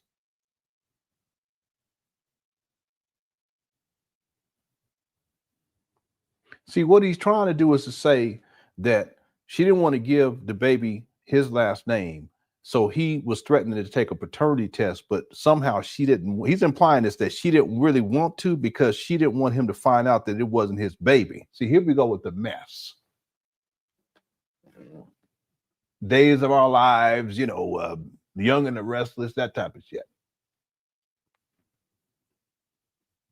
This is what he's trying to spin. Anyone else catch that? Hit the one. That's why I was sitting back like, what are you saying? Then he decides to take it anyway for some reason. This is how in the story that he's telling. Even if this story is true, he caused this whole situation. yeah, I know. But he's a narcissist. He doesn't want to hold himself accountable for anything. See, it would have been much better if he would have just came out and said, you know, I really, this is all on me, and there's no conversation. I'm not going to even bring this up anymore. I'm going to talk with my daughter offline and see if I can build a bridge back into her life, and then that's it. And people be like, okay, yeah, you know, but not Umar. See, he caused all of this. It was his actions. That's what I'm saying. It's not even about what's taking place today. It's about everything that took place going all the way back to 2002 and before that, when he was preying on that first baby mama because she was younger and he was a graduate student and she was an underclassman. See, she had to. She was either 18 or 19. He was messing with her. See. Getting women pregnant out of wedlock, no structure, is so messy. That's what I was just saying. All this is messy. This is y'all's principle. Can't even get his house in order, but he's going to lead all Africans. Yeah, and you know what? Umar believes that. He believes he's this great leader like Marcus Garvey in his mind that's going to lead all these Africans all across the world. And if we really think about it, not only does he not have his own personal business in order, he don't have any order in his life, period. See, that's the thing about Umar, is he wants order, but it's dictatorial, meaning you have to submit. You have to do what I say, and everything has to be on my terms. And yet he has the levels of disorder in his life is extreme, all the way across the board. Remember he flipped the phone? Disorder. FDMG, disorder. Okay? Baby mama stuff, disorder. Absentee, deadbeat, that's all disorder. This guy is a walking, talking disorder. See?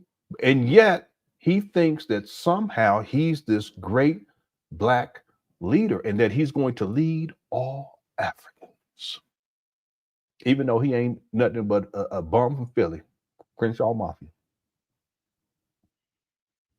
His delusions it's way out there. It really is. And he doesn't have the self-awareness to recognize that what he's doing is not helping at all. It's making things worse. See, like I said, what he should have done is he should have got off of social media and he should have talked to his daughter and ironed all this out offline, and then afterwards come back online. And then maybe he have a positive story to tell. When does Umar ever have a positive story to tell too, by the way? It's always some mess with this guy. I'm thinking, when has Umar ever had like a positive story? You know, he'd be lying though too, Slim. So I'm just saying, if he's telling the truth, let's assume he's telling the truth on one of these stories. When if ever has this guy told like a really positive, uplifting story about his life? And I'm not talking about where he's self-aggrandizing and he's saying he's the most requested and he's Big Papa Sea Lion and flopping on top of the queen. That's not what I'm talking about. I'm talking about like where he tells a story where it's an inspirational story from his own life. I've never heard it. Anyway, this is a good point right here. See, he's caused the whole situation, and it's not just in 2025. It's going all the way back, in this case, with the first baby mama back to 2002. And then here with the second baby mama in 2011. You see? And from what I understand, they were dealing with each other, him and the second baby mama, for about 5 years. Okay? The baby was born in 2011, but she didn't put him on child support until 2017. See? So no, it's not like they didn't try, or it's just that Umar is Umar. See? And again, Slim, he don't mention the other baby mama that put him on child support in 2015 when he was 41. And he don't want people to know because she was underage. Well, let me take it back. I apologize. Okay. It's not, I didn't say it all the way anyway. So I just want to make sure, because I don't want to be misrepresenting the facts. She was in her early 20s.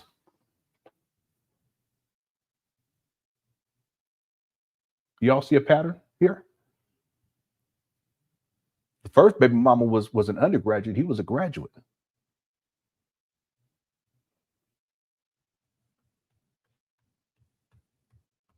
The second baby mama is younger than him too.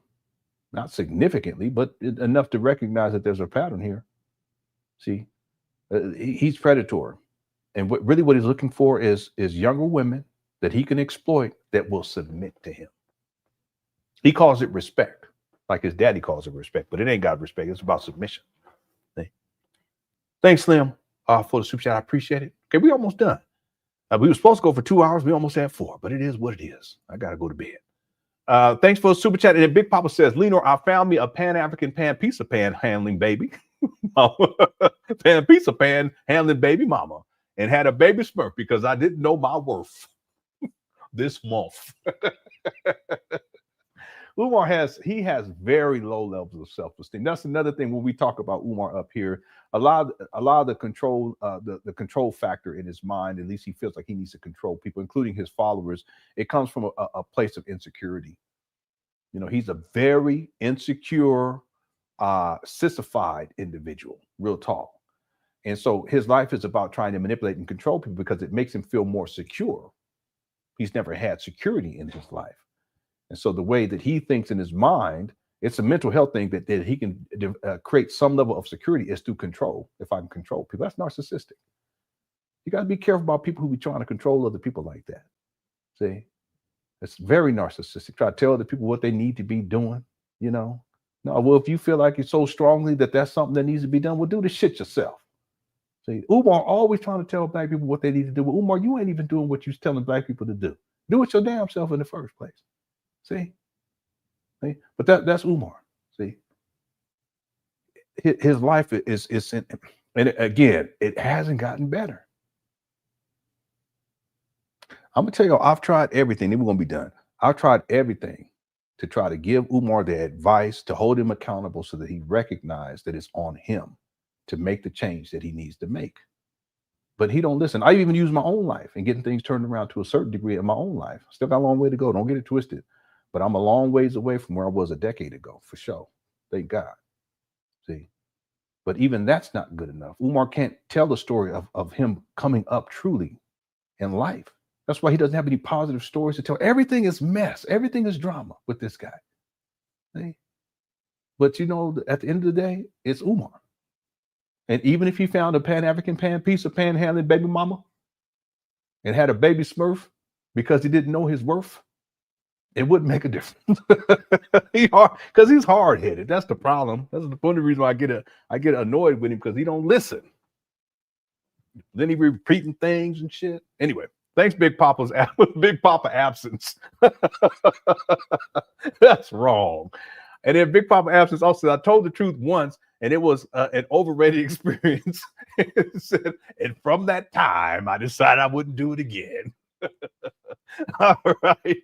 All right, Big Papa absence. I remember this picture too right here because it's all over the internet. Umar looking so goofy, but he's a very insecure individual, and we all have our insecurities, but his are deep-seated to where he has to control people in order to feel as if he has security.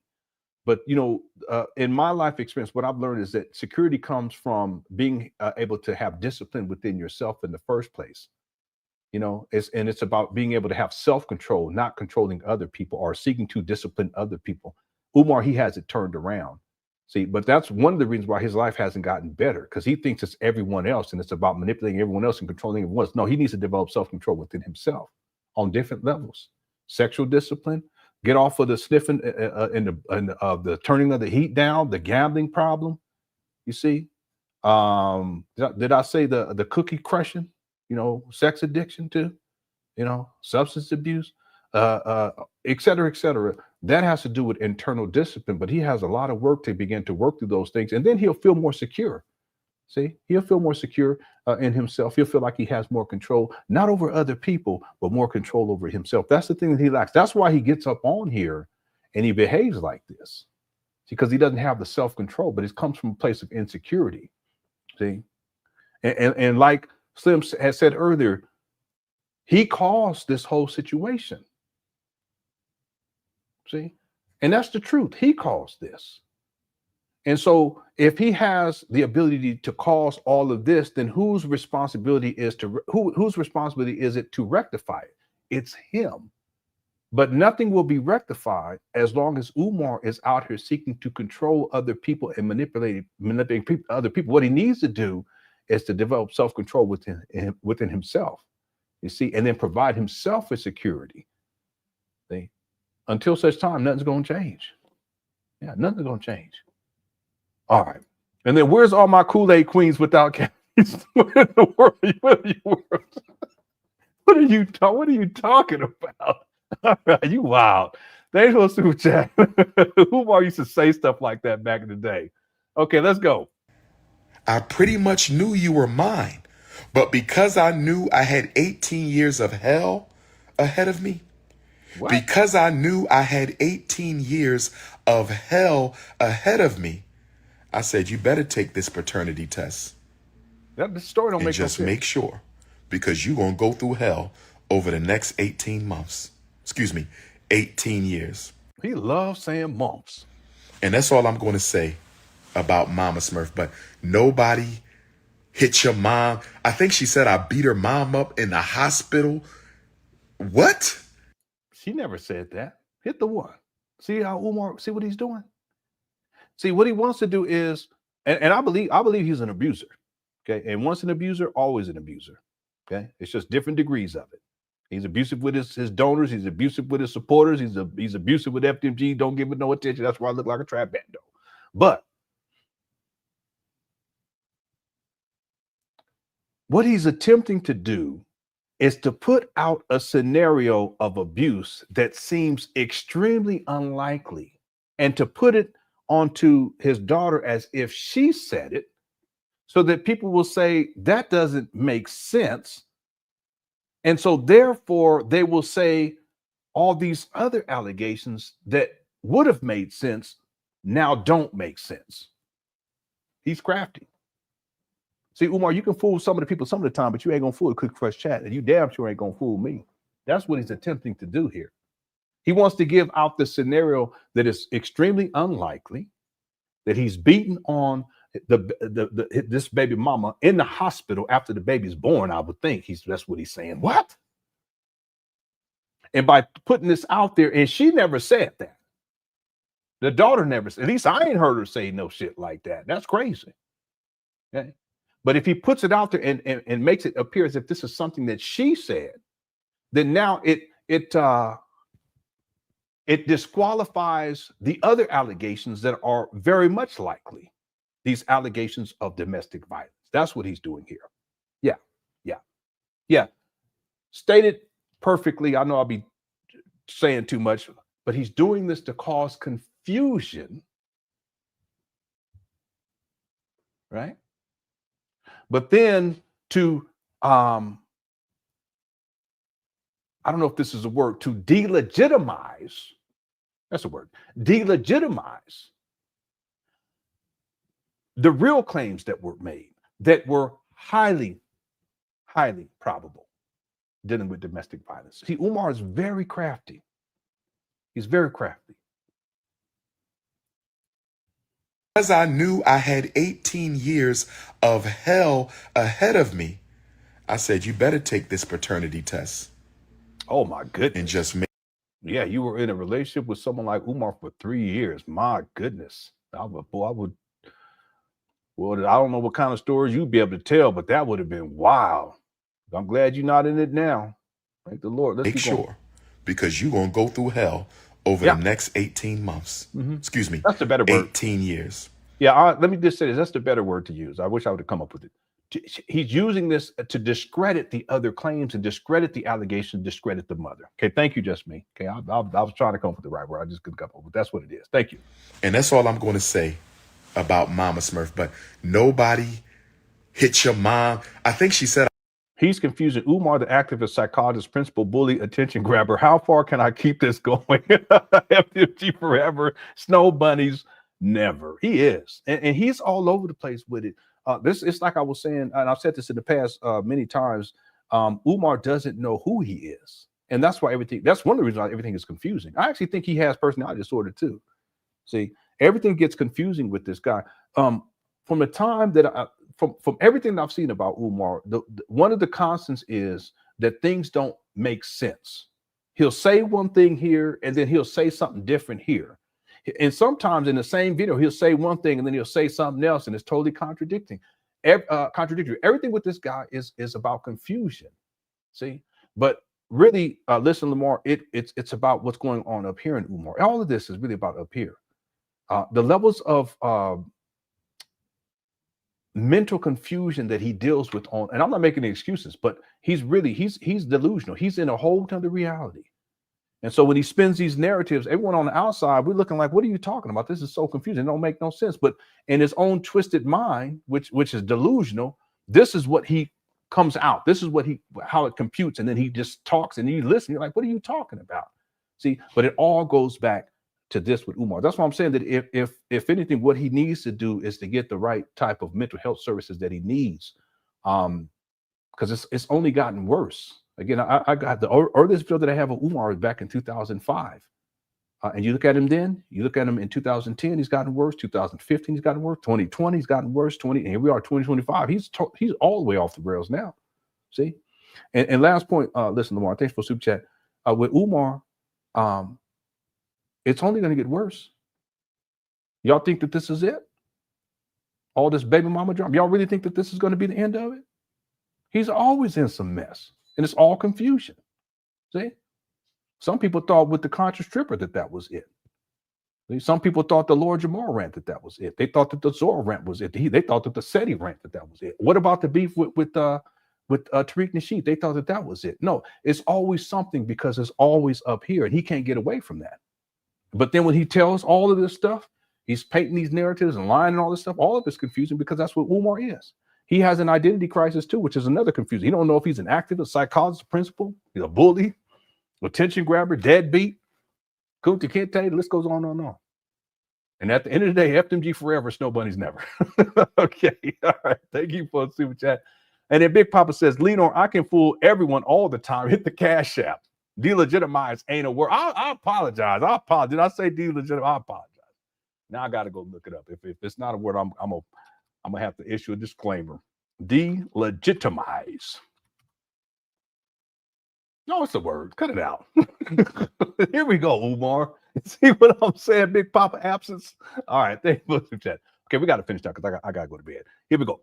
I beat her mom up in the hospital. What? I never said that.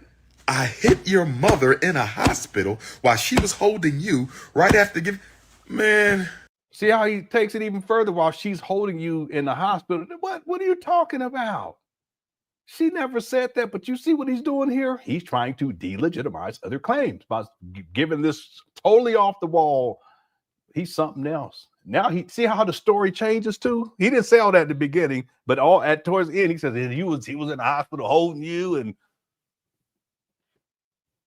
she was on life support at the time. I said, oh, what do you mean? He said, yeah, they had her foot in the soup in the foot soak, and they was feeding her bananas. I said, here we go.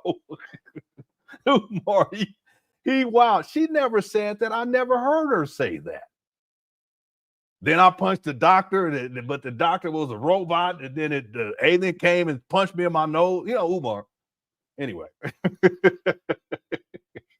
Yeah, good point. Him extra blinking is him adding to the lies. That's what he do. He start doing like this. Start blinking and shit. That's what he do.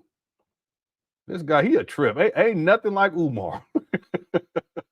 What's up, Scott? We almost done. We were supposed to do 2 hours. We're at 4. I'm gonna be tired at work tomorrow, but that's what I get. That's what I get. Hanging out with the Cookie Crush chat. Head movies. Shout out to Yolanda and Cook, guys, old princess. All right. We still got about 1,100 people in here. Let me go ahead and close out this. Poll. Also, I had those 2 short videos. I'm gonna pull those up just a moment. Let me just read the final tallies on this poll. We have 1,557 votes. Which is worse about Umar Johnson? 54% said that he's a 3-time deadbeat daddy. 32% the 20-year FDMG school scam. 10% say he's threatened the baby mama online, and 4% said that he's homeless since 2019. Okay, I'm going to go ahead and close this poll out. Thanks everyone who voted. I appreciate it. Cookie Crush undefeated. And then in terms of likes, we're at 634. Let me refresh this just to make sure. Let's see if we can get to 650 before we close out. I think that's doable. If you haven't hit the like button and you've been enjoying the show, go on and hit that real quick. We're going to be done here in about 5 minutes. Okay. All right. Let's do this. Let's finish this. I got the beam up, beam in video. I also pulled up the video where Umar, let me just pull this up real quick. This goes to show you how emotionally unstable Umar is. Check this out. But he's the one who has the phone voice now. Oh wait, no, that's the wrong one. This is the one where they had the little girl holding the phone. Y'all see this? And she held this phone for 56 minutes. Watch this. Only solution is he's the one who has the phone voice, not me. Oh. The only live. We on? I think we are. Okay. Oh. Okay. You good? 6 people just joined. Yep. Okay. So we good. Good evening, brothers and sisters. This is Dr. Umar Johnson. I am live in South Jersey, and today I'm going to be conducting my very first live Black parent consultation. The reason we're doing this live is we want to give you guys an opportunity to learn about some of the issues that we're having in school, public, parochial, charter, and independent school, as it relates to protecting our children. Although most of the time we're talking about saving our sons, tonight we're going to be talking about saving one of our daughters, one of our beautiful Black princesses. So tonight's consult is going to focus on one of our young ladies. This is not a therapy session. That is not a psychological evaluation.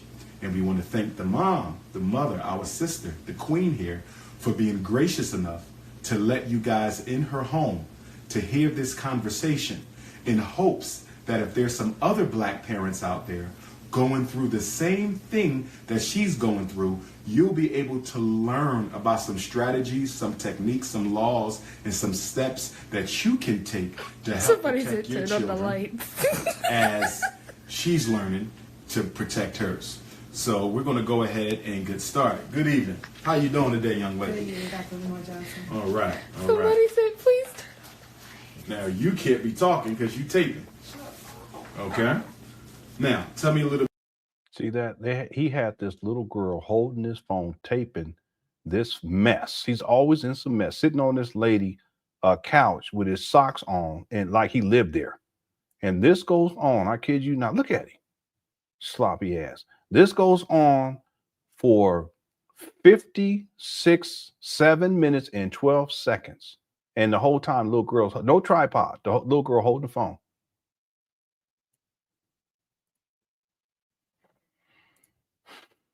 Speaking of disrespect of elders, we were talking about that earlier. Let me see if I can find this. It's at around the 22-minute mark. I found the video. No, that can't be it. Yeah, we'll have to skip through. Let's see. Y'all at the FDMG grand opening next year. I want all my Kansas City family to be at the FDMG because we finished the renovations, y'all. We got everything.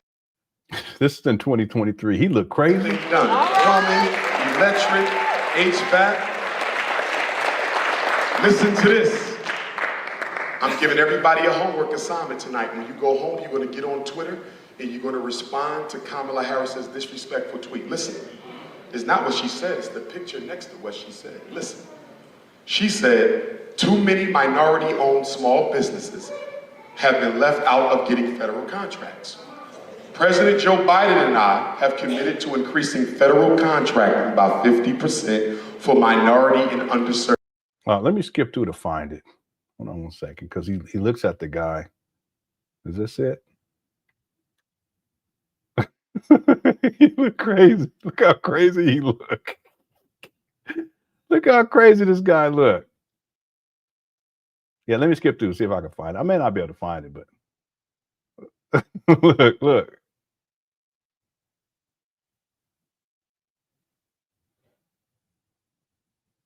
Here we go right here. I think this is it right here. Let's see. Sad. A lot of our boys are becoming slave trafficker assistants. Yes. What? Because they can't make no money. So these white men are coming to Kansas City and say, hey, bro, you want to make some money? I tell you what, bring me. He don't tell her that he want to sell it. He just say, I'm looking for a woman of this type. The young boy don't know this is for sex trafficking. He don't know once you introduce them, she being kidnapped, you never gonna see him again. He said, I give you $20,000. You bring. I'm sorry, it's a little bit further on. It's about right here. They writing down everything you tell them. I'm a recovering drug addict. I'm homeless. Me and my 5 kids living in my mama's basement.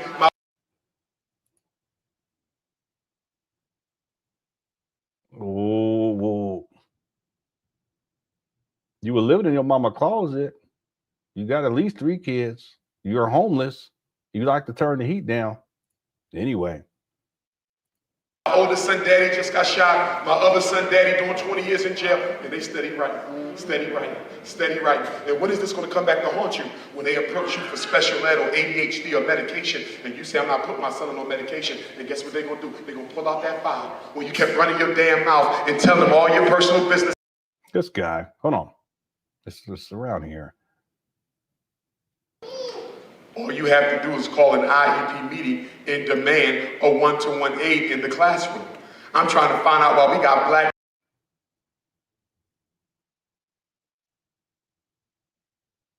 Got where I was. Oh, here we go. Here we go. Watch this.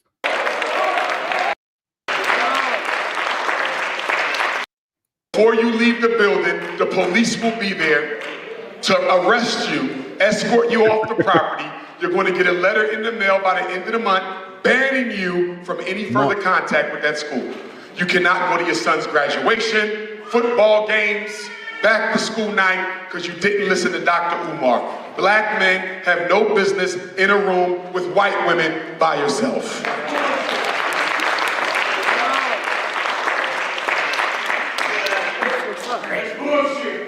Well, if that's your opinion, so be it.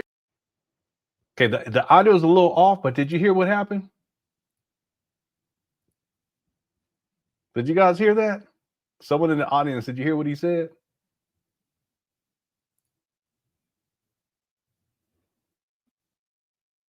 Okay, let me go ahead and let it play. Watch this.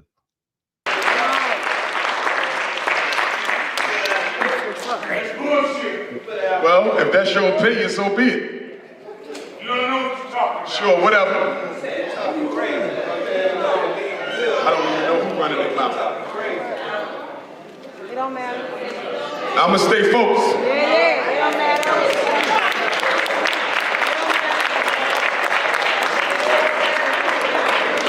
See him start snarling.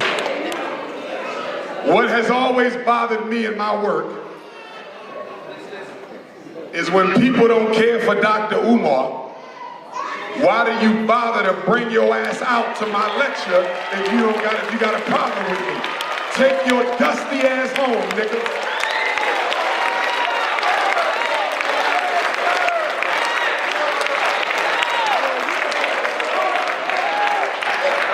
I wouldn't go nowhere to listen to somebody I don't like.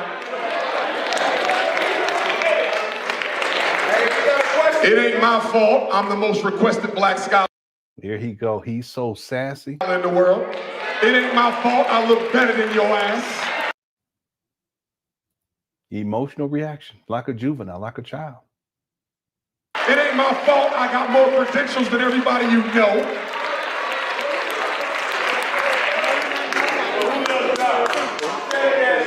Hey, if you got a question, ask a question.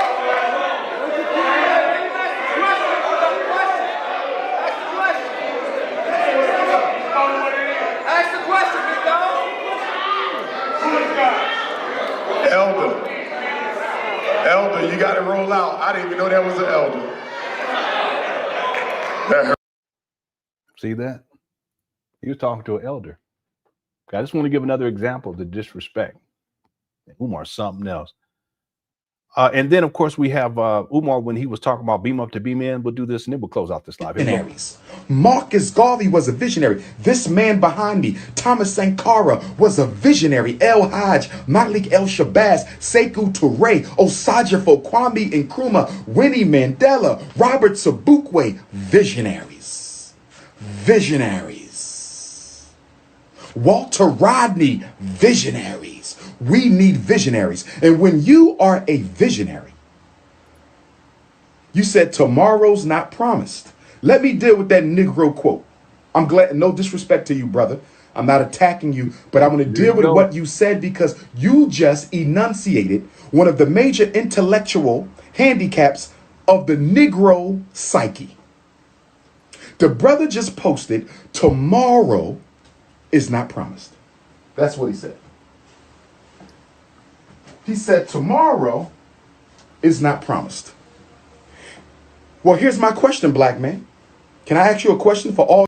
Let me skip through because he's going off on other stuff. All this reparations talk is not promised, Negroes. You've had at least, I have 7 generations of ancestors, intelligent, articulate. Activate your chakras. Here we go. Why can't I speak my speech? Here Why is it no one has called me up for my input? I have the degrees. I went to the same colleges they went to. In fact, I got more degrees than them. I'm a young black professional. Why can't I give my take? Why can't I speak my speech? My speech. Put some respect on my name. Phone ain't ringing. Lavender mellows you out. Essential oil, lavender. Woo! Woo! Lord have mercy. You don't need marijuana to get high. You don't need cocaine. You don't need alcohol. All you need is some essential oil. Woo! And activate your chakras. Activate your chakras, raise your consciousness. Get you tea tree oil. I don't know if I want to sniff no tea tree oil.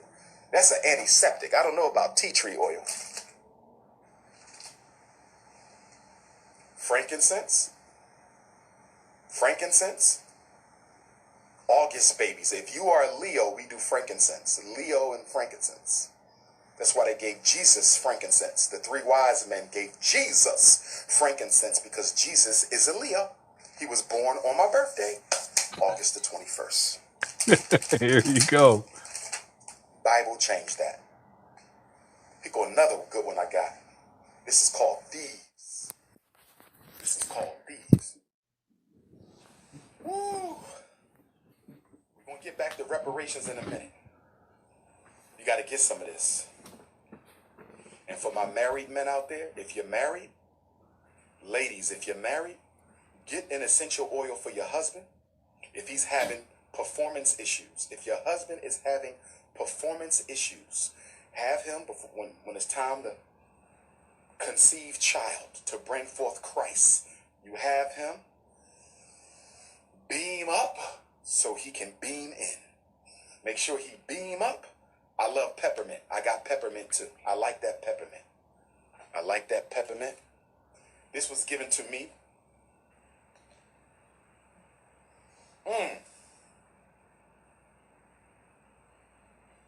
Woo.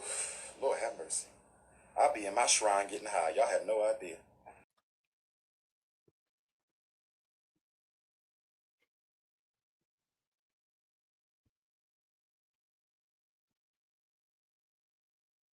We're going to leave that right there. All right, let's finish up this other video. We've got about 4 minutes on it. Then we'll finish up with California Love. Thank you all so much for tuning on. Quick Quartets on the feed. I appreciate y'all. Let's go. Did you really tell your daughter that? I mean, I know you had to come up with some lies for why you kept me out of her life, but my goodness, that was a bad lie, man. Don't do... Mama Smurf, did you really tell baby Smurf that I was beating on you? Why would you lie like that? I never hit you in my life. If there's any woman I've ever dated that I physically assaulted, will you please come forward? If there's any woman I've ever dated that I physically assaulted, will you please come forward? My goodness, we got to stop the cat. Is there a police report? Is there a restraining order? Is there an arrest record? Is there something on paper, brothers and sisters? Umar, you got to be careful before you get what you asked for. Now, I'm done with Mama Smurf and Baby Smurf. I wish them the best. Baby Smurf, get your interview money. You ain't got much to tell because you don't know shit, but so be it. Damn.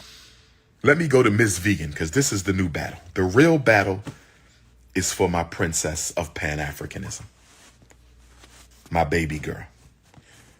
Let me give y'all one little piece of Miss Vegan.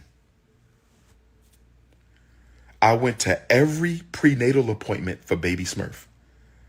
I only went to the first one for the princess of Pan-Africanism. I went to almost every pediatrician appointment for baby Smurf when she was young. I wasn't invited to a single one by Mrs. Vegan.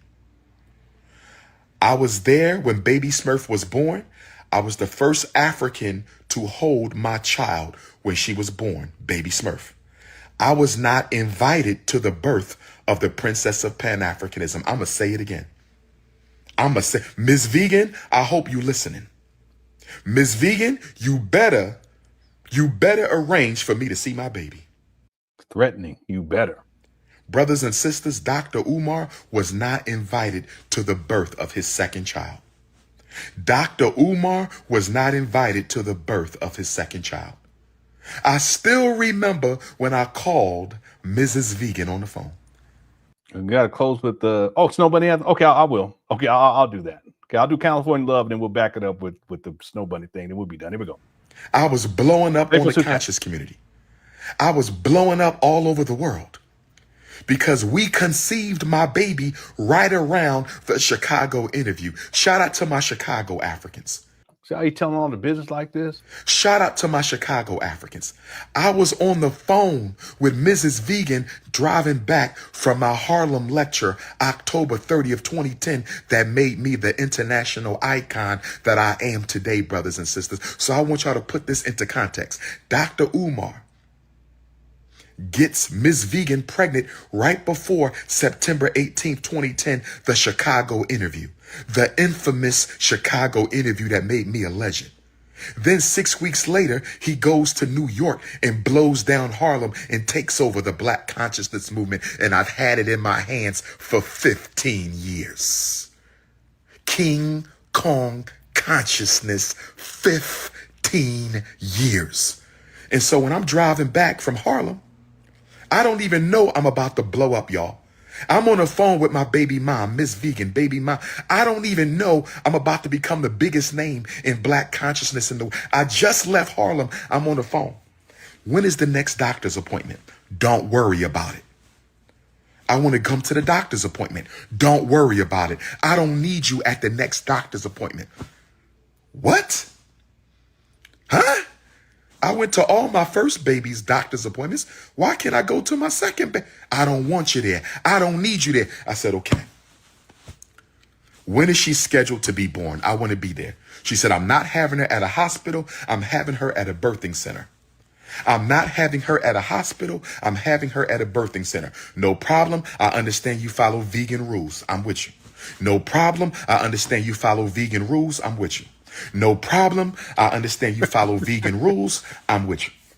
So yeah, he's trying his best, but this damage control, he gonna have a hard time getting Father of the Year after this foolishness.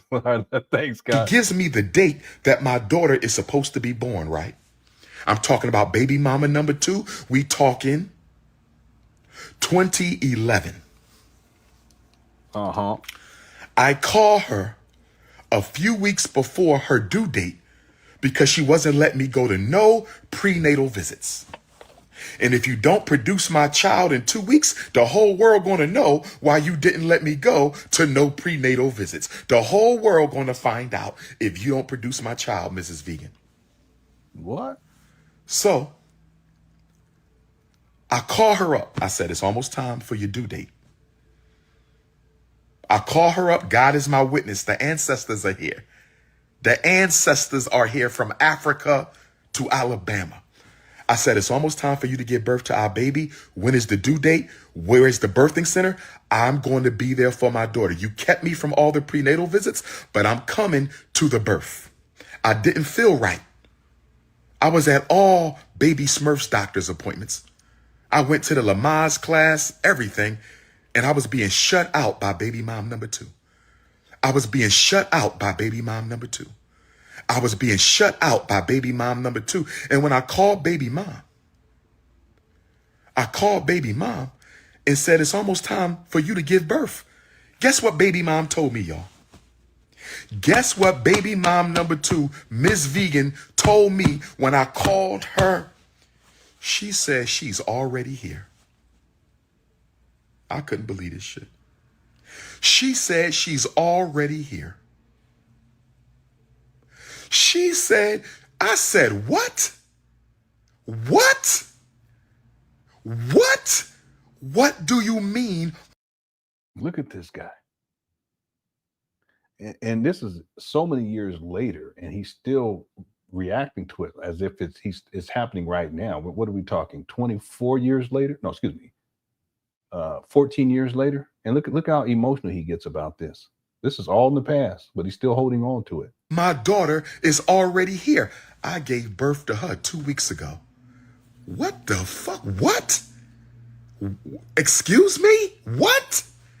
You knew I wanted to be there and you didn't call me when you were going into labor?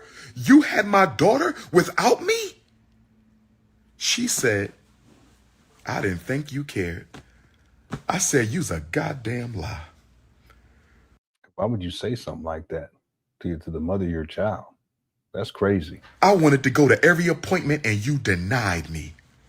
I wanted to go to every appointment and you denied me. How dare he's really angry right here. Dare you sit here? I told you to your face I want to be there when my baby is born and you denied me the right to be there.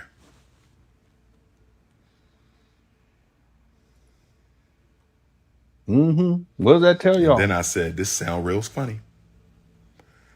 I said, this situation sounds real funny. Am I lying, Mrs. Vegan? Am I lying, Mrs. Vegan? Am I lying, Mrs. Vegan? I said, this situation is crazy. I said, I'm going to need a blood test. Here we go. I said, we can have the paternity company come to your mama house because neither baby mom ever let me know where they lived. See that? Well, that's because they were afraid of you, Umar. You're an abuser. But you said they wanted you to marry them, right? If they wanted you to marry them, then wouldn't you know where they live? This guy lied. He spins these lies. We're almost done. My goodness, guy. Some of y'all say you should have just rolled up on your child. How? How? Neither baby mom ever let me know where they live. I know where they live. Umar's ridiculous. This guy, he has excuse for anything and everything. And no accountability. Family court will not give the father the mother's residence if she don't let him. Not in Philadelphia. Well, even if that is the case, you can easily find out. Well, never mind. Never mind. Let's just keep on. Because I've asked. I've never known where my daughters lay their heads at. I don't know today. Didn't know then. They kept it. Listen, if that's the case, what you do is you go through the court system to make sure that you're able to see the child. But he's using this as an excuse as to why he's been a deadbeat. He has an excuse for everything. No accountability whatsoever. Ridiculous. From me. So I had to go to the grandmom vegan. Grandmom vegan. So I had to see my daughter at Grandma Vegan's house. Now, when I go there for the first time, I knew she was my child. This for my baby girl, princess of Pan-Africanism. I knew she was my child because when her mother gave birth, although she didn't invite me, I had a dream that night. Here we go. That she was having some complications. The ancestors brought me a dream. My daughter was inside of a car and one of the belts under the hood was wrapped around her neck. I was flying back from some other city and I was rushing to get back home to get to the car repair shop to untangle this cord from around my daughter's neck. This was the dream, brothers and sisters. It was scary as hell. This baby was hanging from a cord from a car, and I'm in an airplane flying back. And when I walked into Grandma Vegan's house for the first time,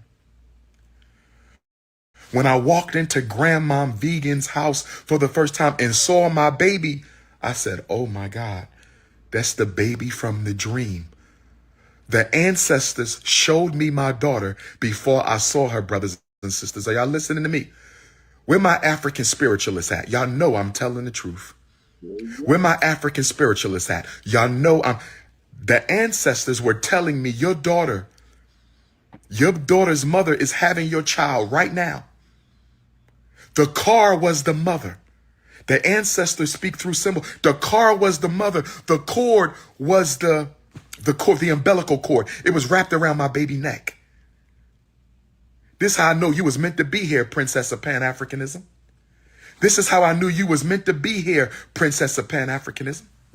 Now watch this, y'all. This is how I knew you was meant to be here, princess of Pan-Africanism, because the ancestors showed me that your mother was having complications with you. And the ancestors were showing me that your baby needs you right now, but I didn't know where you were. And when your mother finally told me the date when you were born, I said, that's around the time I had the dream. And when I walked into your grandmama's house and I saw you for the first time, I said, that's my baby. That's the same baby from the dream. I'm a priest of the ancestors, in case y'all don't know. So I get truth even when I don't have evidence. Yeah, he don't never have no evidence because he be lying all the time. The Prince of Pan bull jiveism. That's what all this is. This is a bunch of bull jive. That's all this is. He's a professional bull jive. Thanks for a super chat. We almost done. Literally, it's like a minute left. I'm a priest of the ancestors, in case y'all don't know. I get proof even when I don't have the evidence. So I was mad at myself, y'all. I was mad. I said, you already been through this. Because of your sexual indiscretions, your undisciplined self, you're going to go through this again. Watch this. See, this is fascinating because the vast majority of this video, he's lying and spinning false narratives, misrepresentation of the facts, exaggerating. But then at the end, he starts to tell the truth. And I see this with Umar every once in a while. See, because the devil does that too. Devil, he'll be lying and shit, and he'll tell the truth every once in a while just to keep you. See, but watch what happens with Umar. All this lying, all of this exaggerating and bull jiving, and he finally says something that's truthful, which he says right here. But watch what he does next. Watch this. It's all my fault. Black men, if we are going to be kings, we have to admit it's our fault. It's my fault. I take full responsibility for what happened to my oldest. I take full responsibility for what happened to my youngest.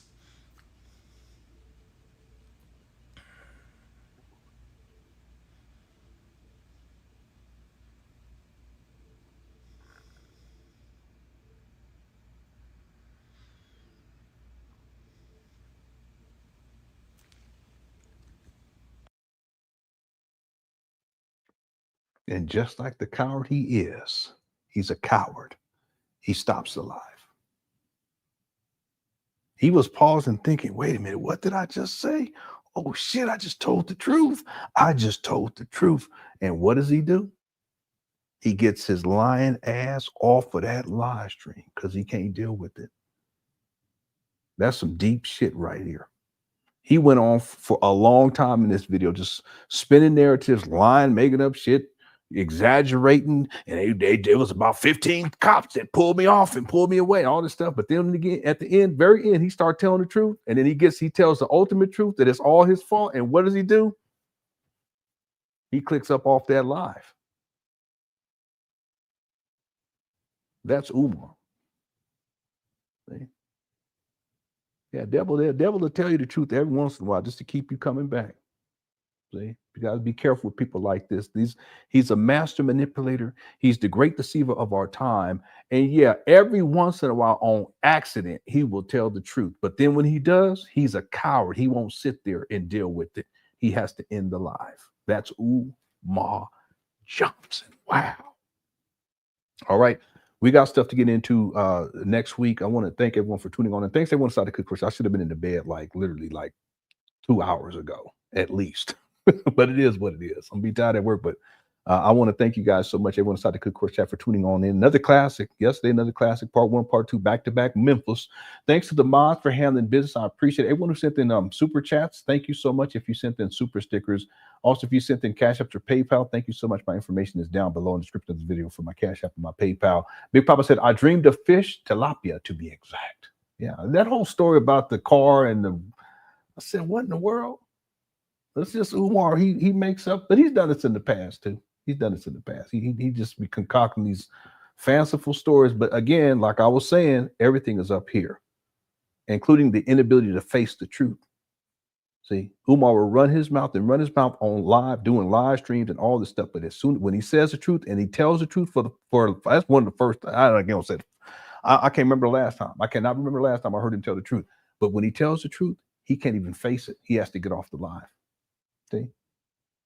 Thank you, Big Papa Absence. And then God bless us. Peace, Lenon. Peace to you. Thank you so much. And thanks to everyone for tuning on in. I hope you guys enjoyed the show.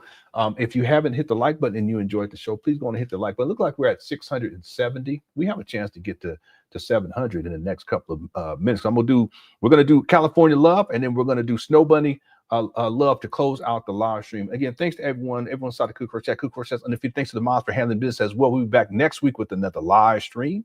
And here's the first one. Bells about a bell, California dreaming. To the step of this bed, that did the hoops screaming. To the from money and alcohol, the feed of the best five ball, and jump, and so on. To the body, the rhythm died. To the college, to the champion. That's right.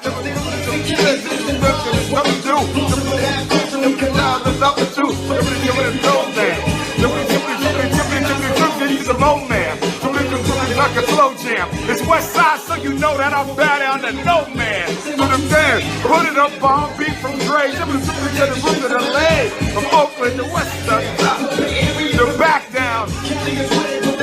Show me love. All right, here we go. So you're fancy, huh? Yeah, black community activist. Yes, ma'am. Okay, Yes, ma'am. Well, good for you. Thank you. Thank you. All right. Thanks so much for your time. Appreciate y'all.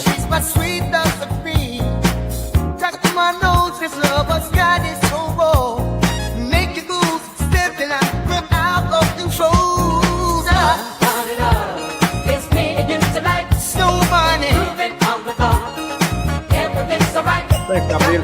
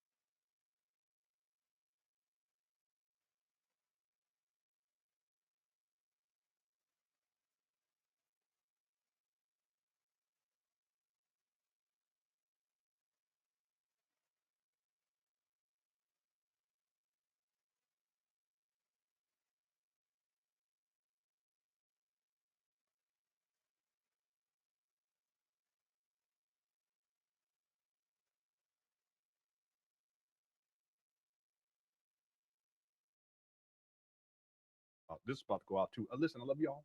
We'll be back next week with some more live streams. Cookie Crush Chat's undefeated, and I'll talk with y'all soon. Okay, on my parties. I love y'all. Take care. Peace. All right.